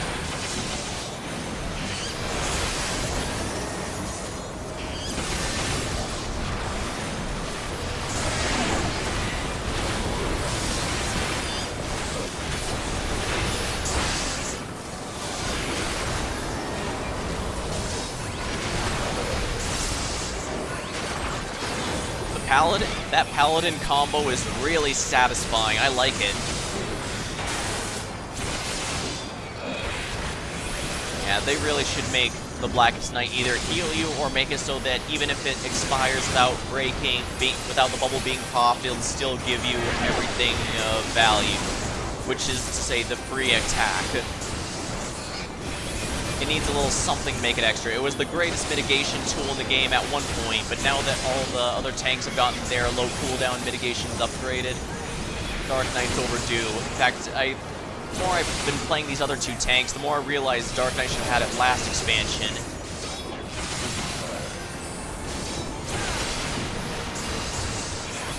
Or worst case scenario, this expansion, they should not have to be waiting until next expansion to get it addressed. Well, whatever. I stick with Dark Knight no matter what. Mostly. Like I said, I do sometimes moonlight with the Gunbreaker.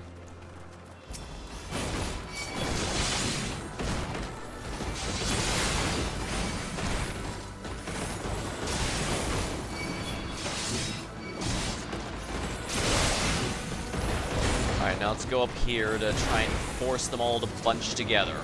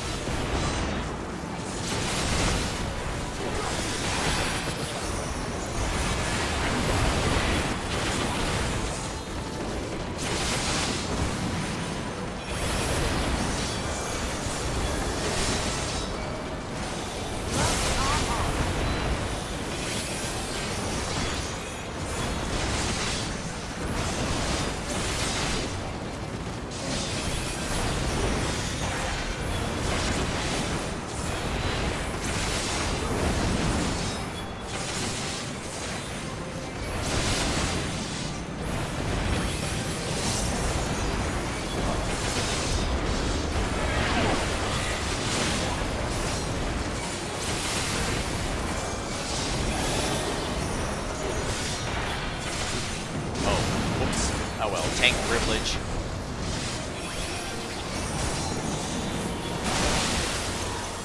Some stuff coming up I sadly might not even be... I might even have to... With personal life stuff coming up, I might actually even have to cut my, grind of the sugar glider mount, grind a bit shorter than I'd like. It's unfortunate, but I guess we'll have to see how that goes.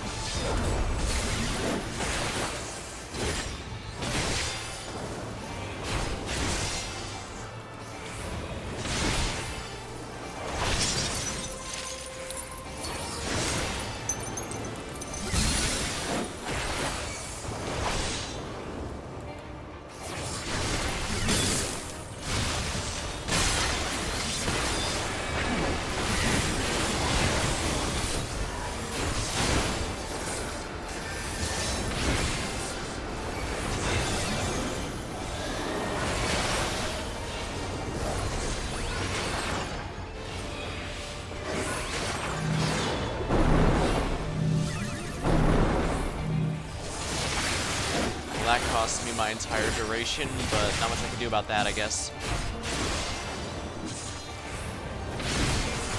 Come on. Ah, here we go. Yeah, I can never pronounce a lot of the names here, but then again, I guess...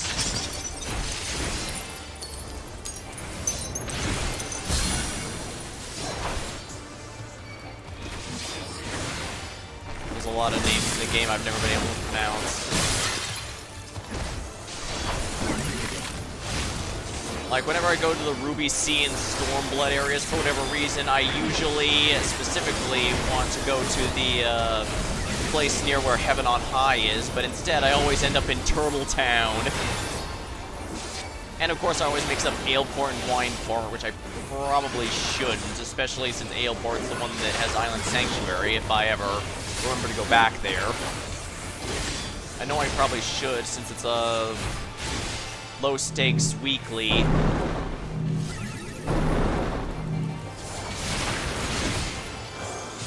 It's very much trying to be their game's take on a cozy game sort of thing.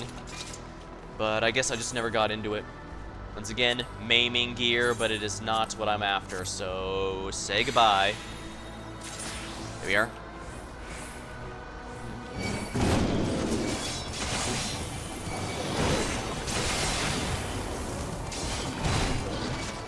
I've already got maiming gear up next. Oops. Accidentally clicked outside the window. It's kind of supposed to be preventing that from happening, but...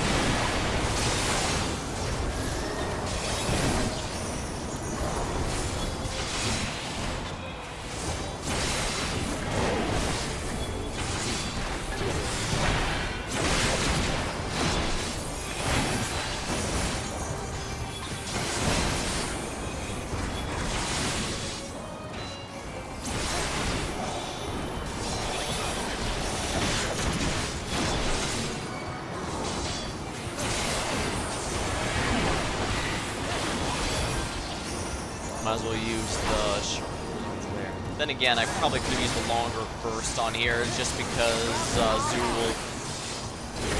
likes to take his sweet time talking.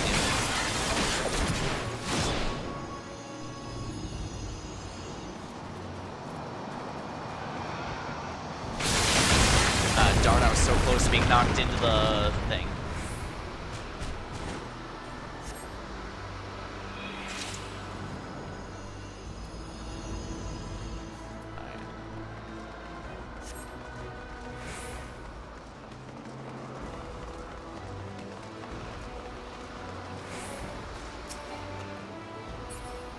As usual. I believe I had said he felt like he had both an inferiority and superior complex. And what I mean by that is he was always considered himself better or more theoretically more capable than anyone else, just because he was the miracle child of the promise of something that should be impossible, but inferior in that there's nothing that he could ever do that would satisfy him. He'd always find an excuse for why it doesn't count.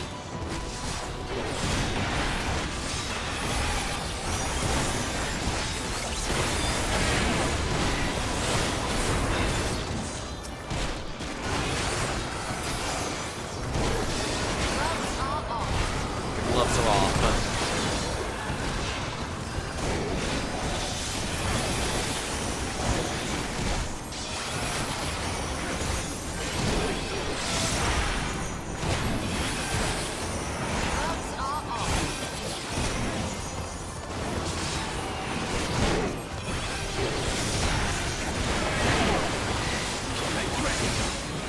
This will hurt.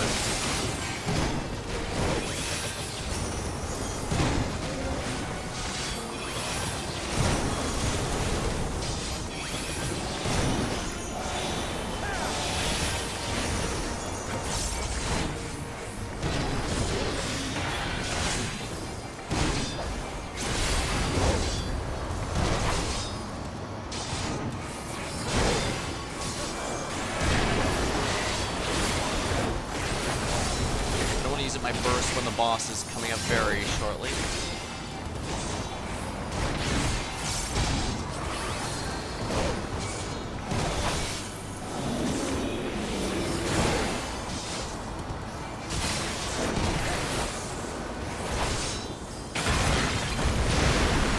There we are.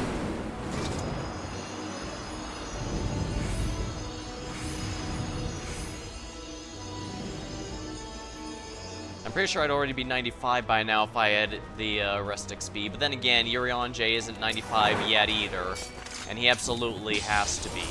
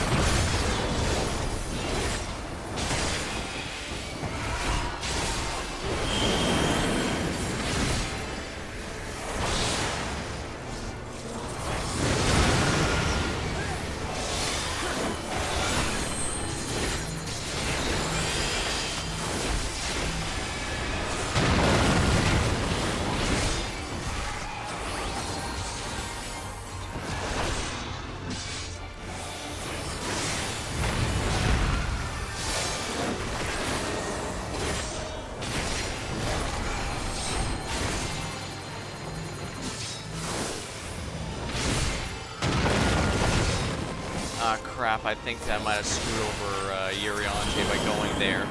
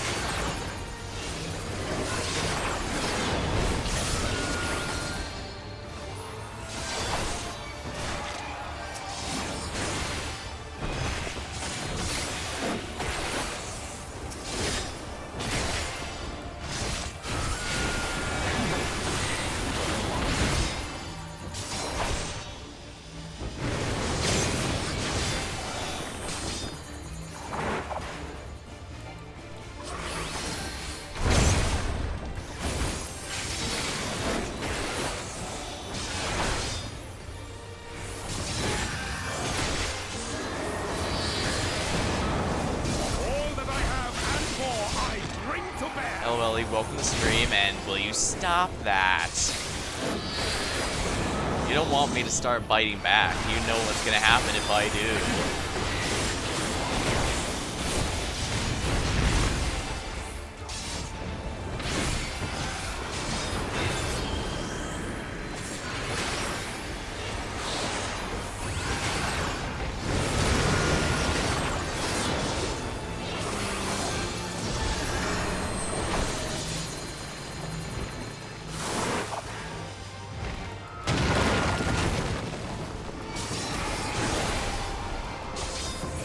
There we are. Royal Authority complete.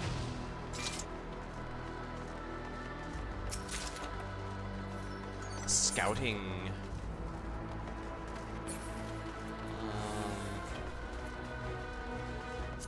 Probably won't need this actually.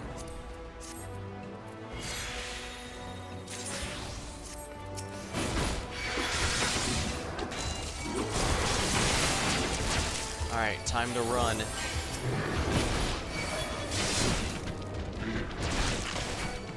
Get everyone in the corner here. Everyone in the corner.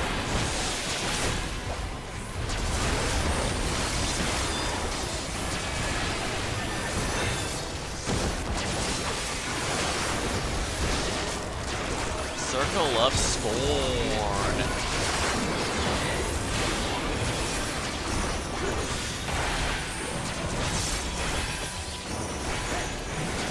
Yeah, that's Circle of Scorn.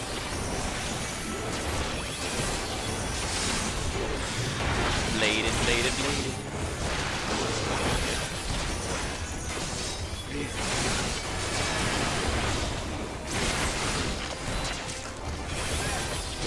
Iguana.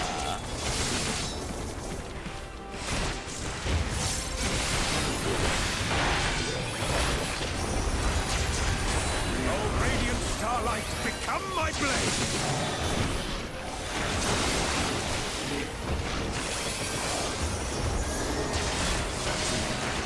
Together, we overcome. Make ready! Here we go. I've just been shooting the breeze all the time with basically everything. What I've done in the game, what each thing makes me think of, what I thought of the area and the story, this sort of thing. I also made the very questionable decision of doing some unlocking for deliveries quests, or what are they called? Custom deliveries, yeah. Since one of them unlocked a mount that seemed pretty neat. And then I had to go through a whole ordeal because I didn't even unlock collectibles at the time, so that was kind of amusing. But that also meant I needed to unlock a bunch of stuff before I could unlock the custom. Then I had to unlock the Ishgard Restoration. There's a whole bunch of things I had to unlock before I could even get started.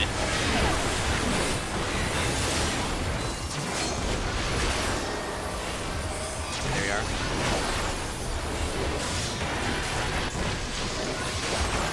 There we are.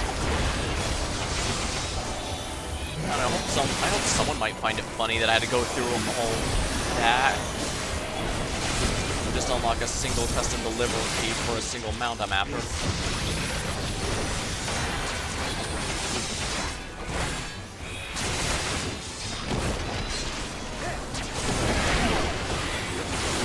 Oopsie. The stars shall rise.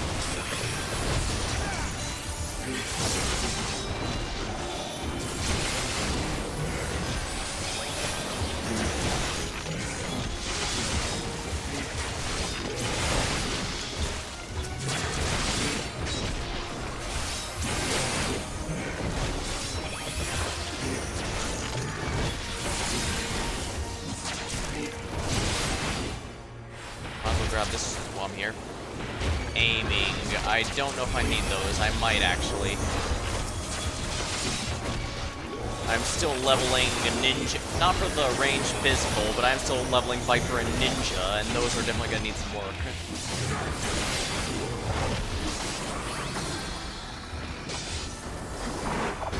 hopefully I can get the sugar glider before I end up getting too busy to really play the game. I got a bunch of stuff that's basically weekly cooldowns that I need to keep up with, but... Well, the dwarves are going to be done by the end of the month, I think. Those only take 25 days to complete. So I think I should be achieved.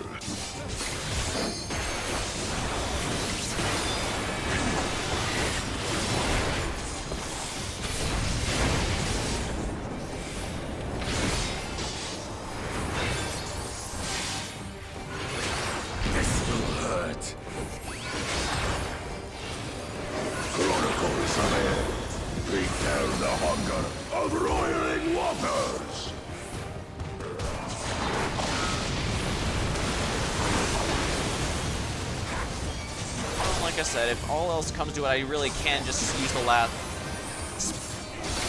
last million out if need be, but I'd rather not spend that cash, especially since I still have a lot. Like, I'm about 7.5k out of the 10k needed for the title for fate grinding, believe it or not, so I might actually finish that grind before getting it. Who knows? I will take the measure of your resolve. If anyone tells you this game has no grind, don't believe them, because the sugar glider grind is absolute proof of that. Implacable strength of the mountain, be mine!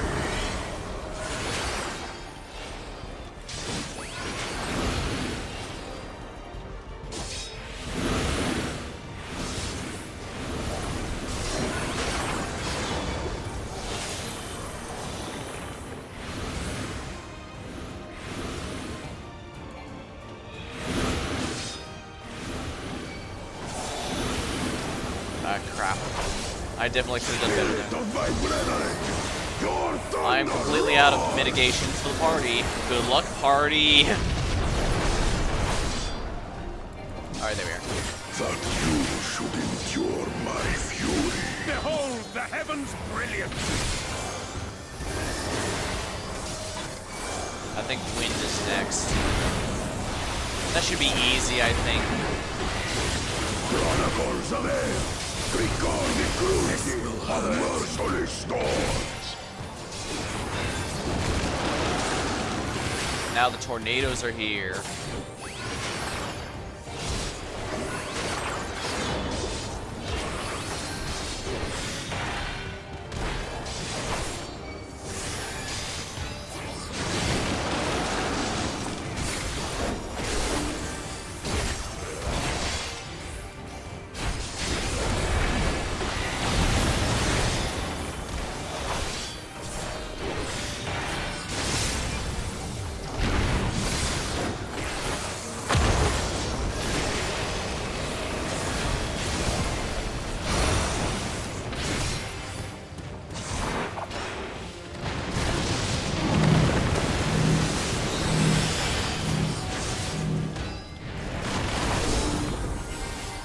Good, the shield protected everyone, it did its job.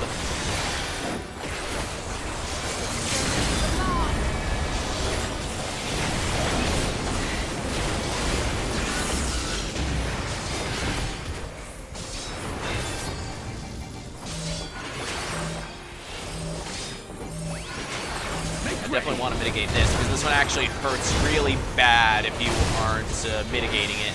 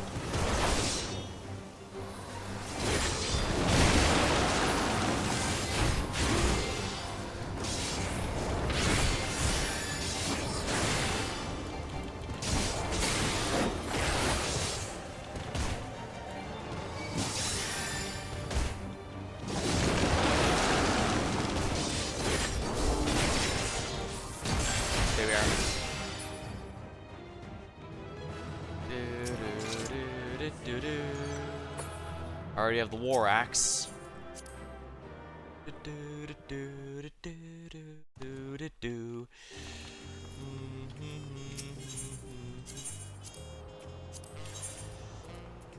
Necklace of Fending. It is not an improvement over the current one, is it? Is it? It should be. Yeah, I should probably extract all the material from these, huh?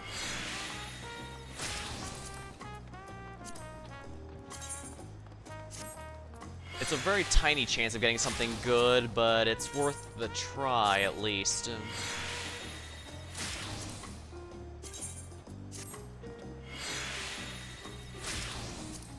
Incidentally, while Fate grinding a lot, I've gotten quite a bit of materia here. I even got the achievement and title for extracting materias. I so much prefer this method over back when extracting materia sacrificed the item in question, because you had people going through dungeons in crafter gear just because that was easier to farm crafting. If you're curious how good of an idea that is, it's not. You're basically gonna make the entire run a pain in the ass for everyone else, but it was the fastest way to grind it, so a lot of people did it anyways. Because to the surprise of no one, crafting gear has no combat stats. I mean, you know how my HP is 1,000 right now?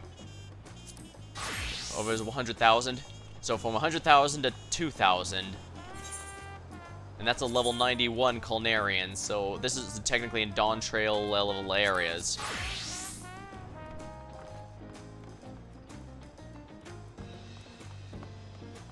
So yeah, it's a pretty big deal.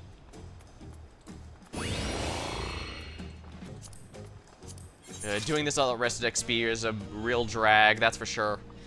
But it's going to be getting everyone to level 95, and it's going to make life a lot easier, I think.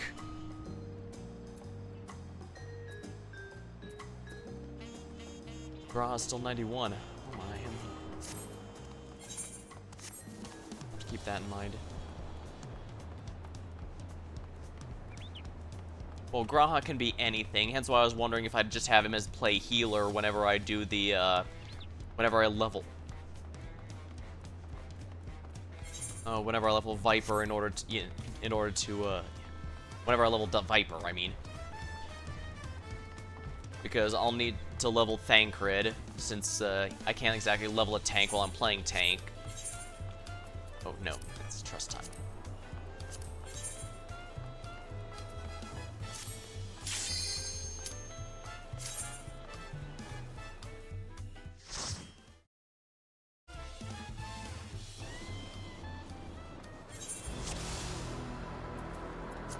Time to use up the foods here.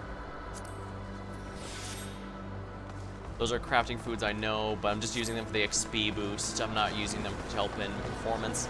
I clearly don't need it, given that my gear's going rather well.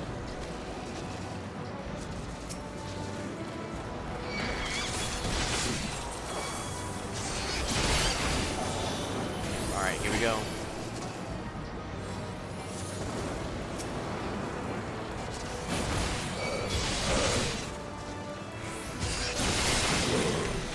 Go.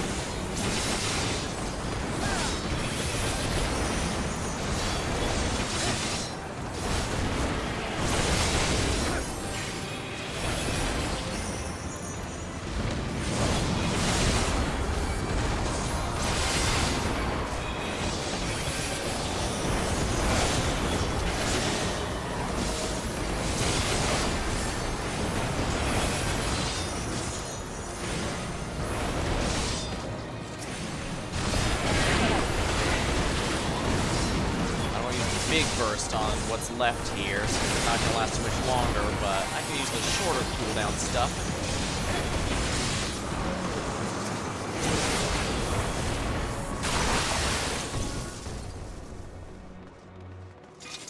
Excellent. Feeling good. May just be mindless grinding, but it feels good to get all this work done. That's also kind of why I like fate grinding, for honest. It's enough, you do have to pay attention so you don't fall asleep, but it's not...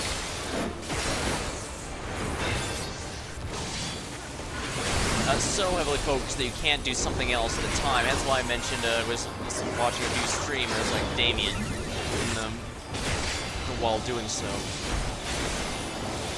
It's a shame I'm probably not going to have as much things are starting to heat up in terms of real life stuff. I don't want to bore him with the details, but long story short, yeah, I'm going to start being a bit more busy soon, and that means, by extension, that means I'm not going to be playing quite as much. At least the good news is the Sugar Glider mount's never going to expire or anything. It's not a seasonal event.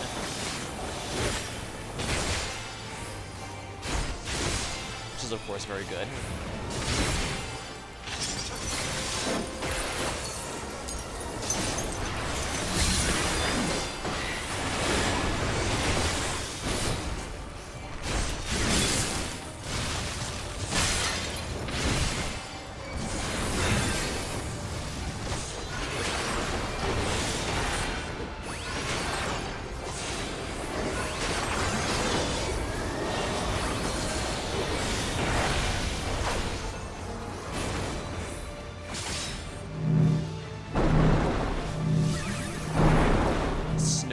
Snowballs everywhere.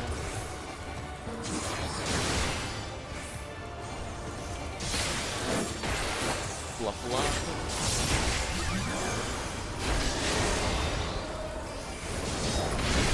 Yeah, I don't want... This is my chance for the 1 minute window, but 2 minutes is enough. I guess that's a bit hard to follow. Basically, the majority of the cooldowns in the game all have a...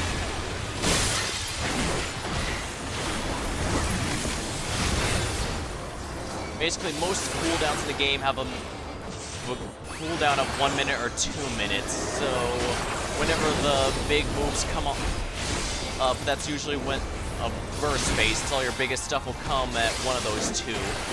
And ideally, you want to use them together when the party's cooldowns at the same time also will come off cooldown. That way you can have a full,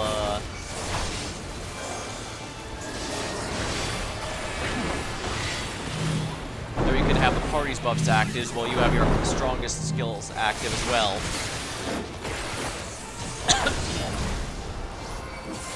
So like, Fight or Flight, this is my main buff. It has a 1 minute cooldown. So every minute I can do some big attacks with a... I can do some big attacks that are boosted by it. Requires a Cat unlocks my is an attack here that basically unlocks my bigger combo. So ideally, I want to have all those... I want to use those while my buff is active. I'm probably just making it more confusing. I'm not any good at this.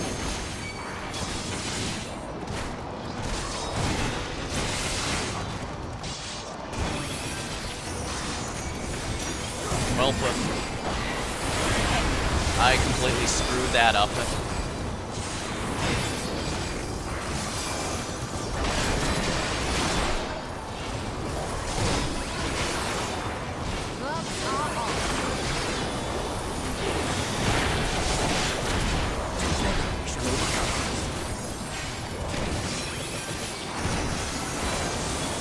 Had my mouse hovered over Release Iron Will.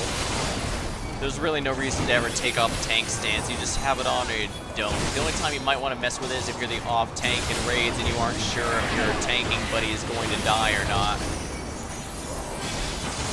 If you're not sure, you can always put it up. Make sure you're second on the aggro table and then take it off afterward, but even that may not be necessary. The expansion's been out for a few months. now, so most people are have some idea of what they're doing. So they're a lot less likely to run that, but there's always a new sprout or two who might end up dying, or someone who just got an experienced player who simply got careless.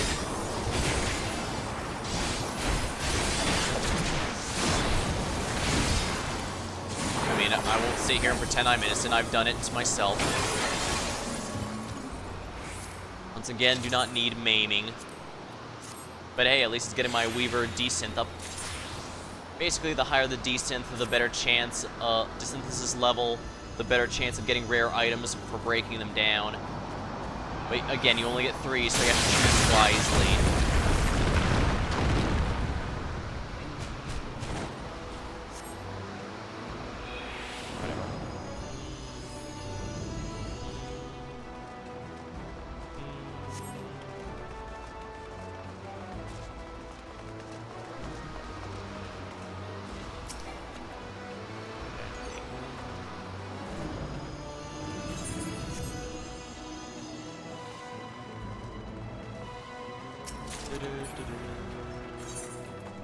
I don't believe I need that one, so...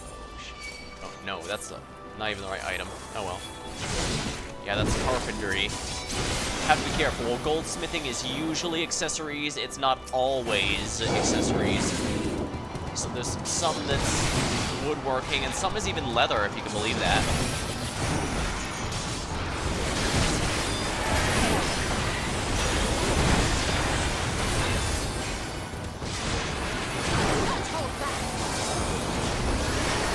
Stoll is not holding back anymore.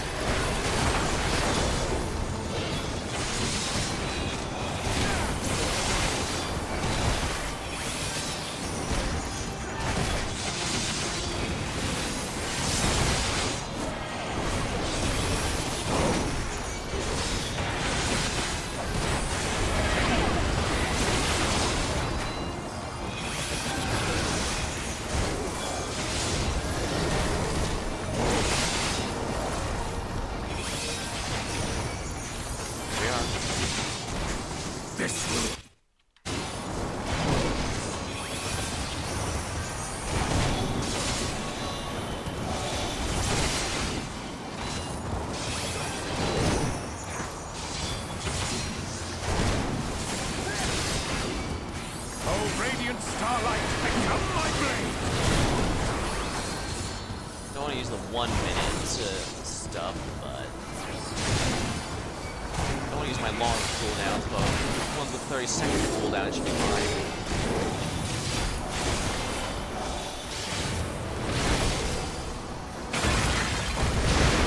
Whee! Now to face the annoying bird boss I don't like.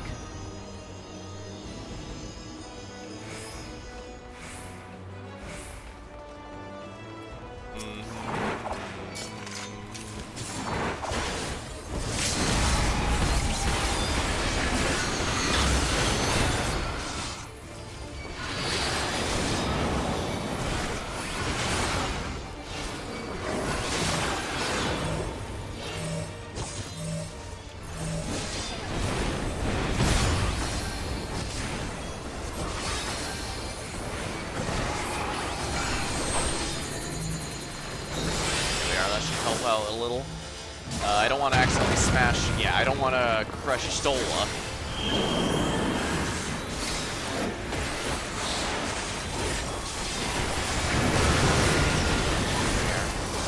Goodbye!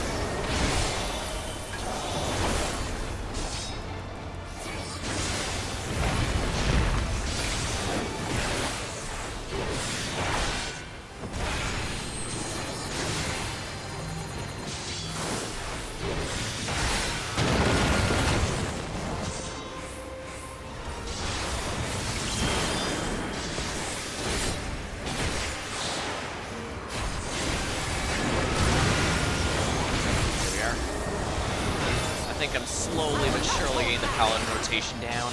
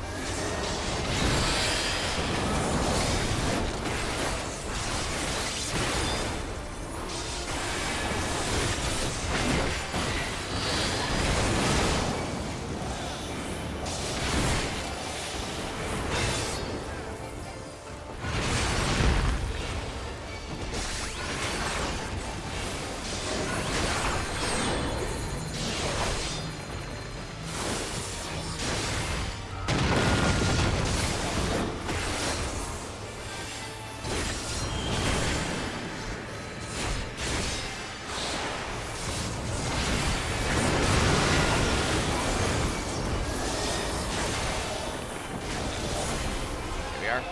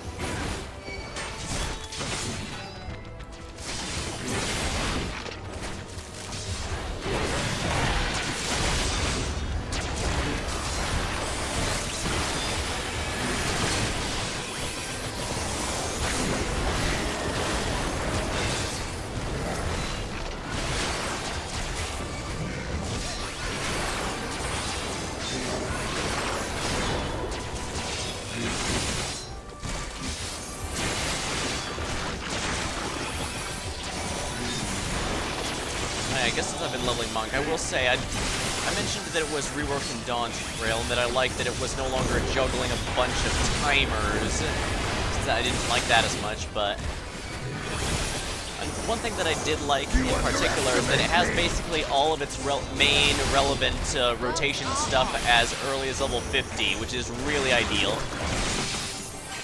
As much as I love Reaper, if it's in stuff below 80, you're not going to...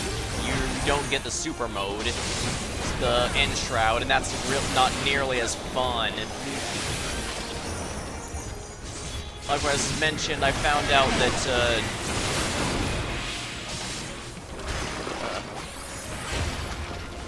Viper is significantly more fun once they get their burst phase. Before then, it's basically just 1, 2, 3, 1, 2, 3 over and over, or maybe with an extra nuke here and there. So some stuff really isn't that interesting when synced, nearly as interesting when synced. And yeah, for Viper, it's not a big deal since it starts at 80, so you only really have to do 10 levels before you get the stuff that makes it fun. But when doing roulettes and stuff, it very frequently will bring you to lower level areas, especially Realm Reborn and Heaven's Ward, since that's where new players are going to be all the time. It's unfortunate, but that's just how it is.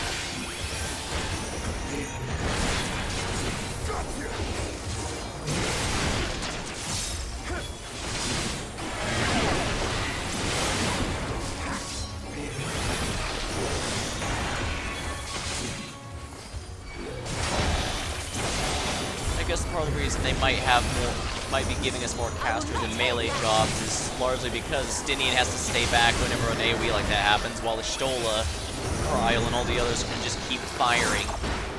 Then again, I guess Alice is a red mage, so she's gonna get a bit of both in the general sense. I forgot to get this coffer. Silly me. What kind of adventure am I leaving behind chests? I definitely want to desynth this, because again, if it's a casting gear and it's not level 100, I don't care. Getting a decent amount of raw materials I can sell, I guess. These sell decently quickly. They don't sell for too much, but they do sell decently quickly, which is nice. Prove you are worthy to rule.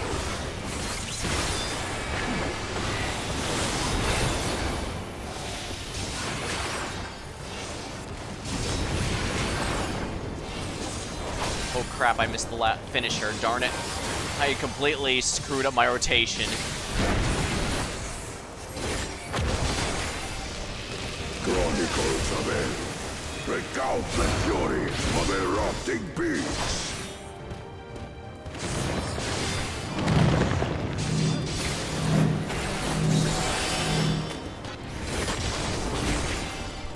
I probably didn't even need to mitigate that, if we're honest.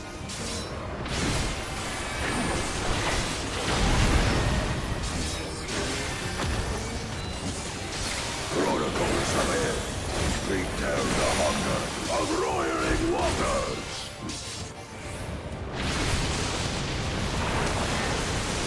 I'll just smack you with my shield. I could I will also take just the use measure of your spear. resolve.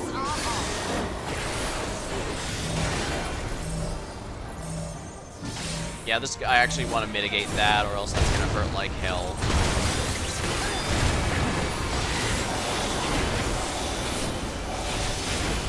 Implacable strength of the mountain, be mine!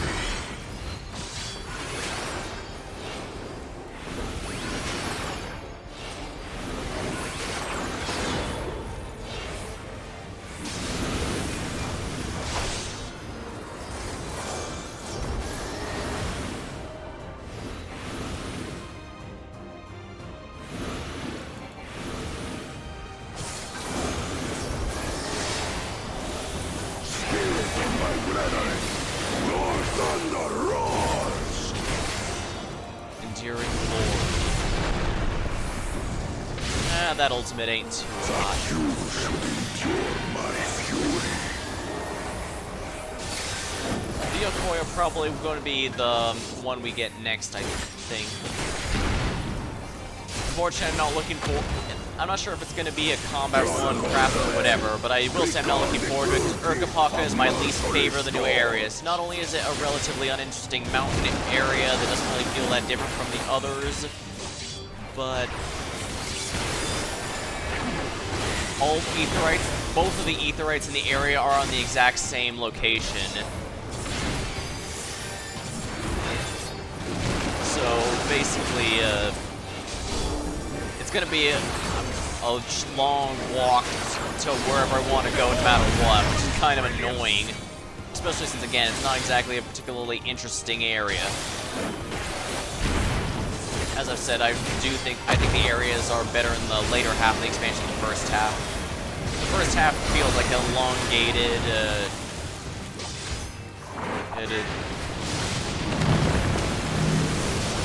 reputation quest.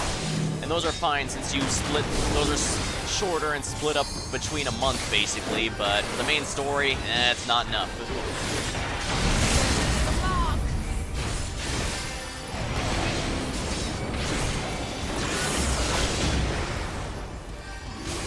Well, at least now we can laugh at Gerfler for not, oh crap, I gotta mitigate this.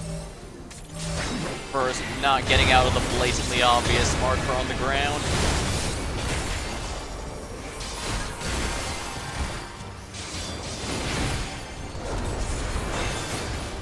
Come on, buddy, you just have to not stand in the bad.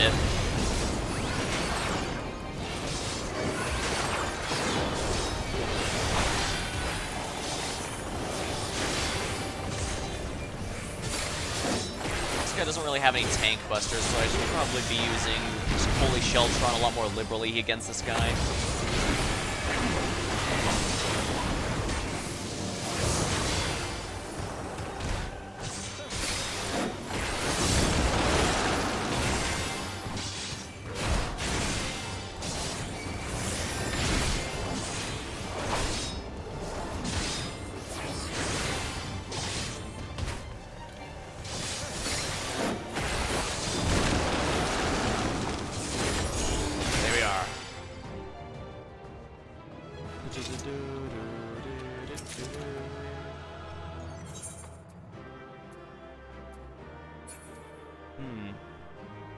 Actually, maybe I'll keep that one in case I want for it at some point. Ooh, Empyrean Peak. Sounds good to me. I didn't get the minion, but oh well.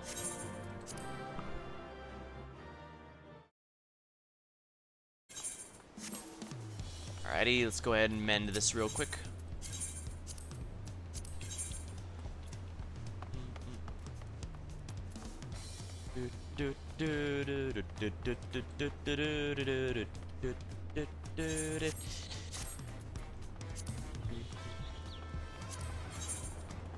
I'm starting to get tired, so I'm definitely going to want to call it soon, but not for the moment, no.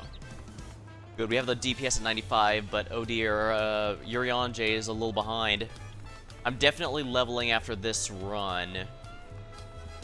So if Urion J is not 95, I might have to do a run as Paladin, just to, not Paladin, as a warrior, just to level him, and probably give a bit to Graha as well.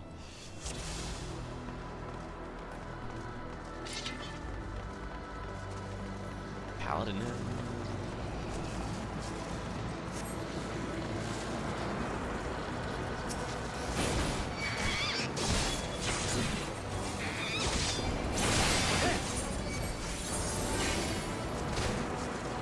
Oh, did I not get any tank gear out of that? I guess I must have forgotten it all.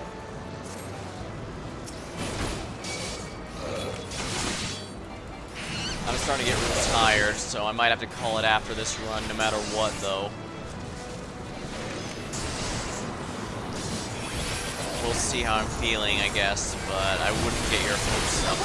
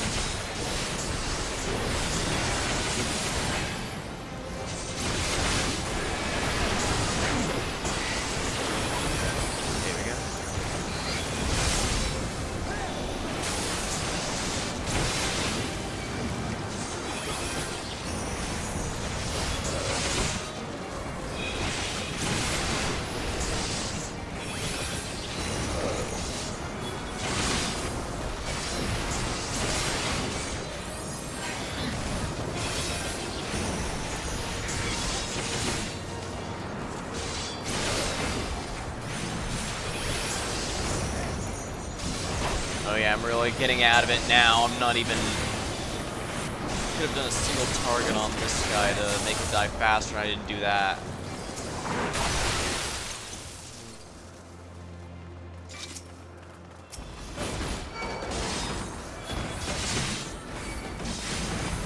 At least the DDoS attacks seem to have stopped.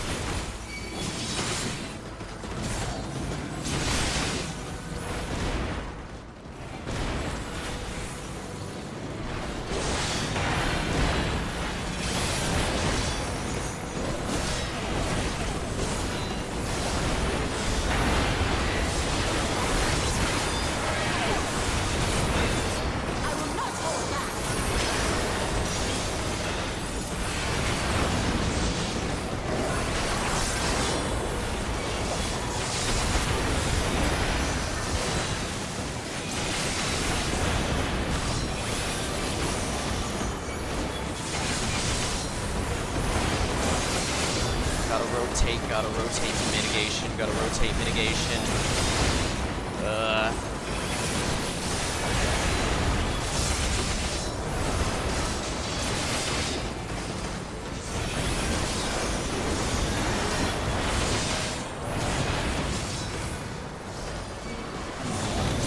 see a lot of people still meme on Smile still around the song, I mean. I kinda get it. The song itself is good, it's just that they used it at the wrong point. They used it at level 97 for the big, everyone comes together to help complete the story thing, but the thing is, that's too early. They're clearly trying to make it like the Mount Gold scene in Shadowbringers, but that happened at level 79, right as the story was about to end. at level 97, there's still a lot more story to go. They needed to do it at level 99 or something, like to break through the final barrier to, oh, the final air to living memory or something.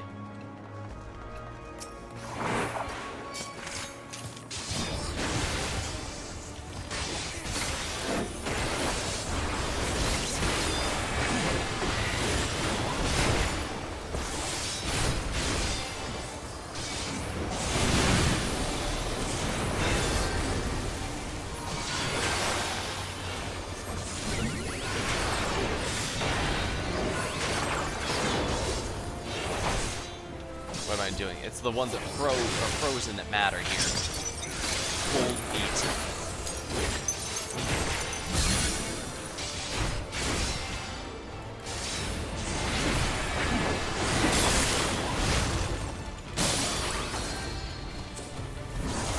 Chili. Lovely.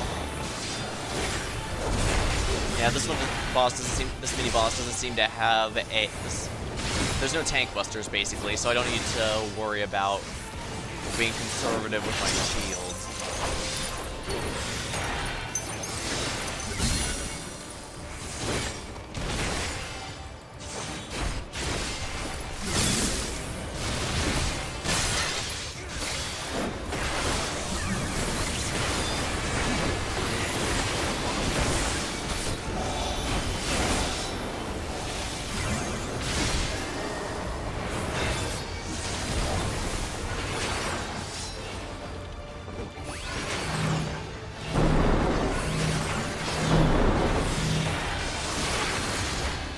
There we go.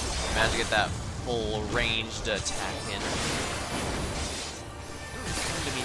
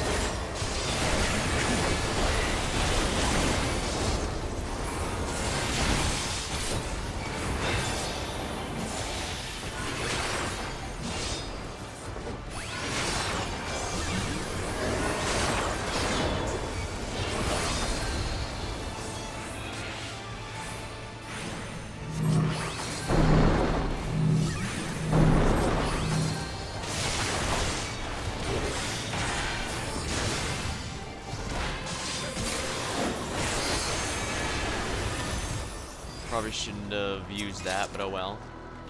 Turban of Healing. Could probably afford to desynth that. Let's do so. Demi Materia. That's fine.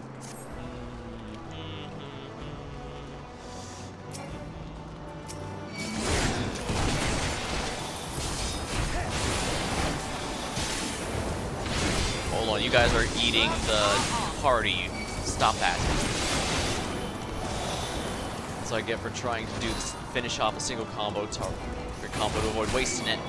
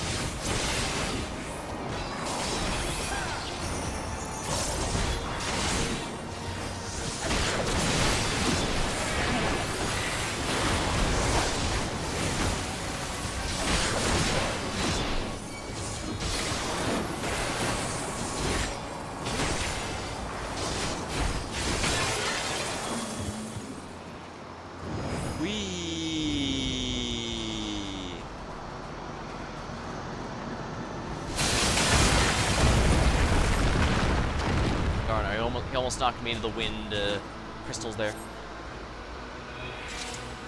Here we are.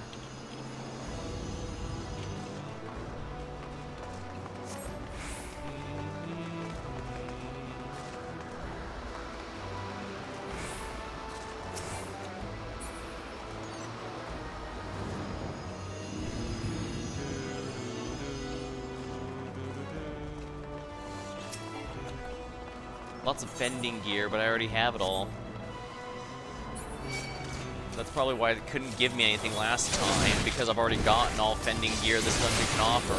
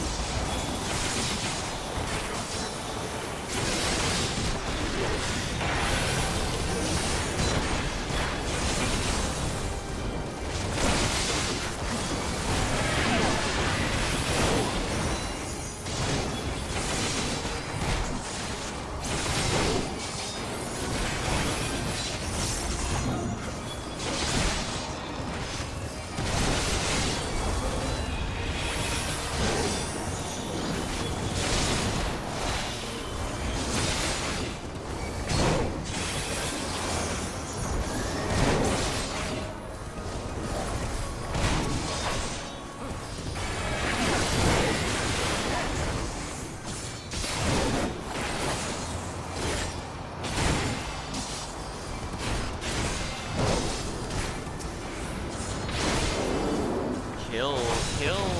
This will hurt.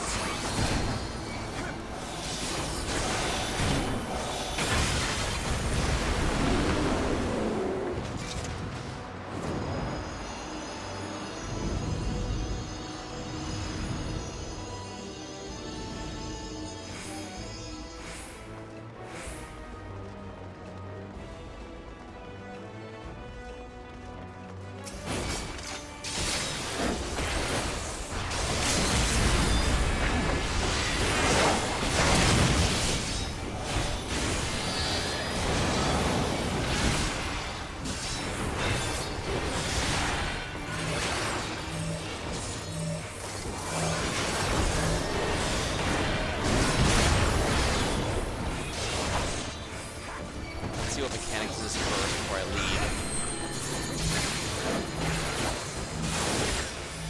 Careful, I don't want to squish your Stola. There we are.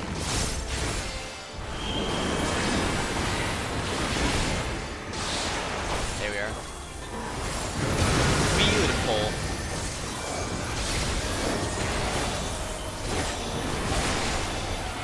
Crystalline Storm. He only does the circle once. After that, he always does line AoEs to throw you off a little more.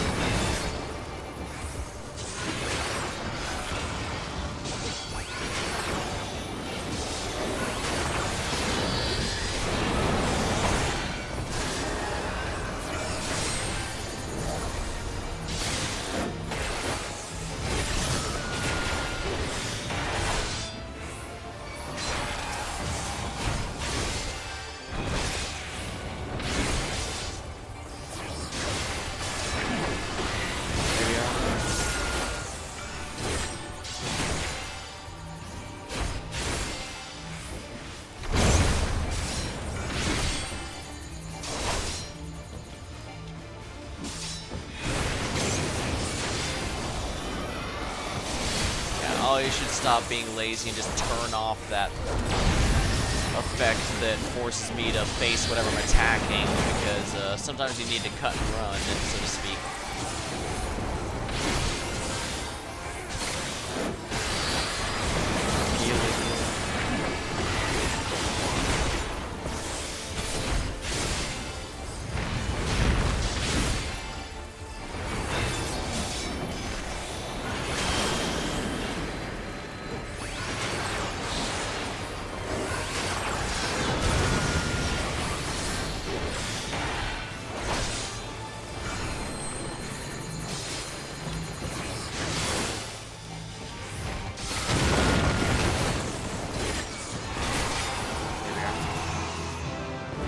let's...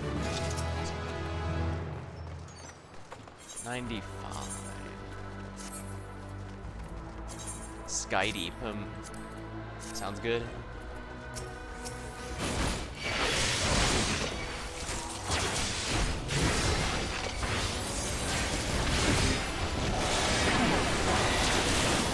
Right, I can't be doing this slow. I have to be doing this full, because I am exhausted and I'm not sure if I'm going to be doing another run after this, so I need to make this run count.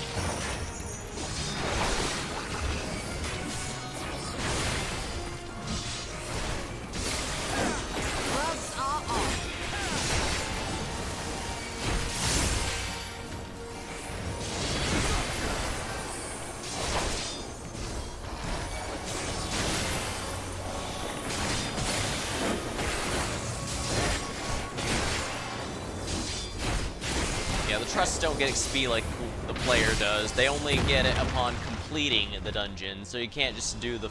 I'm guessing they don't want you to just do the first boss or something and leave it there. Where?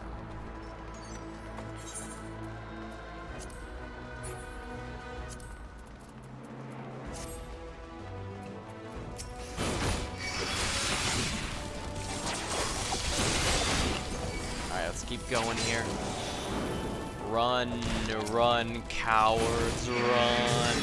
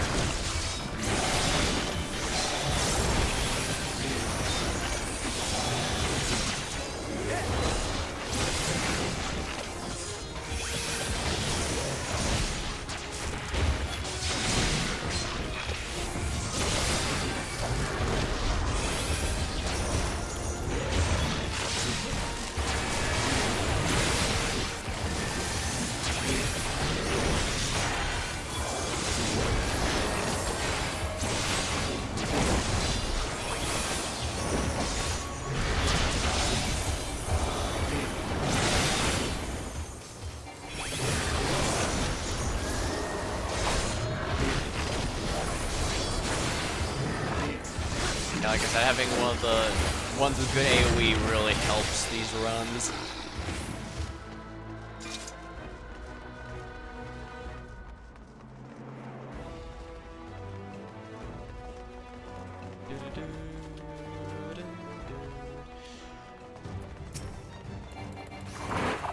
Prove you are worthy to rule.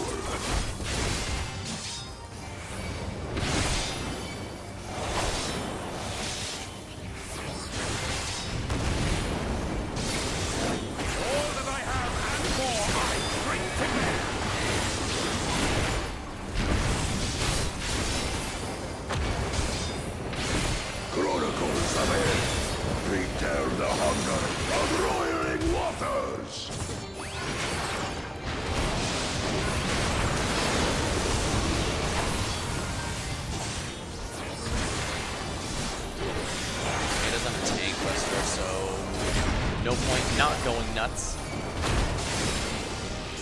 Chronicles of it. Recount the fury of erupting beasts.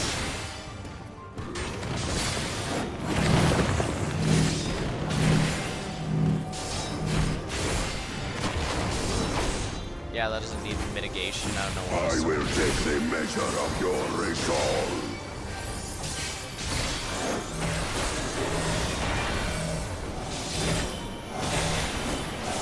Yeah, I need to mitigate that, though.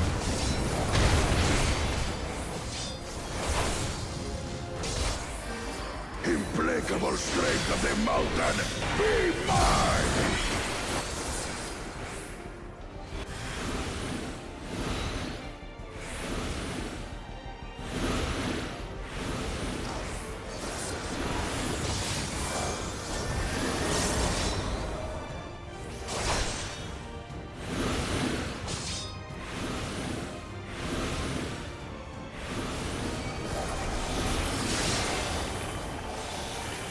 Spirit of my brethren, your thunder roars!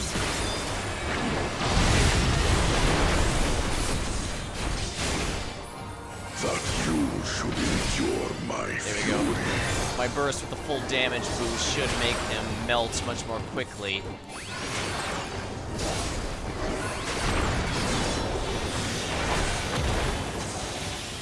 Chronicles of Hell, recall the cruelty of merciless storms.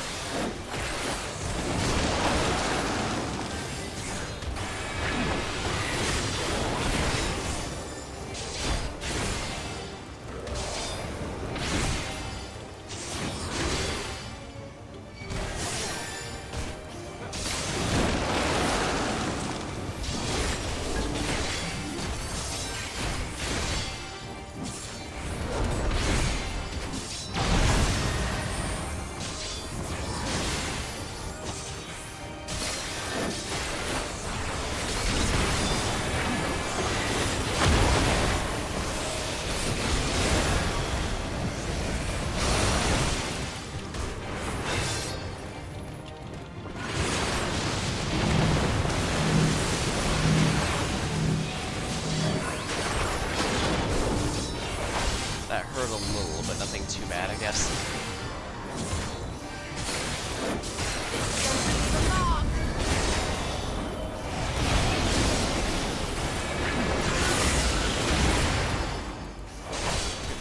Magic good.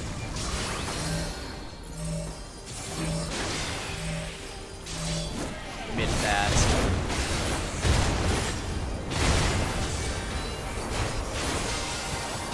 Away with you!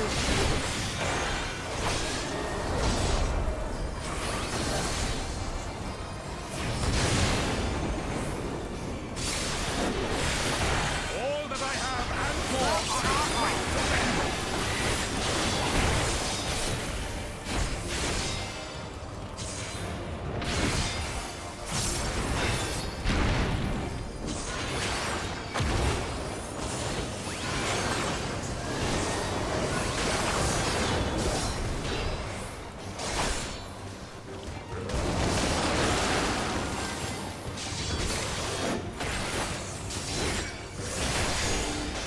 There we go. Euron J did in fact reach level 95, but it was a close shave. Fan brush. Ooh, how does that look? Not really a fan. Plus, Picto's already maxed out, so one of the few times I actually get to enjoy alchemy. There we are.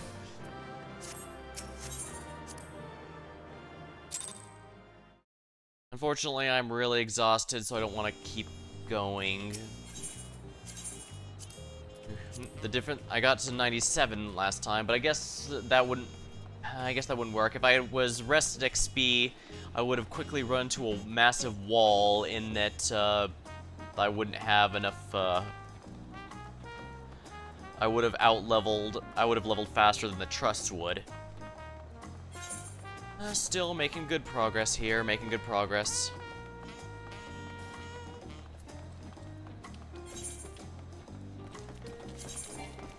Yeah, that's all here. Guess I can go back to Reaper now and relax a bit. Or can I? Yeah, part of me thinks it's a bad idea, but part of me does want to do one last run as Warrior to level me to 91, and most importantly, to get some more trust going.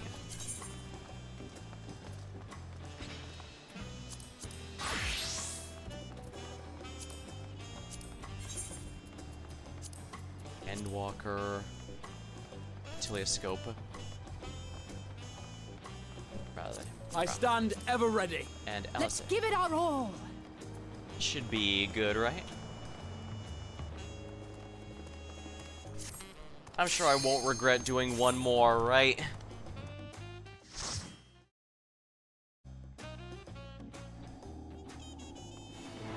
All seems in order with the lens, and I trust you can hear me. Those things are pure malcontent, the residue of lives unfulfilled.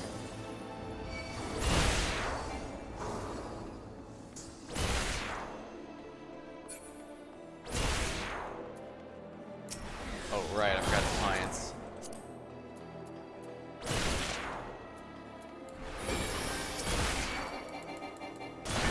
Interesting.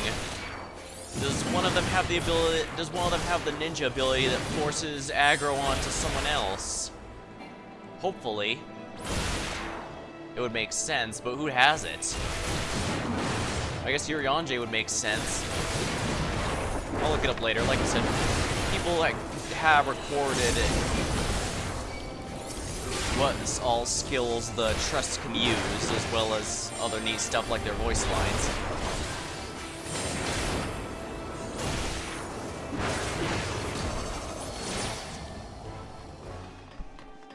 Alright, time for the big dick polls.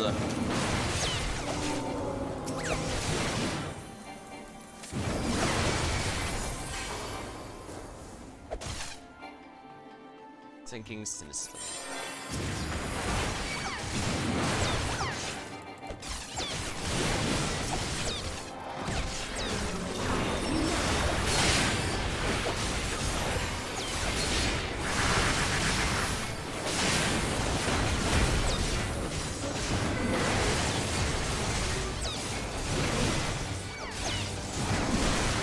This is a lot of enemies, but I'm pretty sure I can carry them all out.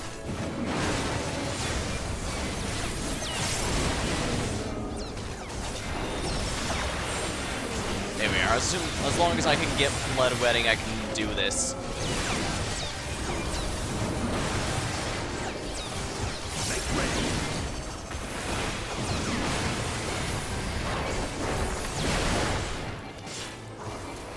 I have Schrodinger's existence. Every 25 seconds, I am between life and death until every 20 in intervals of 25 seconds.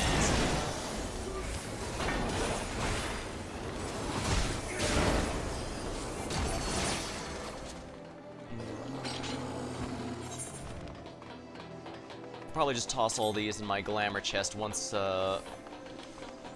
Warrior out levels them.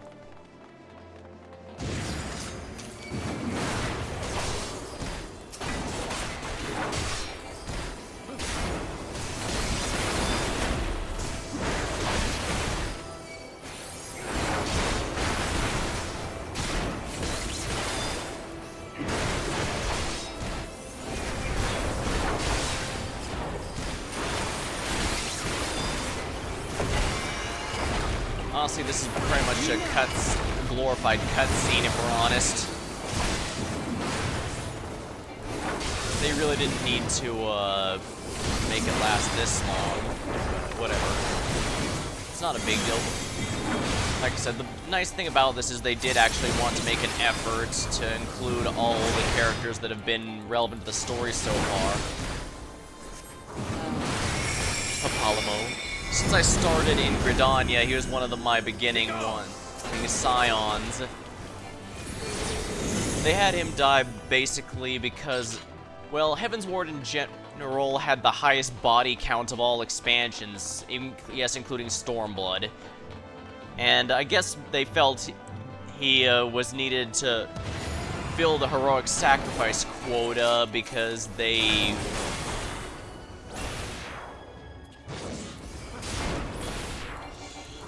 At least that's what I'm guessing is the case.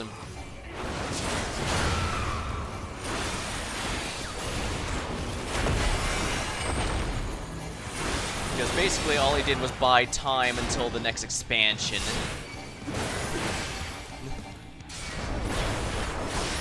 And he just kind of died. Which is kind of funny. I felt like his death felt like it was only there to fill a quota of a heroic sacrifice quota, but now people are complaining the Scions have too much plot armor that they are never at risk of dying. I do get that, I really do, and they really should make such sacrifices meaningful if they really want to keep doing them.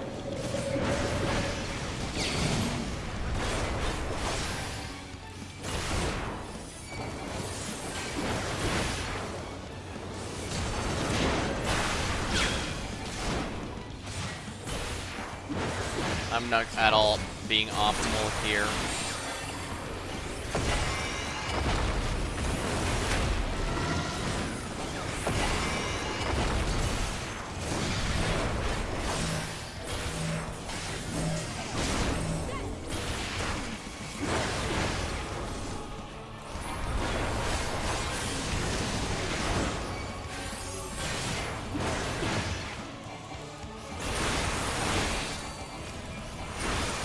Shouldn't be conservative with my fell cleaves, especially since I want this done sooner rather than later. And hey, at least I ate most of the food I brought. Like I said, it was too low level food to be useful. Well, and that same problem means it'll never sell, so my only hope was to Make ready.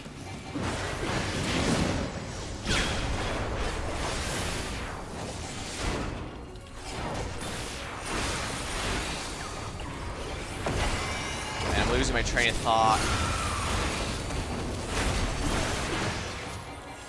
Can't even remember. I guess I'm that tired. Yeah, this is the last run no matter what. I can barely stay awake. So if I win, we have proof that you do not need to be awake to play Warrior.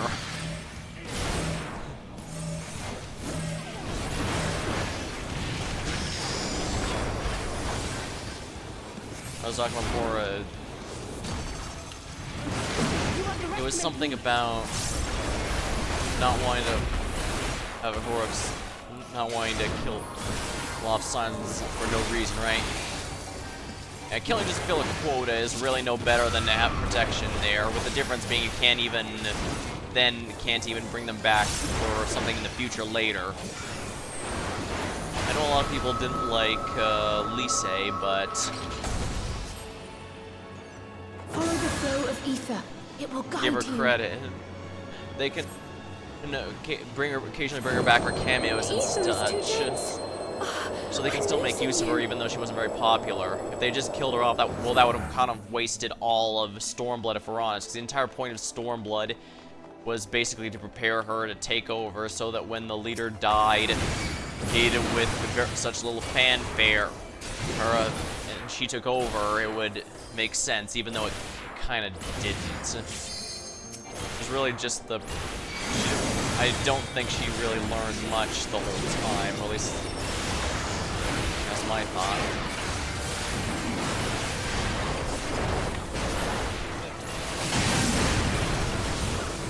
That helps a lot, actually. It's gonna, especially since I'm doing the big dick pulls, this is gonna expedite this a good amount.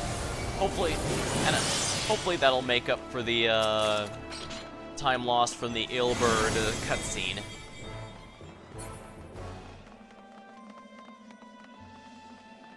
Heraldry of House Forteau.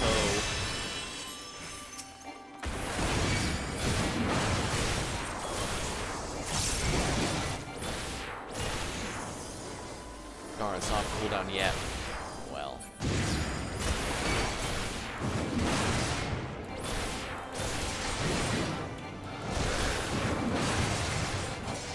Really? They're going that far back? I have you now.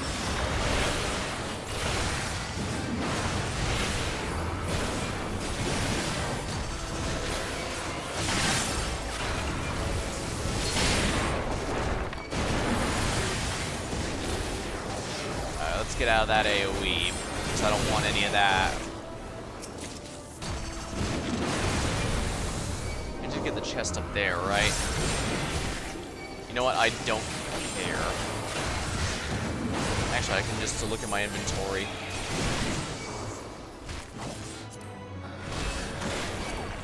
I have you now.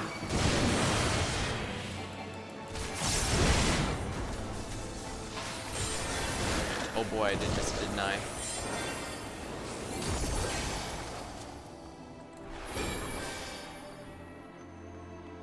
No, I didn't. It looks like I did get it. Was it a copy, or was it... Oh, it's materia, that's why. That's mildly annoying. I am mad, and I'm gonna take it out on you.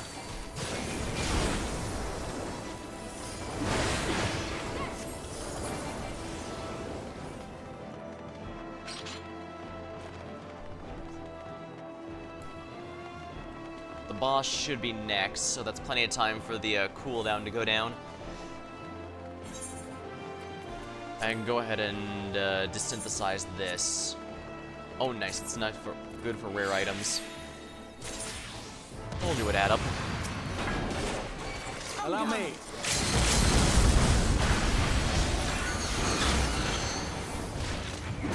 They both wanted it. Well, better than DPS that hate that are allergic to using it.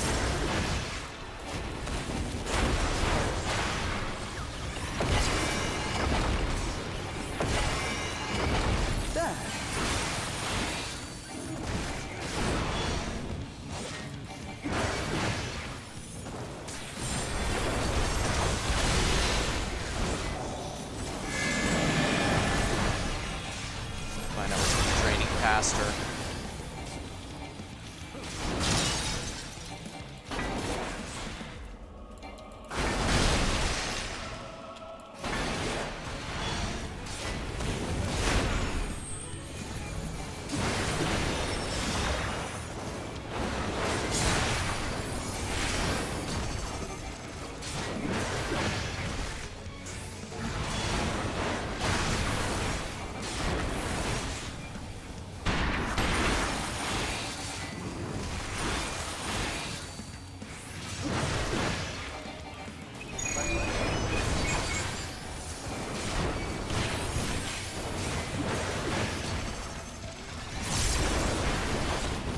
Those drone fires are pretty neat. I think when they redid his fight so that he was more than just generic AoEs, they added some stuff that would later be used here to make it a retroactive call forward. Kinda neat.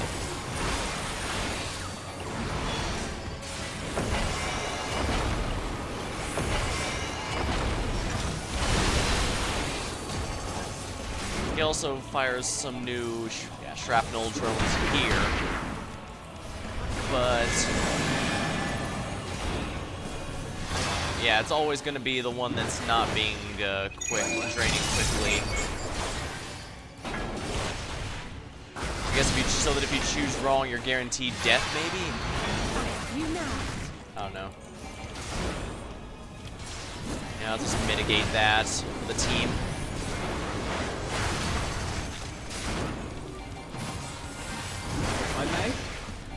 If I may.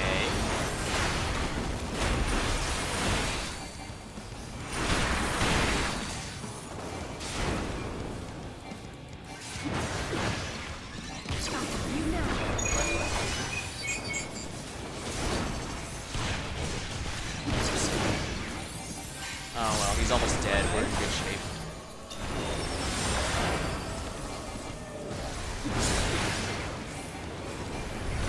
Storm's Path.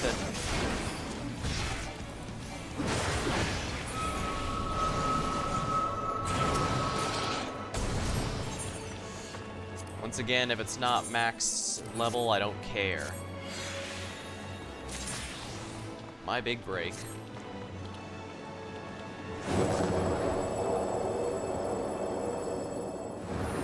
Unfortunately, I'm not going to remember to do that on a crafting job because that only gives XP to crafting jobs. If you do it on a combat job, you don't get anything other than just the raw gill for it. Although I guess that's not too bad. Doing damn near anything in this game earns you money. Although since gear that matters is usually bought with tomestones, unless you're specifically after crafted gear or glams, you don't need to spend too much.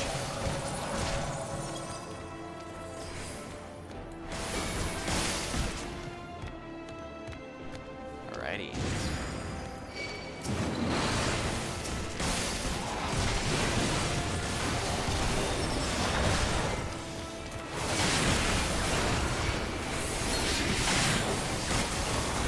Yeah, that's a full heal.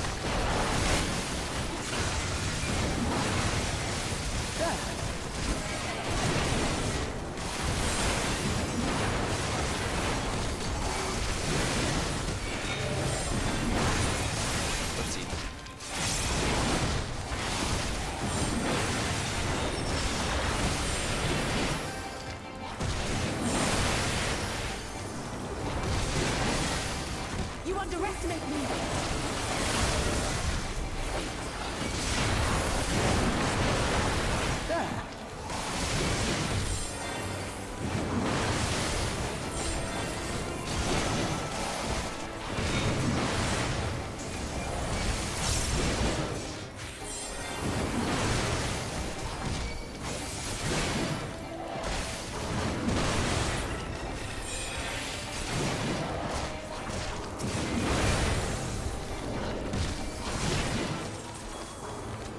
We're almost done here.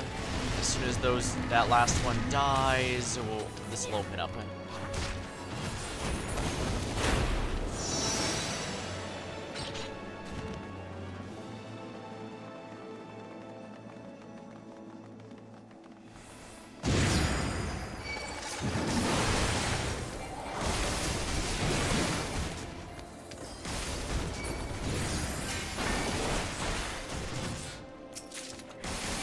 Yeah, once again, that's a materia that I'm going to forget in a moment.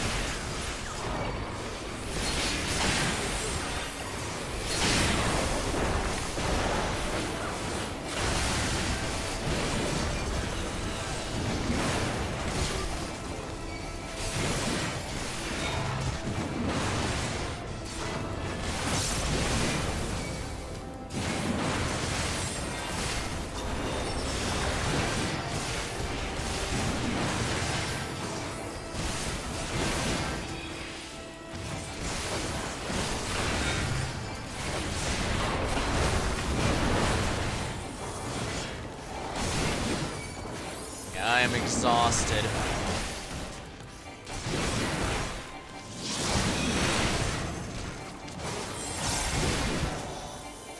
I can barely stay awake. This is absolutely gonna have to be it.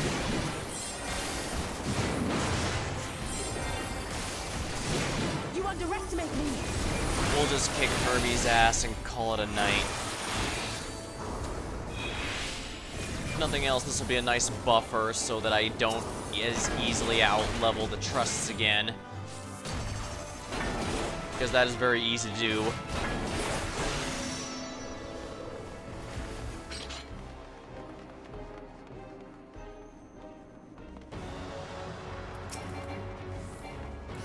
Many faces have I worn, but this is my favorite by far.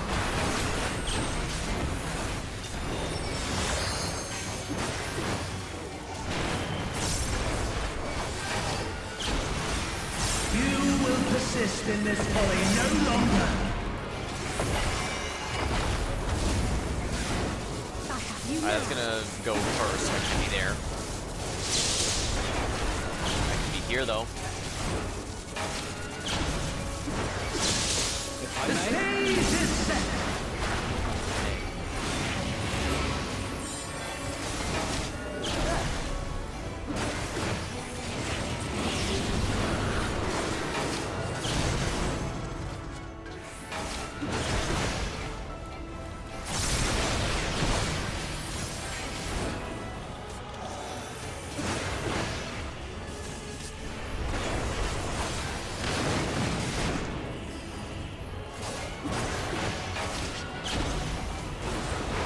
That's the raid wide, so I gotta mint that. Yeah, that really hurts. Let the curtains rise for the main attraction! Overcome this. If I may. I have you now.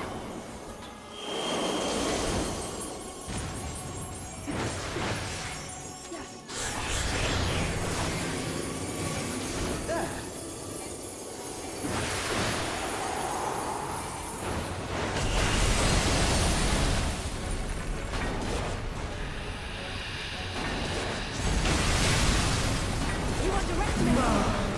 What a boorish audience you are! You underestimate me.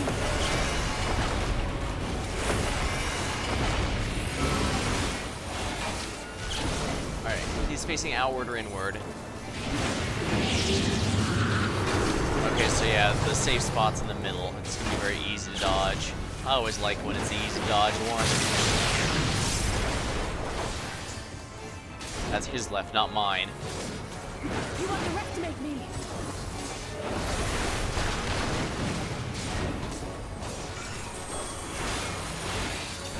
Dark Forte.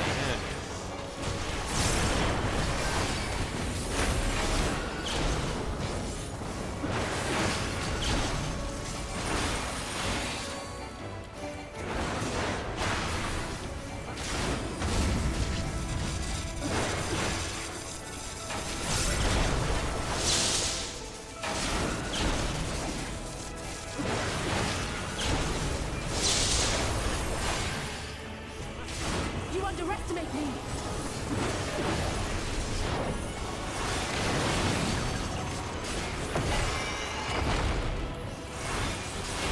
That's a raid wide, so let's go ahead and mitigate that a bit.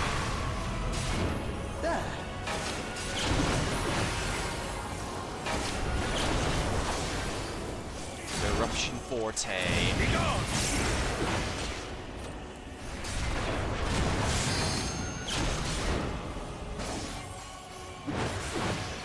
With heart and speed.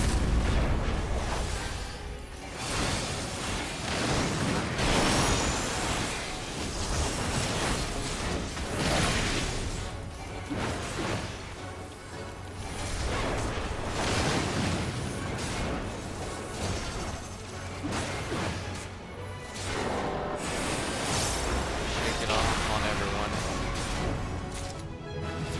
Shoo.